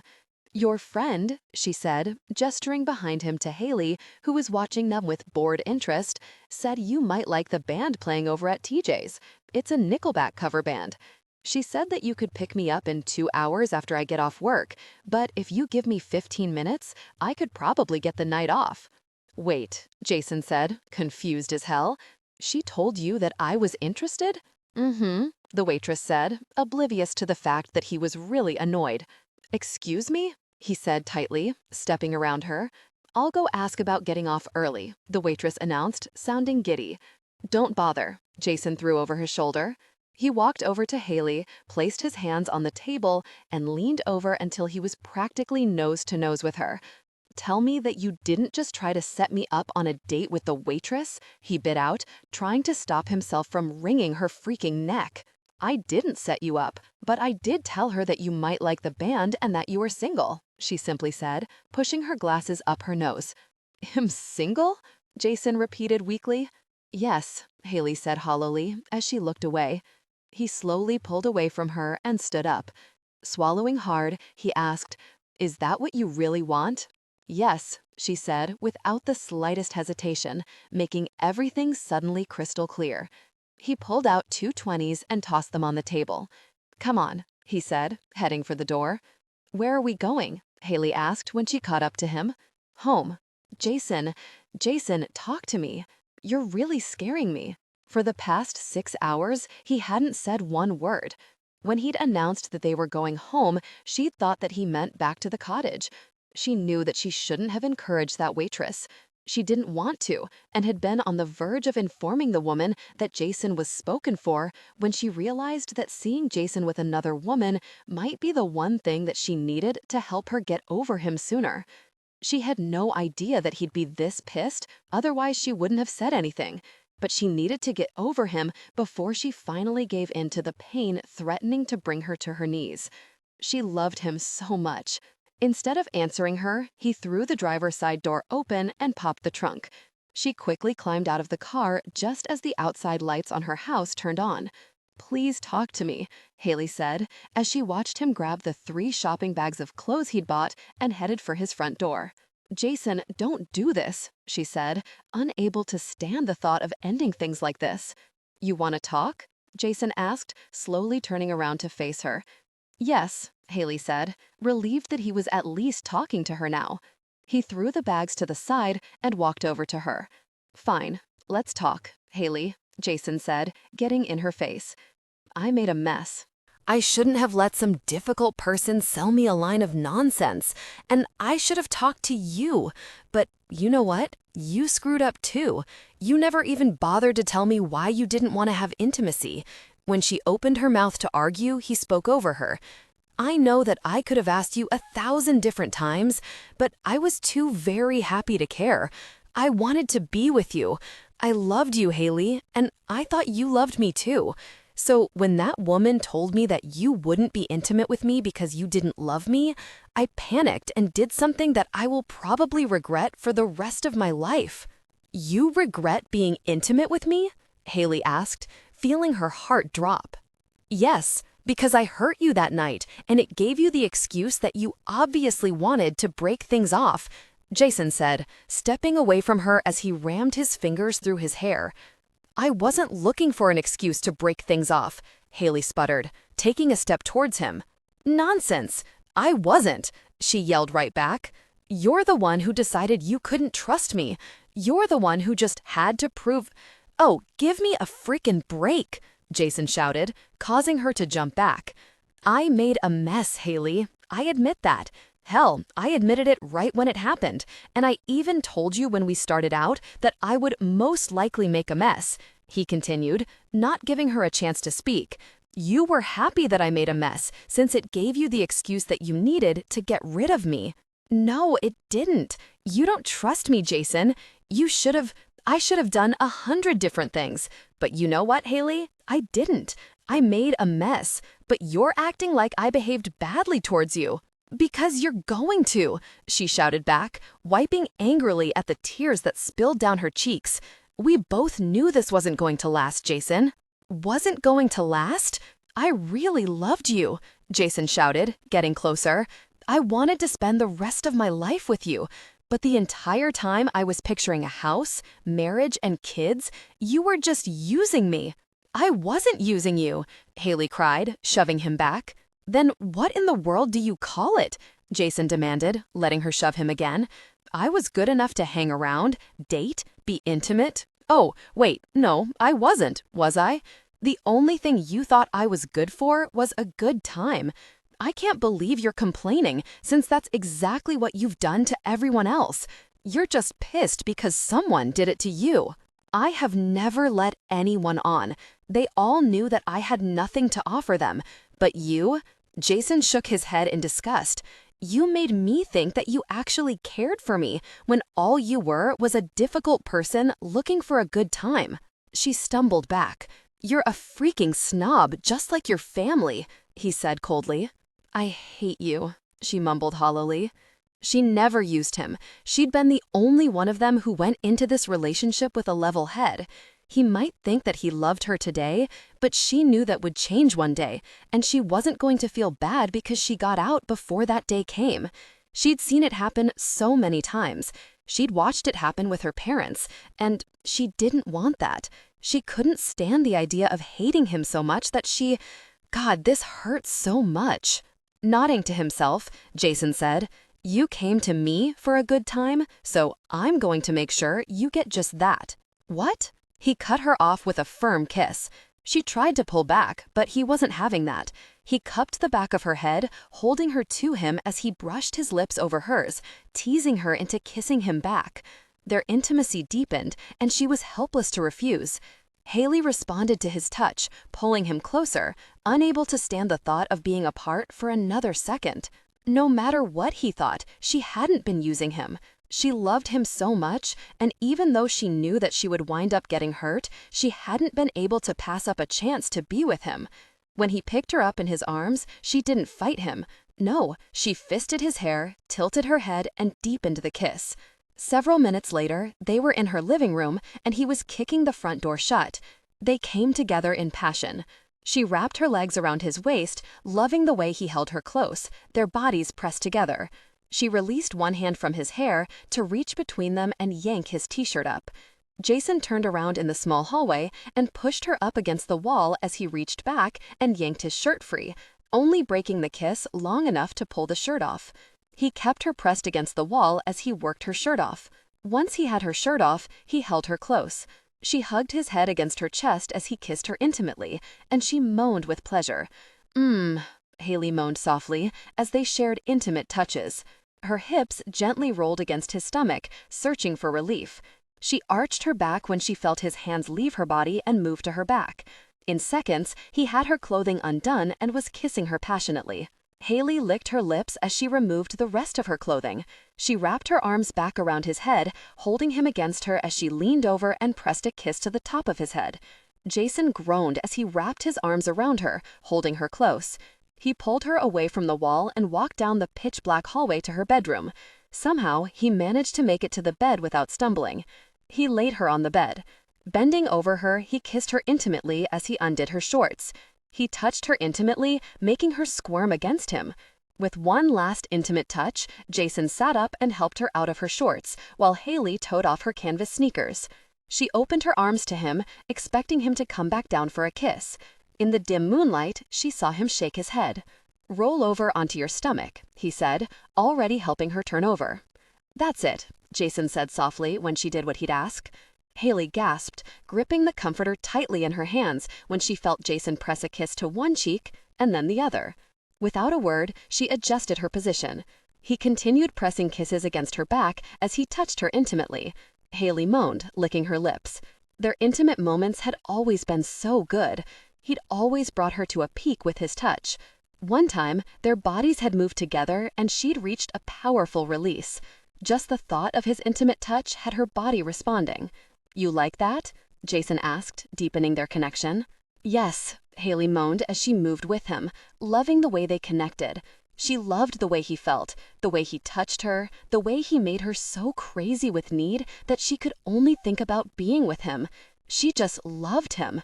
Over the past week, she'd been stupid and so very scared that Jason would hurt her one day that she'd almost made the biggest mistake of her life, Haley realized, still terrified that this was going to end with her heart broken one day. But she wasn't letting him go. They belonged together. On some level, she'd always known that, but she'd been so very scared that she hadn't seen it. For the first time, Haley allowed herself to imagine the future she always thought was out of their reach. She imagined falling asleep in Jason's arms every night for the rest of their lives. Imagined little boys smiling when she made cookies and little girls wrapping Jason around their little fingers. And she knew that she would never be happy without him. "Then, you're going to love this," he murmured softly. She licked her lips in anticipation. A second later, she felt his jean-clad thighs press against the back of her legs and his warm stomach against her back. He kissed her neck and ear intimately as their bodies pressed closer. "You remember the day we were in your flower garden?" Jason whispered in her ear. "Yes," she somehow managed to say. "You have no idea how badly I wanted to be with you that day, just like this," he said, as they came together intimately. Ah, God! Haley cried out at the sensation of their deep connection. It felt so good to be with him like this. So right.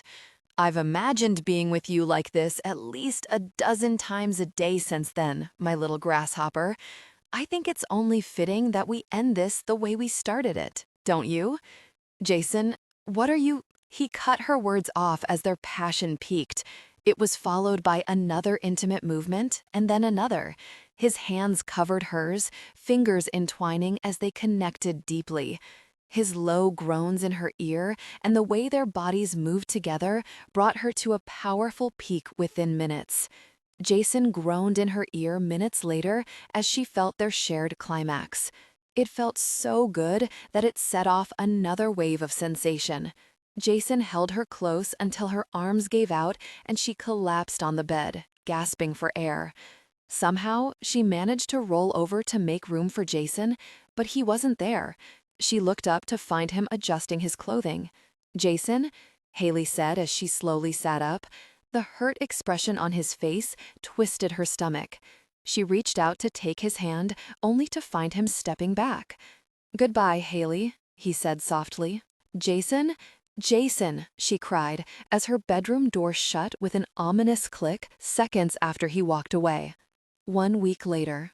"Jason?" Haley said, gasping for breath. "Haley?" said the last person on earth that she'd expected to call. "Dad?" Haley said, sitting down on the arm of her sofa and doing her best to calm her racing heart. She'd been outside weeding her garden, trying to make it through another day without crying when she heard her phone ring. Hoping that it was Jason calling, she ran inside, desperate to hear his voice. 1 whole week without a word, and that wasn't from a lack of trying either. She'd called his phone about a dozen times a day, sent him text messages, and harassed his friends and family. So far, no luck. Nobody had any idea where he was. Up until yesterday, she'd convinced herself that he just needed some time and that he'd be back. But that was before the realtor, the same realtor that failed to sell her house, pounded a for sale sign in his front yard. Now, Haley was desperate to find him. She needed to explain some things to him and probably grovel. Jason wasn't the only one that made a mistake. She needed him back here so that she could fix this before it was too late.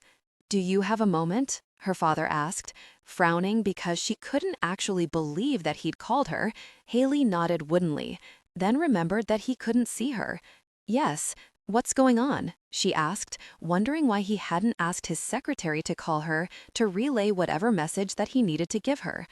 "Your grandmother told me that you took a vacation last week. How was it?" he asked casually, but Haley couldn't help but feel that there was more to it. This wasn't like her father to actually take an interest in her life. It was fine, Haley said, wanting to kick herself all over again. It could have been great if she hadn't overreacted in the first place. Yeah, Jason had made a mistake, but it hadn't deserved the level of drama that she'd created. She was an idiot.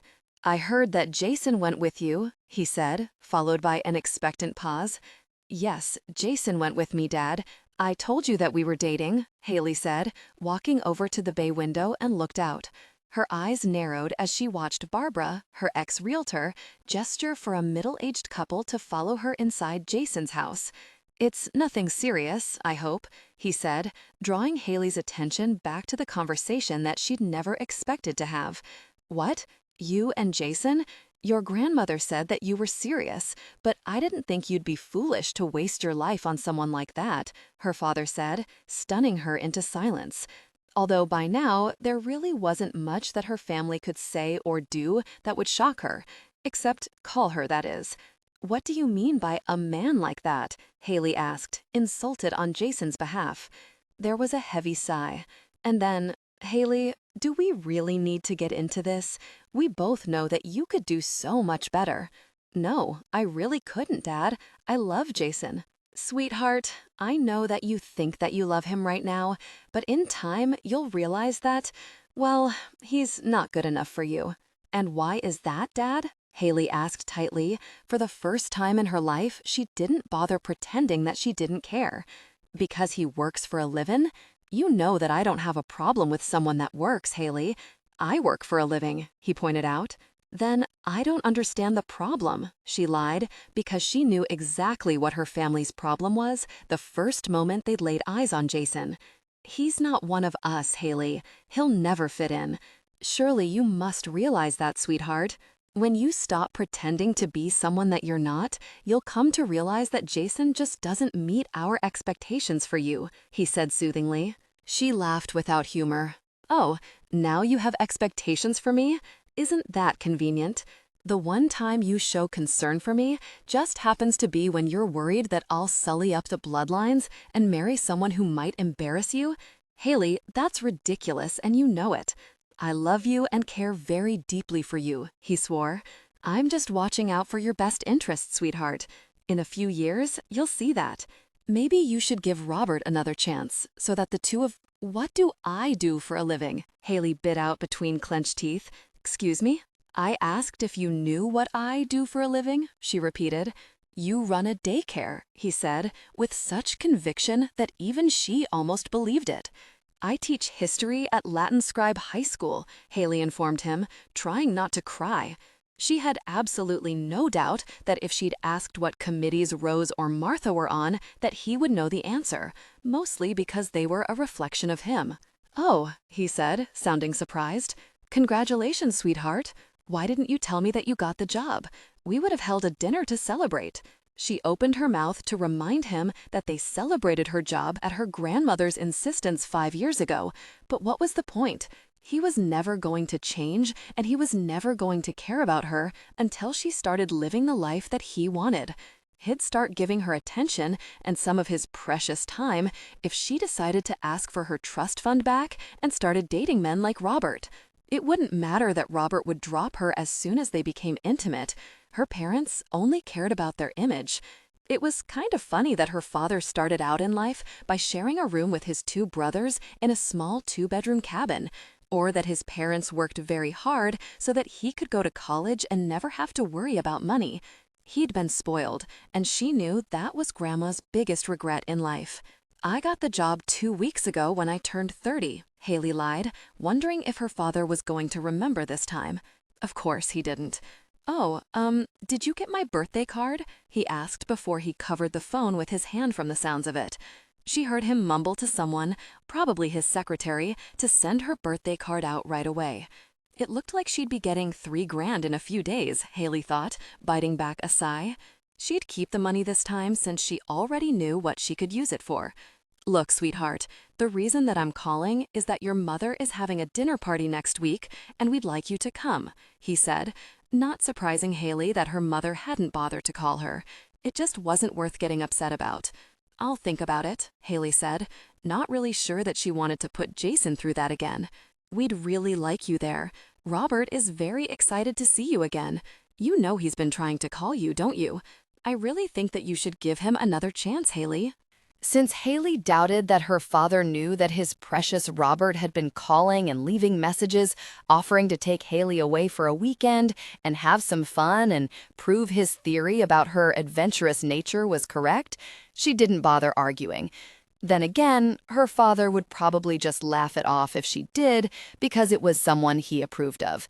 "I'm not interested in him, Dad," Haley said firmly, hoping he'd just let it go. "If I can make it, I'll be bringing Jason." "He's not good enough, sweetheart," he said, sounding tired.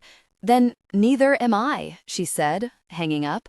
She took one last look at the couple going inside Jason's house before she walked over to her stereo system and turned it on.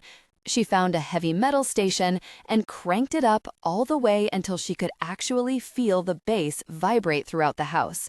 She pulled off her shirt, threw on a very revealing bikini top, grabbed a bottle of beer, and dumped half of it out before heading for her front door. After mentally promising herself aspirin for the headache that was already forming, she slapped a huge smile on her face and yanked open the door in time to see the realtor and the couple stumbling out of Jason's house with their ears covered. When they glared in her direction, she held up her beer and asked, "Who's thirsty?"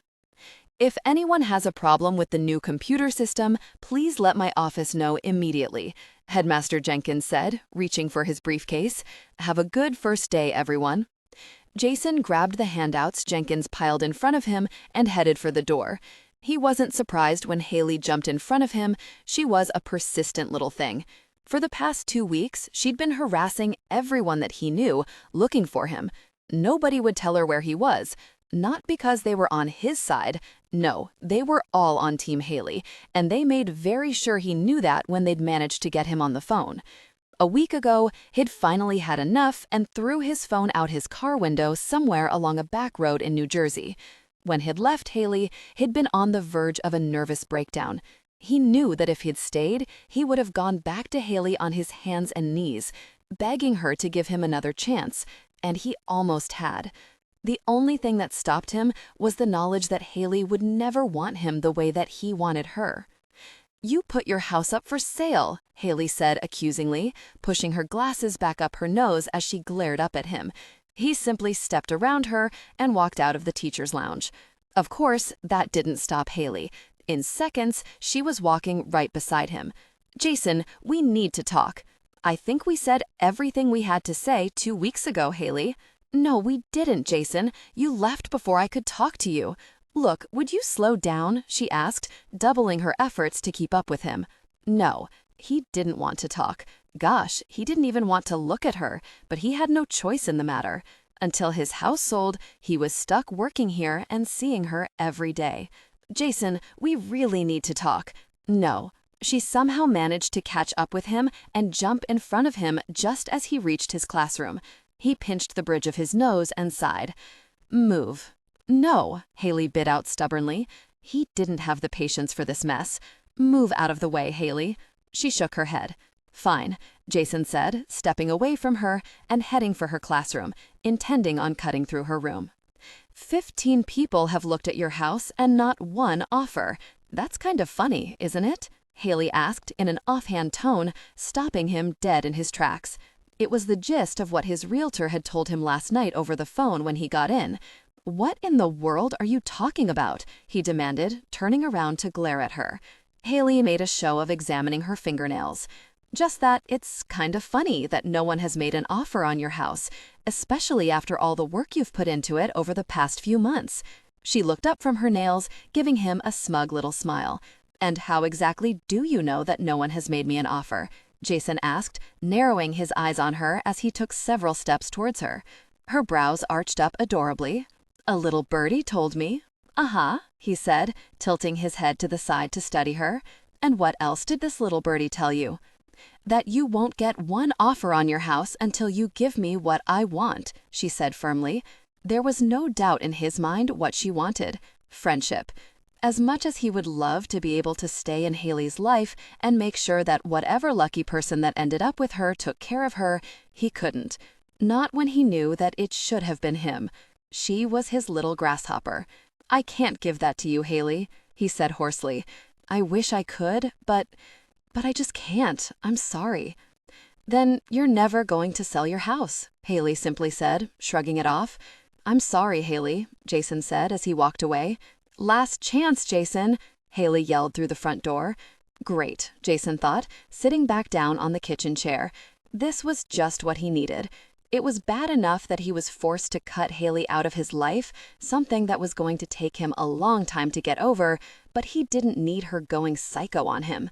Haley was smart and level-headed. He'd never really expected her to land on his doorstep at 11 o'clock at night, demanding to talk to him like so many women before her. At least, she didn't sound drunk and wasn't screaming a bunch of nonsense for his neighbors to hear. "About time," he mumbled, rubbing his hands down his face when he didn't hear anything after a while. Although he was glad that Haley had given up, he couldn't help but feel a little insulted. Women he'd only been intimate with once or twice were a lot more persistent and demanding than a woman who claimed she loved him. Then again, she only loved him as a friend, one that should apparently wanted to explore a casual relationship with for a little while, but a friend nonetheless. He'd known the entire time they were together that he wasn't good enough for her. He just never expected Haley to agree. It figures, Jason thought acidly, tossing his red pen down on the stack of essays he was grading, that the only woman that he'd wanted only wanted him for casual intimacy. A year ago, he probably would have been flattered that his shy little neighbor saw him as very attractive. Now, he just wanted to put his fist through a wall. He fought back a yawn as he picked his pen back up, wondering what had possessed him to assign an essay on the first day of school. The answer was easy: Haley. And of course, the new biology teacher, Mark Armstrong, who hadn't left her alone all really day, was responsible for this simple act of stupidity. Jason had been forced to watch as Mark flirted with his little grasshopper. When Haley dropped her notebook in the hallway before first period and bent over to pick it up, it had taken every last ounce of control to stop himself from ripping apart the person as he hungrily licked his lips while he'd watched Haley move. Since Jason still needed this job, he'd refrained from killing the bastard and took it out on his students, who now hate him instead. He didn't give a gush. The only thing he cared about was getting the hell out of here with his sanity still intact. He doubted that was going to happen if he was forced to see Haley every day and watch as other men drooled over her. He'd have to find out from his realtor tomorrow what Haley was doing to scare people away. Right now, he was too very tired to think of the possibilities. He hadn't been able to sleep much over the past couple of weeks, another thing that he was going to have to fix. He felt himself starting to doze off as his head dropped forward. This time, he didn't fight it. "Wake up, Jason." Haley's sweet voice had him groaning as his eyes slowly opened. "Good boy," she said, pressing a kiss to his forehead. "Haley?" Jason asked groggily as his eyes slowly focused on her adorable face. "Mm-hmm," Haley answered absently as she slowly walked around him, letting her fingers glide over his shoulders. He went to cover a yawn with his hand, only to frown when he realized that his hands were pulled back behind him and, yep, handcuffed. He tried to move his feet and sighed when he realized that his legs were bound to the chair. Great, she really had gone off the deep end. "Untie me," Jason said, sighing. "Nope," was Haley's reply. "Haley," he warned through clenched teeth, "let me go right now." "Sorry, I just can't do that," she said, stopping in front of him and leaned back against the table, smiling sweetly at him. Jason tried to yank his arms and legs free, but the handcuffs wouldn't give. Really, cuff me, now," he roared. "Sorry, I can't do that," Haley simply said, pushing her glasses back up her nose. "Haley, I swear to God if you don't let me go—" "Why don't we get started?" she asked brightly, cutting him off. He closed his eyes, praying for patience he sure as hell didn't have. "Haley, it's over. You need to accept it and let me go. Please," he all but begged. She was killing him. Losing her was the hardest thing he'd ever gone through. He needed her to let go so that he could find some way to cope with the loss without losing his sanity or what was left of his heart. No, it's not. Yes, it is, Jason said, opening his eyes to find Haley studying him with her head tilted to the side. You know, she said, pushing away from the table, you don't look very comfortable. That's because I'm not. Untie me, Haley, he snapped, yanking on his handcuffs again. With a sigh, she knelt down in front of him, ignoring the glare he was sending her, and laid her hands on his knees. Jason watched as she licked her lips and smiled sweetly up at him.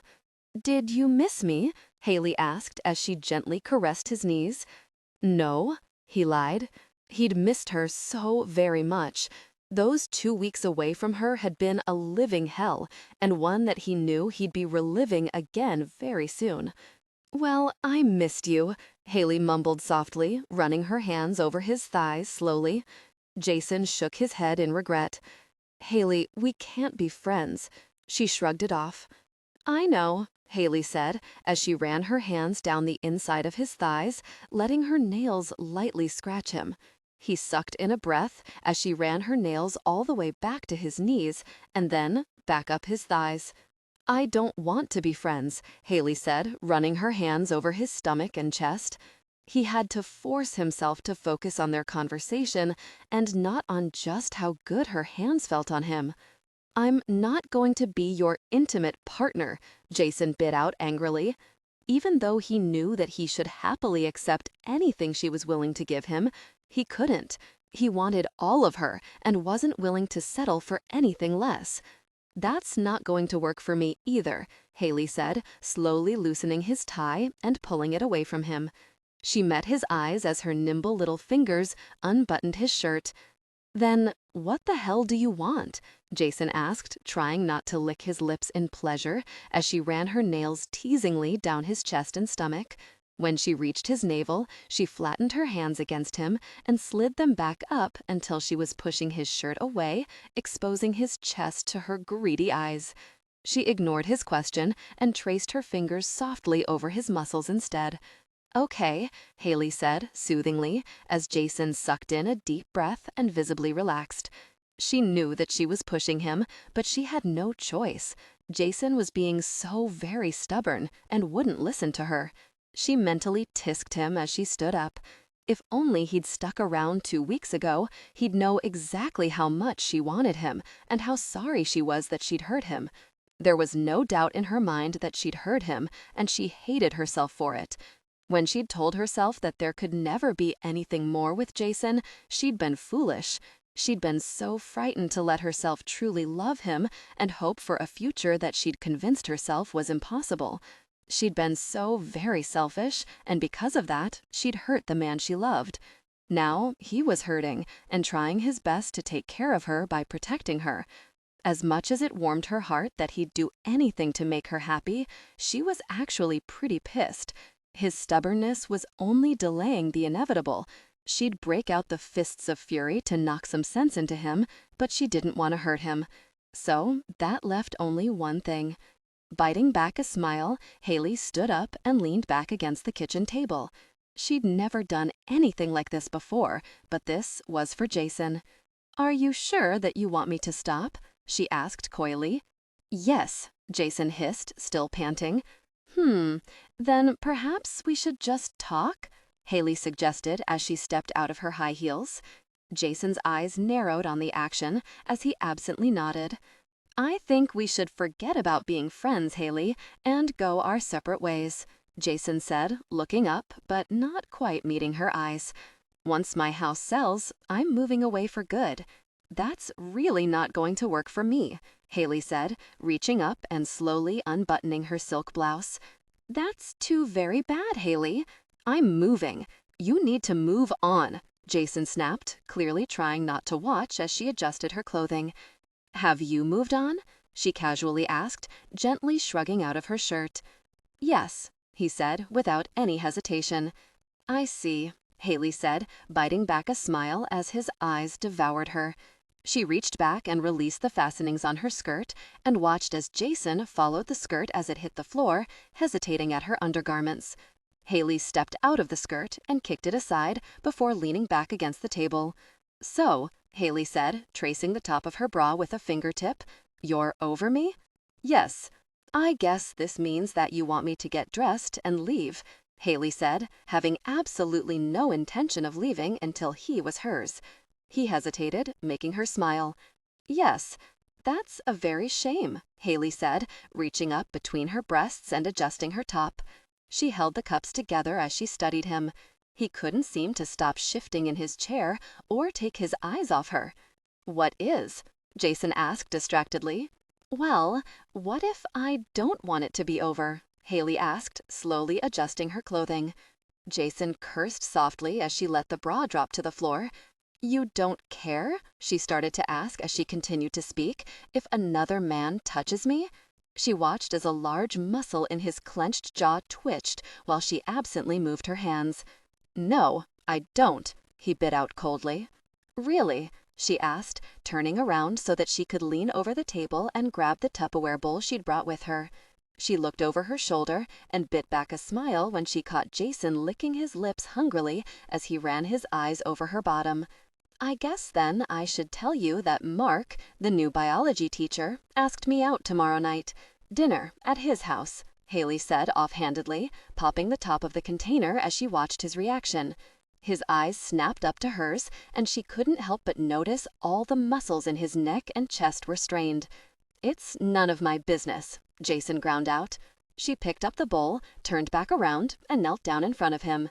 "What the frickin' are you doing?" Jason asked, shifting nervously. Haley pulled her bottom lip between her teeth as she placed the bowl on the floor. She reached over and pulled his boxer briefs down, revealing his aroused state. She resisted the urge to touch him intimately. "There, that looks more comfortable," Haley murmured as she picked up the bowl again. "Oh, God, is that buttercream frosting?" Jason asked in a strangled voice. "Mm-hmm," Haley said, dipping her finger in the frosting and making a show of licking it off. "Mmm." She dipped her finger in the delicious frosting again. "I believe I owe you," she said, reaching up and smearing the frosting over one of his nipples. He hissed in a breath when she leaned over and tasted it. "The deal was that I tasted an entire bowl off of you," Jason said between clenched teeth. "But this is so much more fun," Haley said, scooping up more frosting. She gave him a sly smile as she reached over and applied the frosting to him intimately. A lot more fun. They came together in passion, eyes darkened. Afterwards, breathless. "You'd be fine with me being intimate with another man?" Haley asked. His breaths came quicker as he imagined his little grasshopper being intimate with anyone else. He couldn't deal with it. He knew that he'd really kill any man that so much as touched her, never mind being intimate with her. Forget it. She was his. He didn't care if she didn't love him the way that he loved her. It didn't matter. He'd more than make up for it. He'd spoil the gosh out of her and keep her in a state of deep contentment so that she wouldn't realize that she was settling. No one else touches you, Haley. No one. "What about you?" she asked shyly, rising to her feet. "Only me," Jason promised, as she prepared for intimacy. She grabbed something off the kitchen table and walked around him. He heard the click of the handcuffs as she released each hand and foot. When she was done, she tossed the key on the table and walked out of the room towards his bedroom. Jason wasted no time in preparing himself for their intimacy. He walked into his room and nearly sighed with relief when he spotted his little grasshopper waiting for him on his bed. He walked over and climbed onto the bed. Without a word, he picked up her left leg and pressed a kiss against her calf before setting it back down to the side.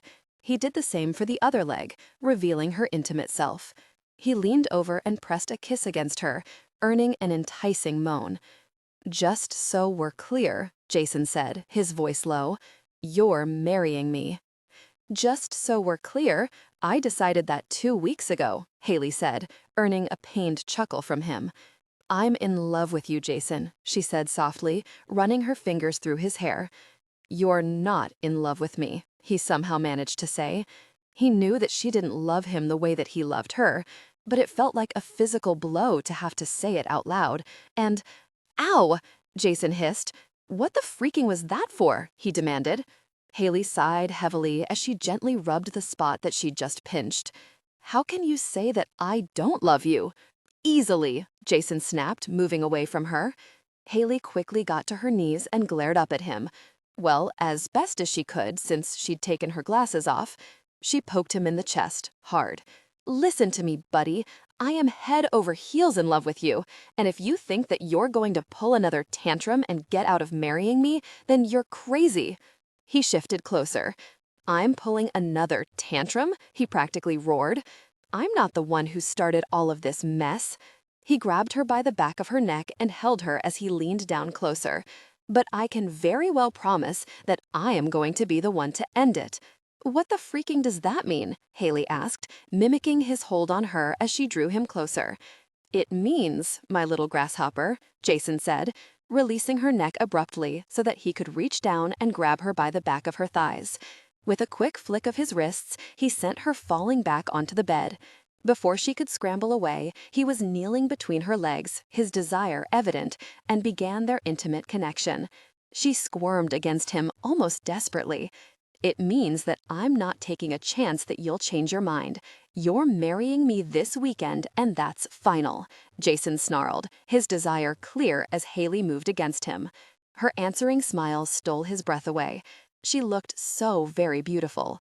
He knew he'd really messed up his proposal, but that didn't really faze him, since he had a tendency to mess this kind of thing up. Besides, he wasn't going to ask her to marry him. That would have been freaking stupid, since it would have given her a chance to say no. She was marrying him. It really was the only way to keep her safe, Jason decided, as she rolled her hips and they came together intimately. Are you going to make love to me, or do I have to break out the fists of fury? She asked, moaning. He leaned over and covered her body with his. Definitely going to make love to you, Jason said against her neck as they moved together. He took her mouth in a hungry kiss, tangling his tongue with hers as they connected deeply. She was still so very close and felt so really good wrapped around him. Oh God, Haley moaned Loudon. What do you want, baby? Jason asked, moving with her. He groaned at the intense sensation. I love you, Haley cried out as he moved with her. He pressed a kiss to her shoulder as he continued their intimate dance. I love you too, he said, turning his head to look down at her. More than anything. She fisted his hair and yanked his mouth down to hers. He reached between them and touched her intimately. Haley cried out into his mouth as he quickened his pace and intensified his touch. Oh, really? Jason ground out as she held him tightly, leaving him gasping for air and moving with intense passion. He was barely aware of her nails digging into his back or her little blunt teeth biting into his shoulder as she screamed his name. He reached his peak so very hard and fast that he couldn't hold back his cry of pleasure as Haley held him close. He collapsed against her, careful to keep most of his weight off her. He pressed a kiss to her damp shoulder. Just so you know, she said, panting just as hard as he was, the next time you try to leave me, I'm going to kick your butt. Jason had to bury his face against her shoulder to stop himself from laughing. She was just so very cute. Stop laughing at me. I'm a threat, gosh. Jason pressed a gentle kiss to her lips. No, you're my sweet little grasshopper. 10 years later. But Dad, we're going to starve, Cole complained again as he dropped to the ground, doing his best to look like he was dying. Of course, 8-year-old Elizabeth and 5-year-old Joshua copied their older brother, dropping to the ground right beside Jason's feet and doing their best to outpout the other. Jason chuckled as he added more burgers and chicken to the large stainless steel grill he'd bought yesterday.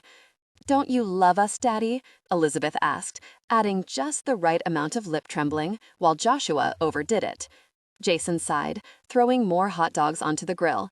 It seemed that he was going to have to work with his youngest son again.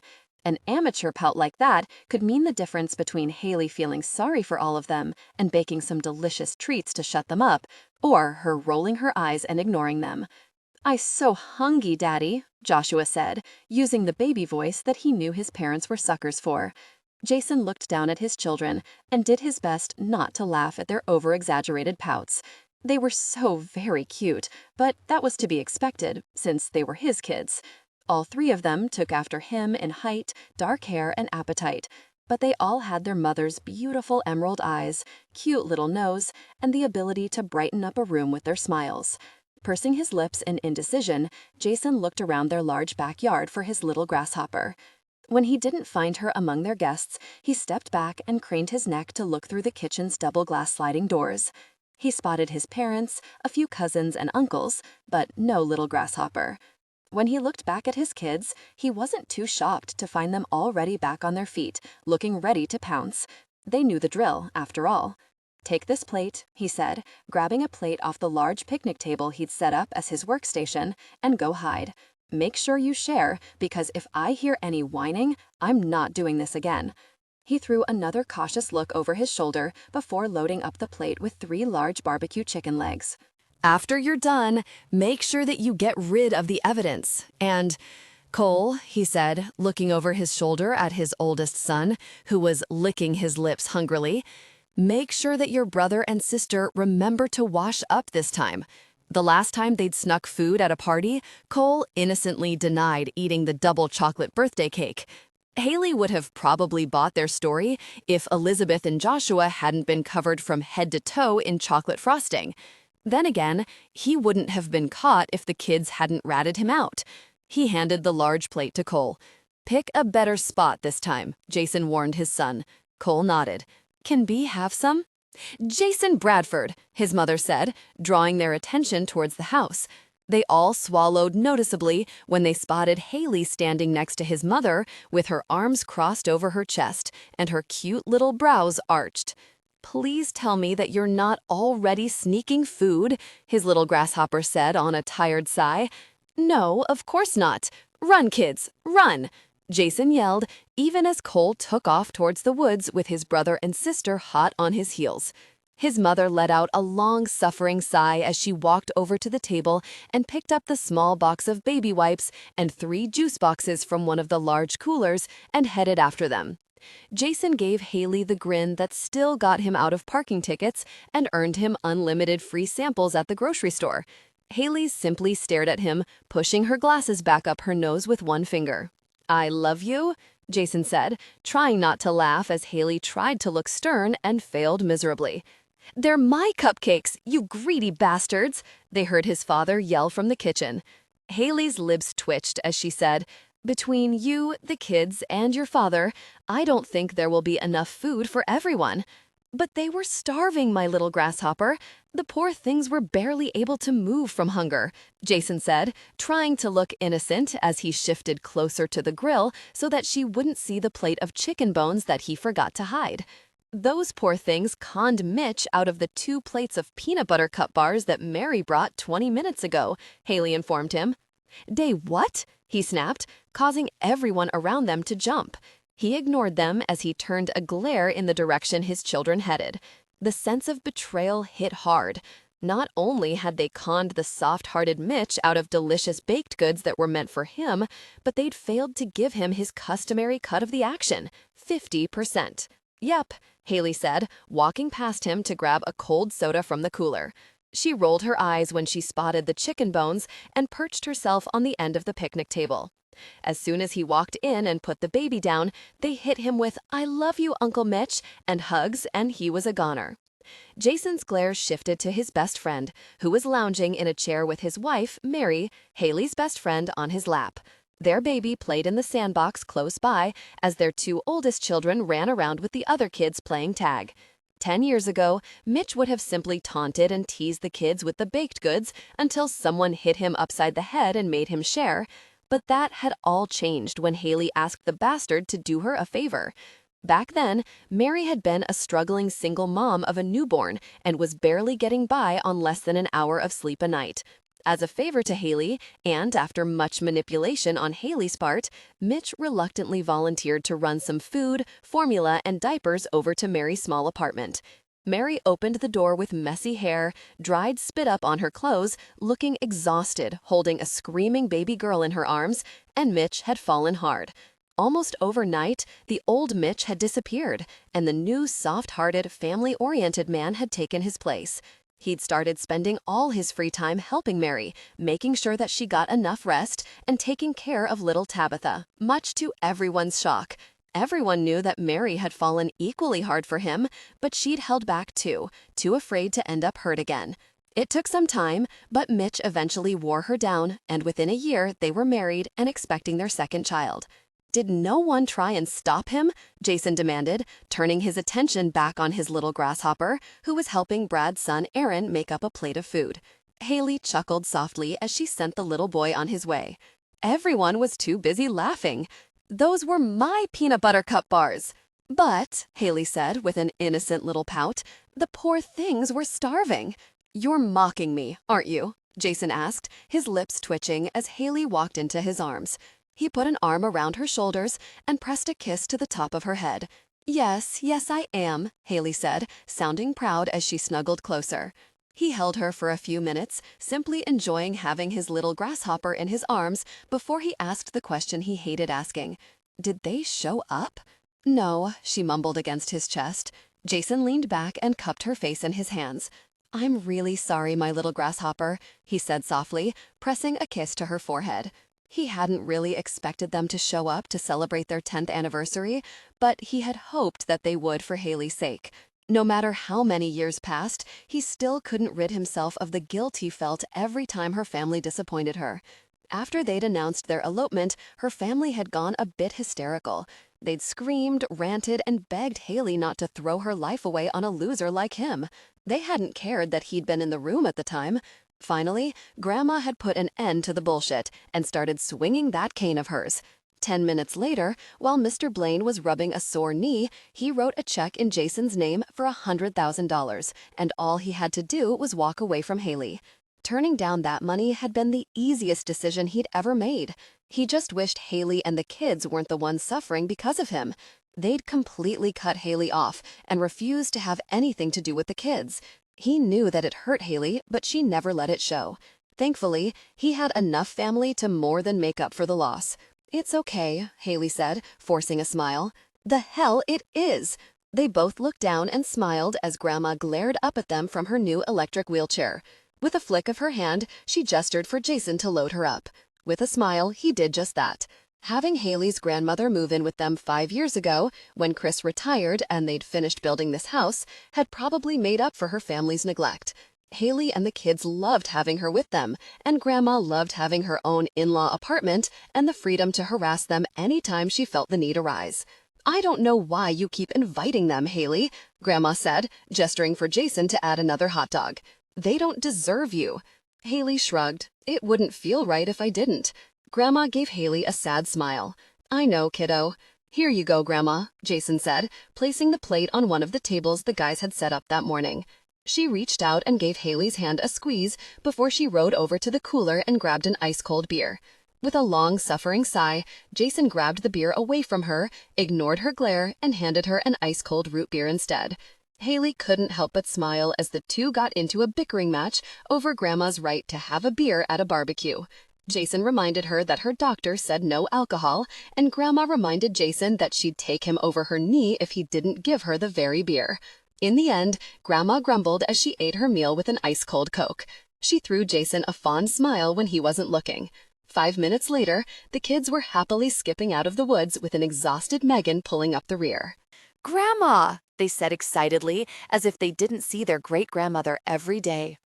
Grandma didn't bother hiding her pleased smile as all 3 children sat down with her and shared their latest adventures with her.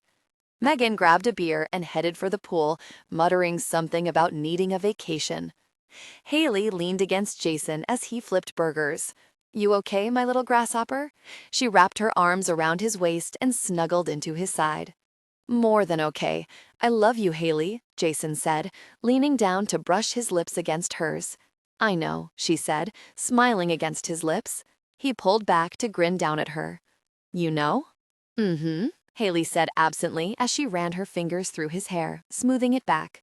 Mm-hmm, he repeated back, sounding amused. You love me, and you very well know it.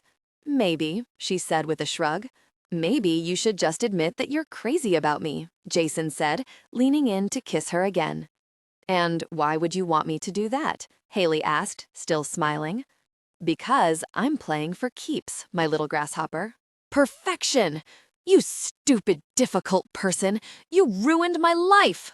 Mrs. Sands, wait, Zoe cried, holding her hands in front of her face as she desperately tried to back up in her small cubicle, only to bang into the cheap off-white plastic wall, leaving her with nowhere else to go and a seriously very annoyed woman holding the extra-large iced coffee that Zoe had bought 10 minutes earlier coming her way.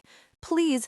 Her words were cut off by a stunned gasp as 24 freezing ounces of her much-needed caffeine fix hit her in the face, neck, and chest, instantly drenching her.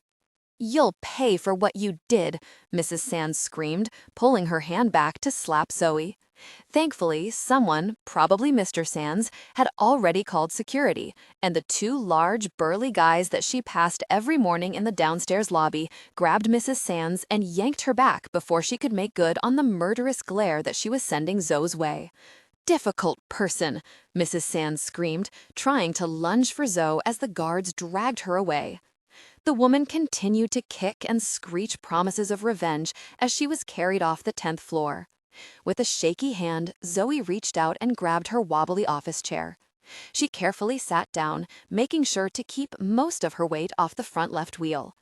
When the chair didn't collapse and deposit herself on the floor, again, she counted herself lucky.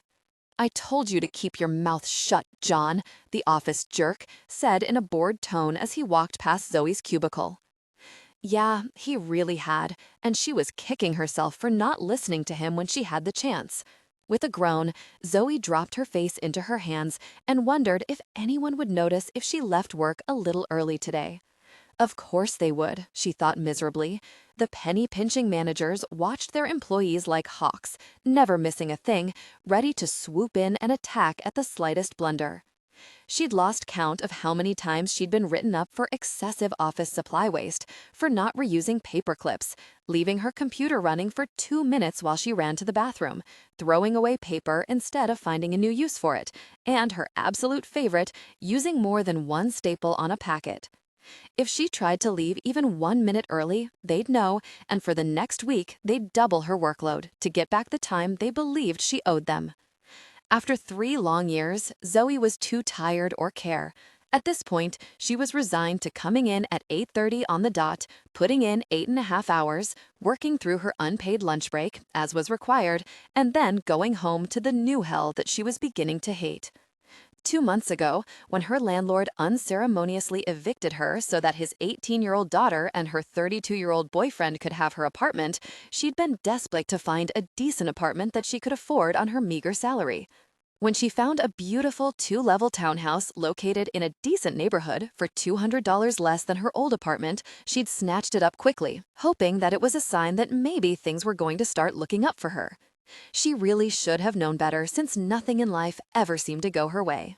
Her first clue should have been the fact that the tenant renting the other unit in the townhouse was her new landlord's nephew. Over the years, she'd dealt with that situation enough times that she should have realized from the start that it was going to be a problem. Landlord's relatives were ruder, louder, and had a huge sense of entitlement that made them believe that it was okay to make the rest of the tenants' lives a living hell. She'd learned early on not to complain to the landlord when his kid had all-night parties, shouting matches until 3 in the morning, or when their grandkids detonated water balloons in her mailbox. The result just wasn't worth it. So when her new neighbor did things like park his pickup truck halfway in her parking spot, leaving her with no choice but to park on the street and risk a parking ticket, she shut her mouth and sucked it up. She knew enough to know that complaining wouldn't help. Whenever he did something to piss her off, like steal her paper, blast his television all night, or track mud into their small hallway and all over her cute puppy-themed welcome mat, she bit her lip and kept quiet, reminding herself that even with the jerk next door, the townhouse was still the best place she'd ever lived in. "What are you still doing here?" a harsh voice demanded. Zoe looked up, half afraid that she'd find Mrs. Sands standing there, ready for round 2. Instead, she found the woman's husband, Mr. Sands, standing in her cubicle opening, glaring at her with disgust. That was a little unexpected, considering that she's the one who'd realized that $5 million had been embezzled over the past 6 years and found the proof that linked Mrs. Sands to the theft. Then again, she could certainly understand why he was in such an irritable mood since his wife had just screwed him over. "I asked why you're still here, Miss O'Shea. Your employment was terminated an hour ago. I expected you to leave immediately," he said coldly. "What?" Zoe asked, jumping to her feet quickly, too quickly. Her chair fell back with a loud groan, while two of the wheels popped off and rolled somewhere beneath her desk. "Why am I fired? It didn't make any sense. Most bosses would appreciate finding out that someone had stolen from them, right? She hadn't expected them to be happy, but grateful wouldn't exactly hurt, especially right now." With a drawn-out sigh, Mr. Sands gestured for one of the security guards who dragged Mrs. Sands away to step forward. Zoe automatically took a nervous step back. "Please remove her before she destroys any more company property," Mr. Sands ordered, sounding bored as he stepped away. Destroyed company property? With a frown, Zoe looked down at the chair that had given her nothing but problems over the last 3 years, and by this point consisted mostly of duct tape. Before she could tell him that the chair had been given to her already broken, the large security guard had her by the arm and her worn black purse in the other hand and was dragging her towards the elevator. "Hey," Zoe said, desperately trying to dig her feet into the cheap, paper-thin carpet in a vain attempt to stop him. "Why am I being fired?" she asked, reaching out to grab the wall of one of the cubicles, only to have the security guard yank her away. Desperate, she grabbed another wall. "Very cheap plastic walls," she thought as her hand slipped off the cubicle wall. "I don't understand why you're firing me. I'm not the one who stole," Zoe cried as she was dragged into the elevator. She reached out and slapped her hands against the edge of the elevator door to stop the doors from closing as she waited for an answer. "Mr. Sands shrugged. "Because you should have found it sooner," he said, leaving her absolutely stunned. Her hands dropped away, allowing the elevator doors to close and her world to crumble. What the gosh was she going to do now? "I would have kept my mouth shut," the security guard mumbled. Zoe sighed unhappily. "I really am an idiot." "Yep. Please, please don't be in my spot," Zoe chanted softly as she slowly turned the corner, wishing that she knew how to change, or at least temporarily fix, her windshield wipers while she did her best to squint through the heavy downpour. A moment later, she slowly came to a stop in front of her house. At least, she hoped it was her house. With a small groan, Zoe rolled down the driver's side window and tried not to cringe when the action was accompanied by a grinding noise. Once it was down, Zoe leaned out and tried to make out the color of the townhouse. It was the wrong color, but at least now she knew that she only had 2 more houses to go. A car raced past her, sending a wave of muddy water slamming against her car as it crashed through a large puddle, thoroughly soaking her. This day could not get any worse, Zoe thought with a forlorn sigh, as she wiped mud out of her eyes, only to be proven wrong seconds later when somebody behind her blasted their horn. With a resigned sigh, she started driving again, but apparently not fast enough for the people behind her, who voiced their displeasure while she drove the remaining 20 yards by blasting their horns. After the day she'd had, Zoe wasn't exactly surprised when she spotted Trevor's pickup truck parked in the middle of the short double-wide driveway that they were supposed to share. Groaning, she did her best to ignore the cars slowly driving past her so that they could flip her off with a special blast of their horns just in case she hadn't quite gotten the message the first time, while she carefully parked her car between 2 large pickup trucks across the street. When she tried to close her window, Zoe received a rather pleasant surprise when the window closed quietly.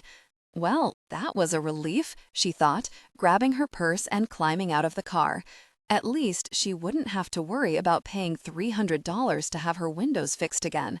She closed the door and turned to walk across the street when an odd swooshing sound caught her attention. Praying that it was just a product of her overactive imagination, Zoe turned around and frowned. Why did the window look weird? She pushed her wet hair out of her face and leaned forward to get a better look. It didn't take long before she realized why her window looked wrong. Her window had come off its tracks for probably the 100th time this year. Dropping her purse, she wiped her wet hands clean on her soaked skirt and grabbed the edge of the window. She tried to pull the window back up, only to have it slip through her hands and slide down several inches before it apparently became stuck again. "Oh, no, you don't," Zoe muttered, determined to stop the window from sliding back down into the door where it would have to stay until she could scrounge up the money to have it fixed. With no job or prospects, there was also a very good chance that she'd be living out of her car soon, and she wanted to keep it dry and mold-free. It took several minutes, but Zoe finally managed to pull the window back up several inches. One last pull should do it, she hoped, gripping the window tightly and pulled as hard as she could. When the window slid up easily, she couldn't help but chuckle. Finally, things were... Her hand slipped, and before she could grab the window, it dropped into the door, and if the noise that followed, cracked. She stared numbly at the empty window for a long moment before she picked up her purse, not surprised when the strap broke off or when the heel on her left shoe snapped off a minute later. Clutching her ruined purse to her chest, Zoe wobbled towards the front door, only getting stuck in the mud twice and losing one shoe, the right one, before she found herself on the front porch, searching through her drenched purse for her keys. By the time she found them, she was shivering violently from the cold and close to crying for the first time in 5 years. She opened the door and spotted her now mud-caked puppy welcome mat and sighed.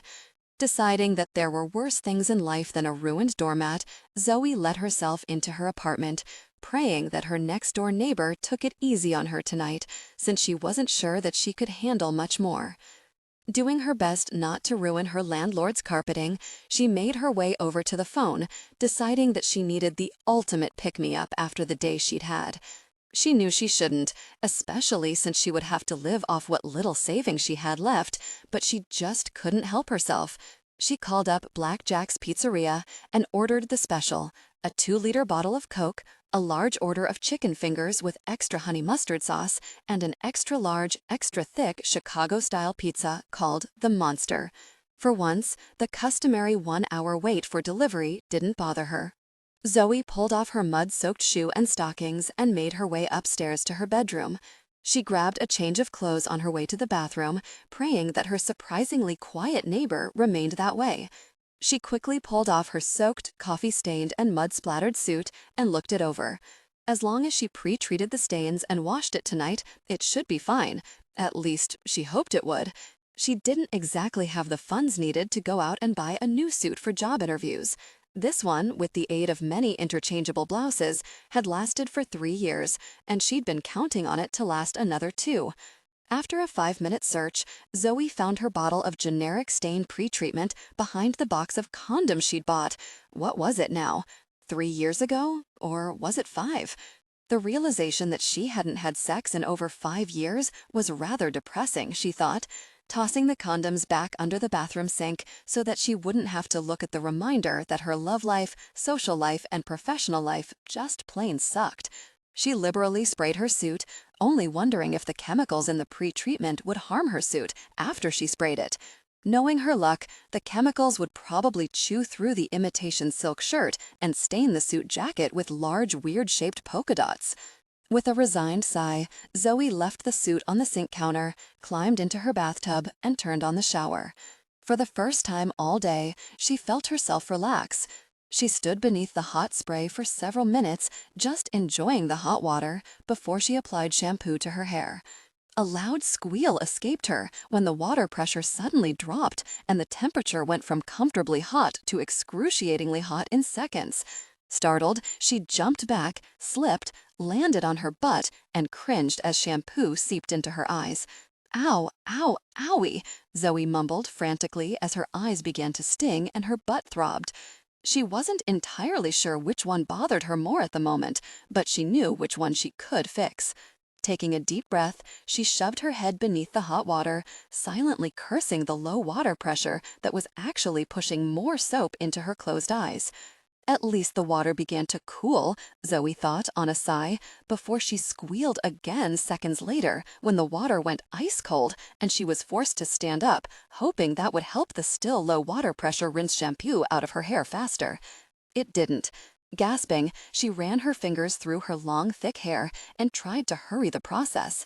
Minutes later, she was jumping out of the shower and cursing the bastard next door for not only flushing the toilet, but for taking a shower at the same time as her. The least the jerk could have done when he'd realized that she was also taking a shower was to wait for her to finish. Still grumbling 5 minutes later, and thankfully dressed in warm clothes, Zoe grabbed her basket of dirty laundry, a roll of quarters, her very near-empty bottle of laundry detergent, and headed downstairs. Unfortunately, she didn't have a private entrance to the basement, so she was forced to balance her basket of laundry while she did her best not to step in one of the dozen or so mud splotches that decorated the hallway floor. She walked to the door at the end of the small hallway and flicked the light switch on for the stairs, all while hoping that the jerk hadn't tracked mud down the stairs, because she really didn't need to fall on her rear again tonight. Zoe sighed in relief when she spotted the clean pine stairs and headed down to the small laundry room. It wasn't until she'd placed her basket on the washing machine that she'd realized that she'd forgotten her suit. She half debated leaving it for another day, but she didn't want to take the chance of landing an interview tomorrow and having nothing to wear but jeans. With a tired sigh, Zoe left her basket and headed upstairs. At least she had Blackjack's pizza to comfort her later, she reminded herself. Perfection. How in the hell had he run out of food? Trevor wondered as he looked in the freezer again, hoping there was something to eat hiding behind the ice cube trays. There wasn't.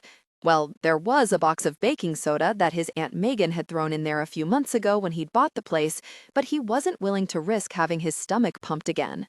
With a frustrated groan, Trevor closed the freezer door and looked out the kitchen window. He didn't feel like going out in this, gosh, but he was starving, and he didn't have any choice. Of course, he could order food, except for the fact that he was still on the banned list for most of the delivery places. Bastards. As tired as he was, Trevor knew that he had to move himself if he was going to make it to the grocery store before it closed.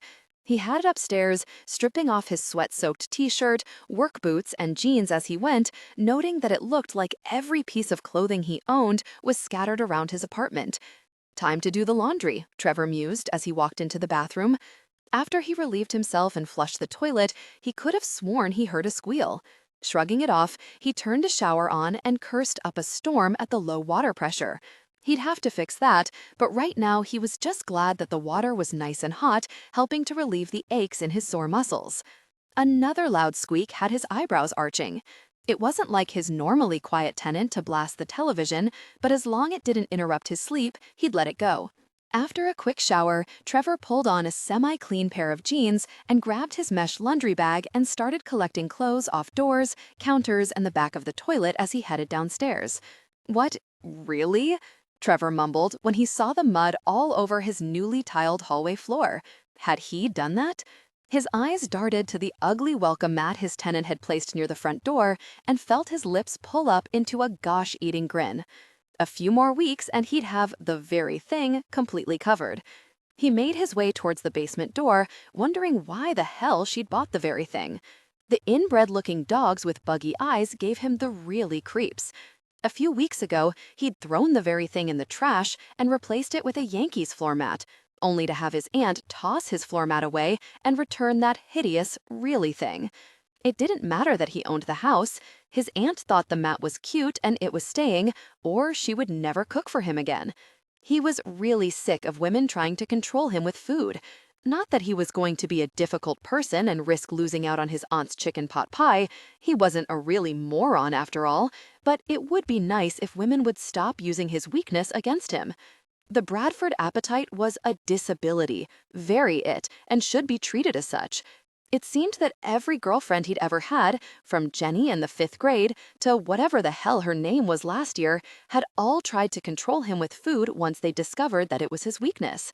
Although he could forgive Jenny for bribing him with candy bars to beat the gosh out of her brothers, they were jerks, after all. The rest of them truly pissed him off. Not that he could fault them for wanting to marry him. He couldn't. He was a Bradford after all, but he didn't appreciate their really games. How many times had a woman hinted at marriage while she held a casserole under her nose, or woke him up with breakfast in bed, musing about how nice it would be to do that for him every day? Then, when he didn't drop down on one knee and propose, they'd withhold all those tasty treats they'd promised him. When a woman started the marriage nonsense, he sat them down and explained that they didn't quite live up to his standards, which for some reason always earned him a slap and a denial for more delicious tasty treats. When he got married, and he would one day, it would be to his perfect woman, the woman who met each and every one of his requirements. So far, no woman had ever come close. His perfect woman would be the best cook. She'd be able to whip him up a cake at a moment's notice. She would never deny him any of her delicious treats, no matter how badly he'd upset her, and he probably would, every day. She'd also be tall, attractive, and have a body that he found very appealing. She'd also have to be financially well off. Not that he minded supporting his wife, he didn't. He just didn't want a woman too dependent on him or needy. He wasn't interested in being anyone's sugar daddy. He wanted a wife that could function completely without him. She wouldn't give a care when he made last-minute plans to go to New Hampshire for some fishing or decided to stay out late with the guys and didn't call her. She'd also have to come from a big family so that she wouldn't have to rely on him for too much and would have someone else to complain to at the end of the day and leave him alone. His stomach rumbled loudly, reminding him that he needed to move quickly. He made his way to the laundry room, dropped his basket by the machine, and ran his fingers through his damp hair, trying to push it out of his eyes. That reminded him that he needed a haircut. If he didn't get held over tomorrow night, which wasn't looking very likely since they were working very hard to complete the Madison project, he'd swing by Henry's and get his customary cut. After dropping his quarters in the machine, Trevor removed the basket left on top of the washer and dropped it on the cement floor, not really giving it much thought. He went to pick up his bag of clothes, only to realize that he was out of laundry soap. He'd have to pick some up tonight. He really didn't feel like staying up half the night doing laundry, especially since he had to get up at 6 and be at work by 7. With a shrug, Trevor grabbed the laundry soap out of the basket by his feet, figuring that she'd never miss it, and poured the soap into the washing machine. Oops, Trevor muttered, sighing heavily when he realized that he'd used the last of the soap. Not really caring, he tossed the now empty container back into the basket as he made a mental note to pick up another bottle for his little neighbor when he went to the grocery store later. He quickly dumped his clothes in the washing machine, not bothering to let the water suds up since he was so very hungry and didn't want to wait. He made his way back upstairs just as his neighbor was stepping out of her apartment with an armful of laundry. "How's it going?" Trevor asked in a bored tone as he headed for his door, not really in the mood to speak with her. Not that he was a snob, he wasn't. He just didn't like to deal with his tenants. That's why he had his aunt deal with all their trouble. He owned 4 apartment houses, and his aunt managed every one of them for him. He only made an appearance when something needed to be fixed, or he found out that one of his tenants was causing his aunt trouble. When he'd bought this place, he'd planned on leaving the second unit empty until he found some time to renovate the place. He'd changed his plans after his aunt strongly recommended that one of his difficult cousins should move in. To keep that from happening, he'd decided to rent the other apartment out before his aunt could do it for him. He'd given his aunt a list of strict rules, and this woman was the only one who'd been willing to agree to all of them without comment. From what he heard, a lot of the people that looked at the apartment had complained and whined over his list, but he didn't care. This was his house, and he wasn't about to put up with any nonsense. If they wanted to have their friends over at all hours of the night, have parties, or blast their music, then they could keep walking because he wasn't having it. After working a 12-hour day, all he wanted to do was come home to a nice, quiet house and relax. Thankfully, this woman followed his rules, so he never had to talk with her or kick her out. He had to admit that the extra income was nice. Granted, it only covered about half his grocery bill, but hey, every little penny counted. "Hi," Zoe mumbled quickly as she walked past him. He paused to look over his shoulder and frowned. She was short, chubby, pale, and plain, but she was without a doubt the best tenant he'd ever had. Maybe he should make chubby and plain the requirement for all his tenants, Trevor thought with a chuckle. He was just about to open his apartment door when a knock at the front door caught his attention. Grumbling, Trevor walked over to the door, hoping his tenant wasn't going to make a habit of having people over after 8, and opened the door. He nearly swallowed his tongue when he spotted the familiar pizza logo on the guy's shirt. "Is this 23 Bedford Street?" the kid asked. Trevor nodded dumbly as his eyes took in the oversized pizza box Blackjack's was famous for and the small cardboard box on top of it. He sniffed, allowing his Bradford senses to kick in and do its thing. In seconds, he knew that he had a monster and a large order of chicken tenders within snatching distance. His fingers twitched with the need to snatch the food out of the guy's hands and make a run for it. "That'll be $26.50. I'm sorry it took so—" "Wait a minute," the guy said, frowning. "You're not a Bradford, are you?" he asked, quickly taking in Trevor's dark hair, good looks, and large muscular build. No, of course I'm not," Trevor said quickly, fully prepared to tackle the guy if the kid tried to leave with his food. Granted, that may have been one of the reasons why he'd been placed on the banned list at Blackjack's in the first place, but they really should have known better than to show up at his door at 11 o'clock at night with someone else's order.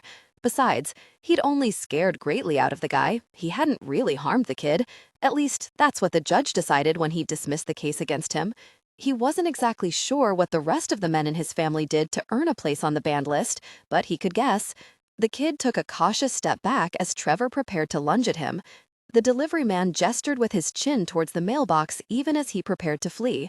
"It says Bradford on the mailbox.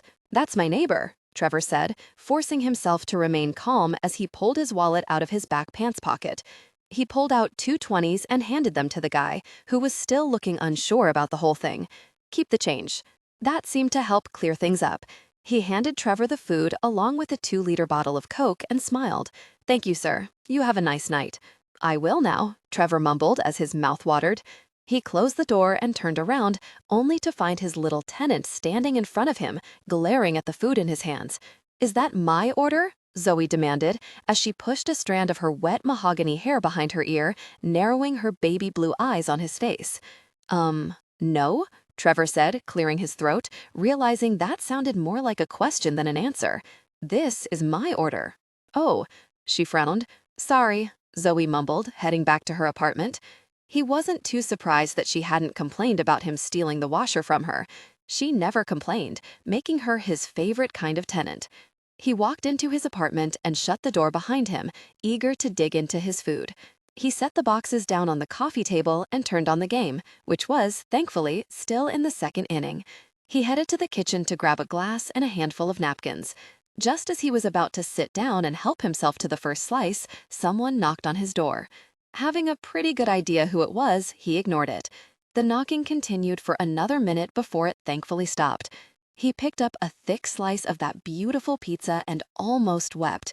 It had been too very long since he'd had a slice of the most perfect pizza ever made.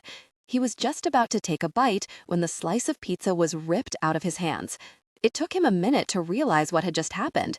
By the time he figured it out, his eyes were narrowing dangerously on his frumpy and tall neighbor as she tossed the slice of pizza back in the box and closed it. He watched as she placed the box of chicken tenders on top, picked them both up, and headed for the door, only to pause and return for the bottle of soda. "What do you think you're doing?" Trevor demanded, getting to his feet. "Getting my order. I called. Not only did you not order this, but apparently you're on some sort of banned list," Zoe said, heading for the door once again. Trevor was up and over the couch in seconds, blocking her way. "That's my food," he snapped. "No, it's not." "Yes, it is. I ordered it." "So what? I paid for it. Put it back and get out of my apartment." Her eyes narrowed on him as she squared her shoulders. "Look, I've put up with a lot of trouble from you over the last 2 months, but stealing my Blackjack's pizza after I've had the worst day of my life is the last straw. So I really don't give a care if you go crying to your aunt about this and get me evicted. I'm taking my pizza home and I'm going to enjoy it." A lot of what she said and how she'd said it pissed him off, but he forced himself to focus as he reached out, oversnatched the box of pizza from her hands, earning a surprised gasp and a rather cute little growl as he stepped away from her. Glaring, she stalked after him. He couldn't blame her. It was Blackjack's pizza, after all. "What the hell have I put you through? I've been a really perfect neighbor," Trevor pointed out, sidestepping her as she tried to steal his chicken tenders.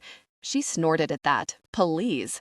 "I have." "Really?" Zoe demanded, folding her arms over her faded blue t-shirt and rather large chest.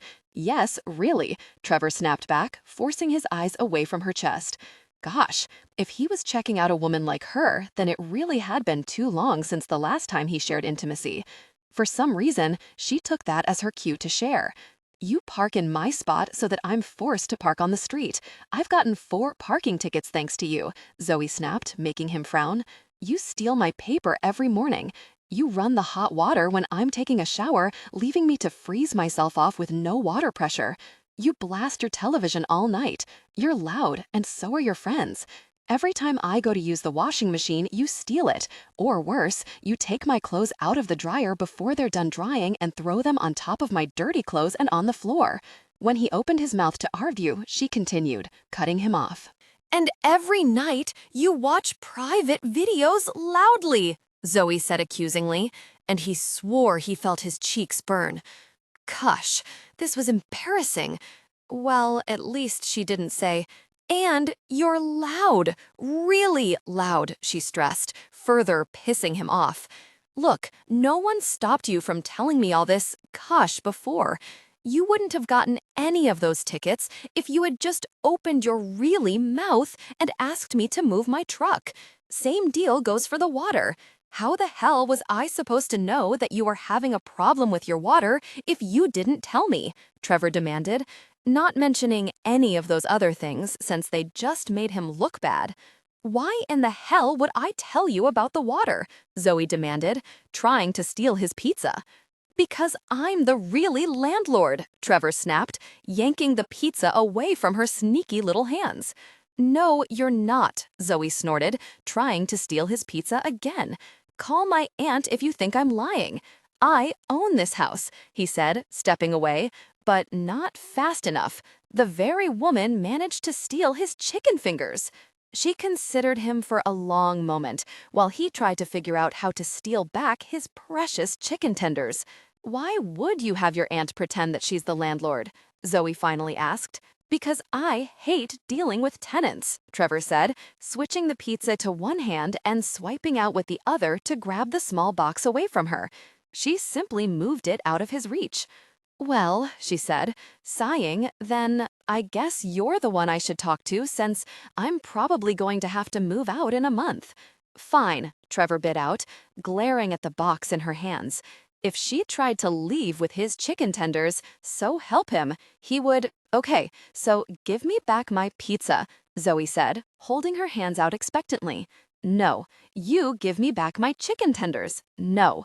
Something in him snapped. He wasn't sure if it was from hunger, the embarrassment from knowing that she could hear him at night, or just the mess in general.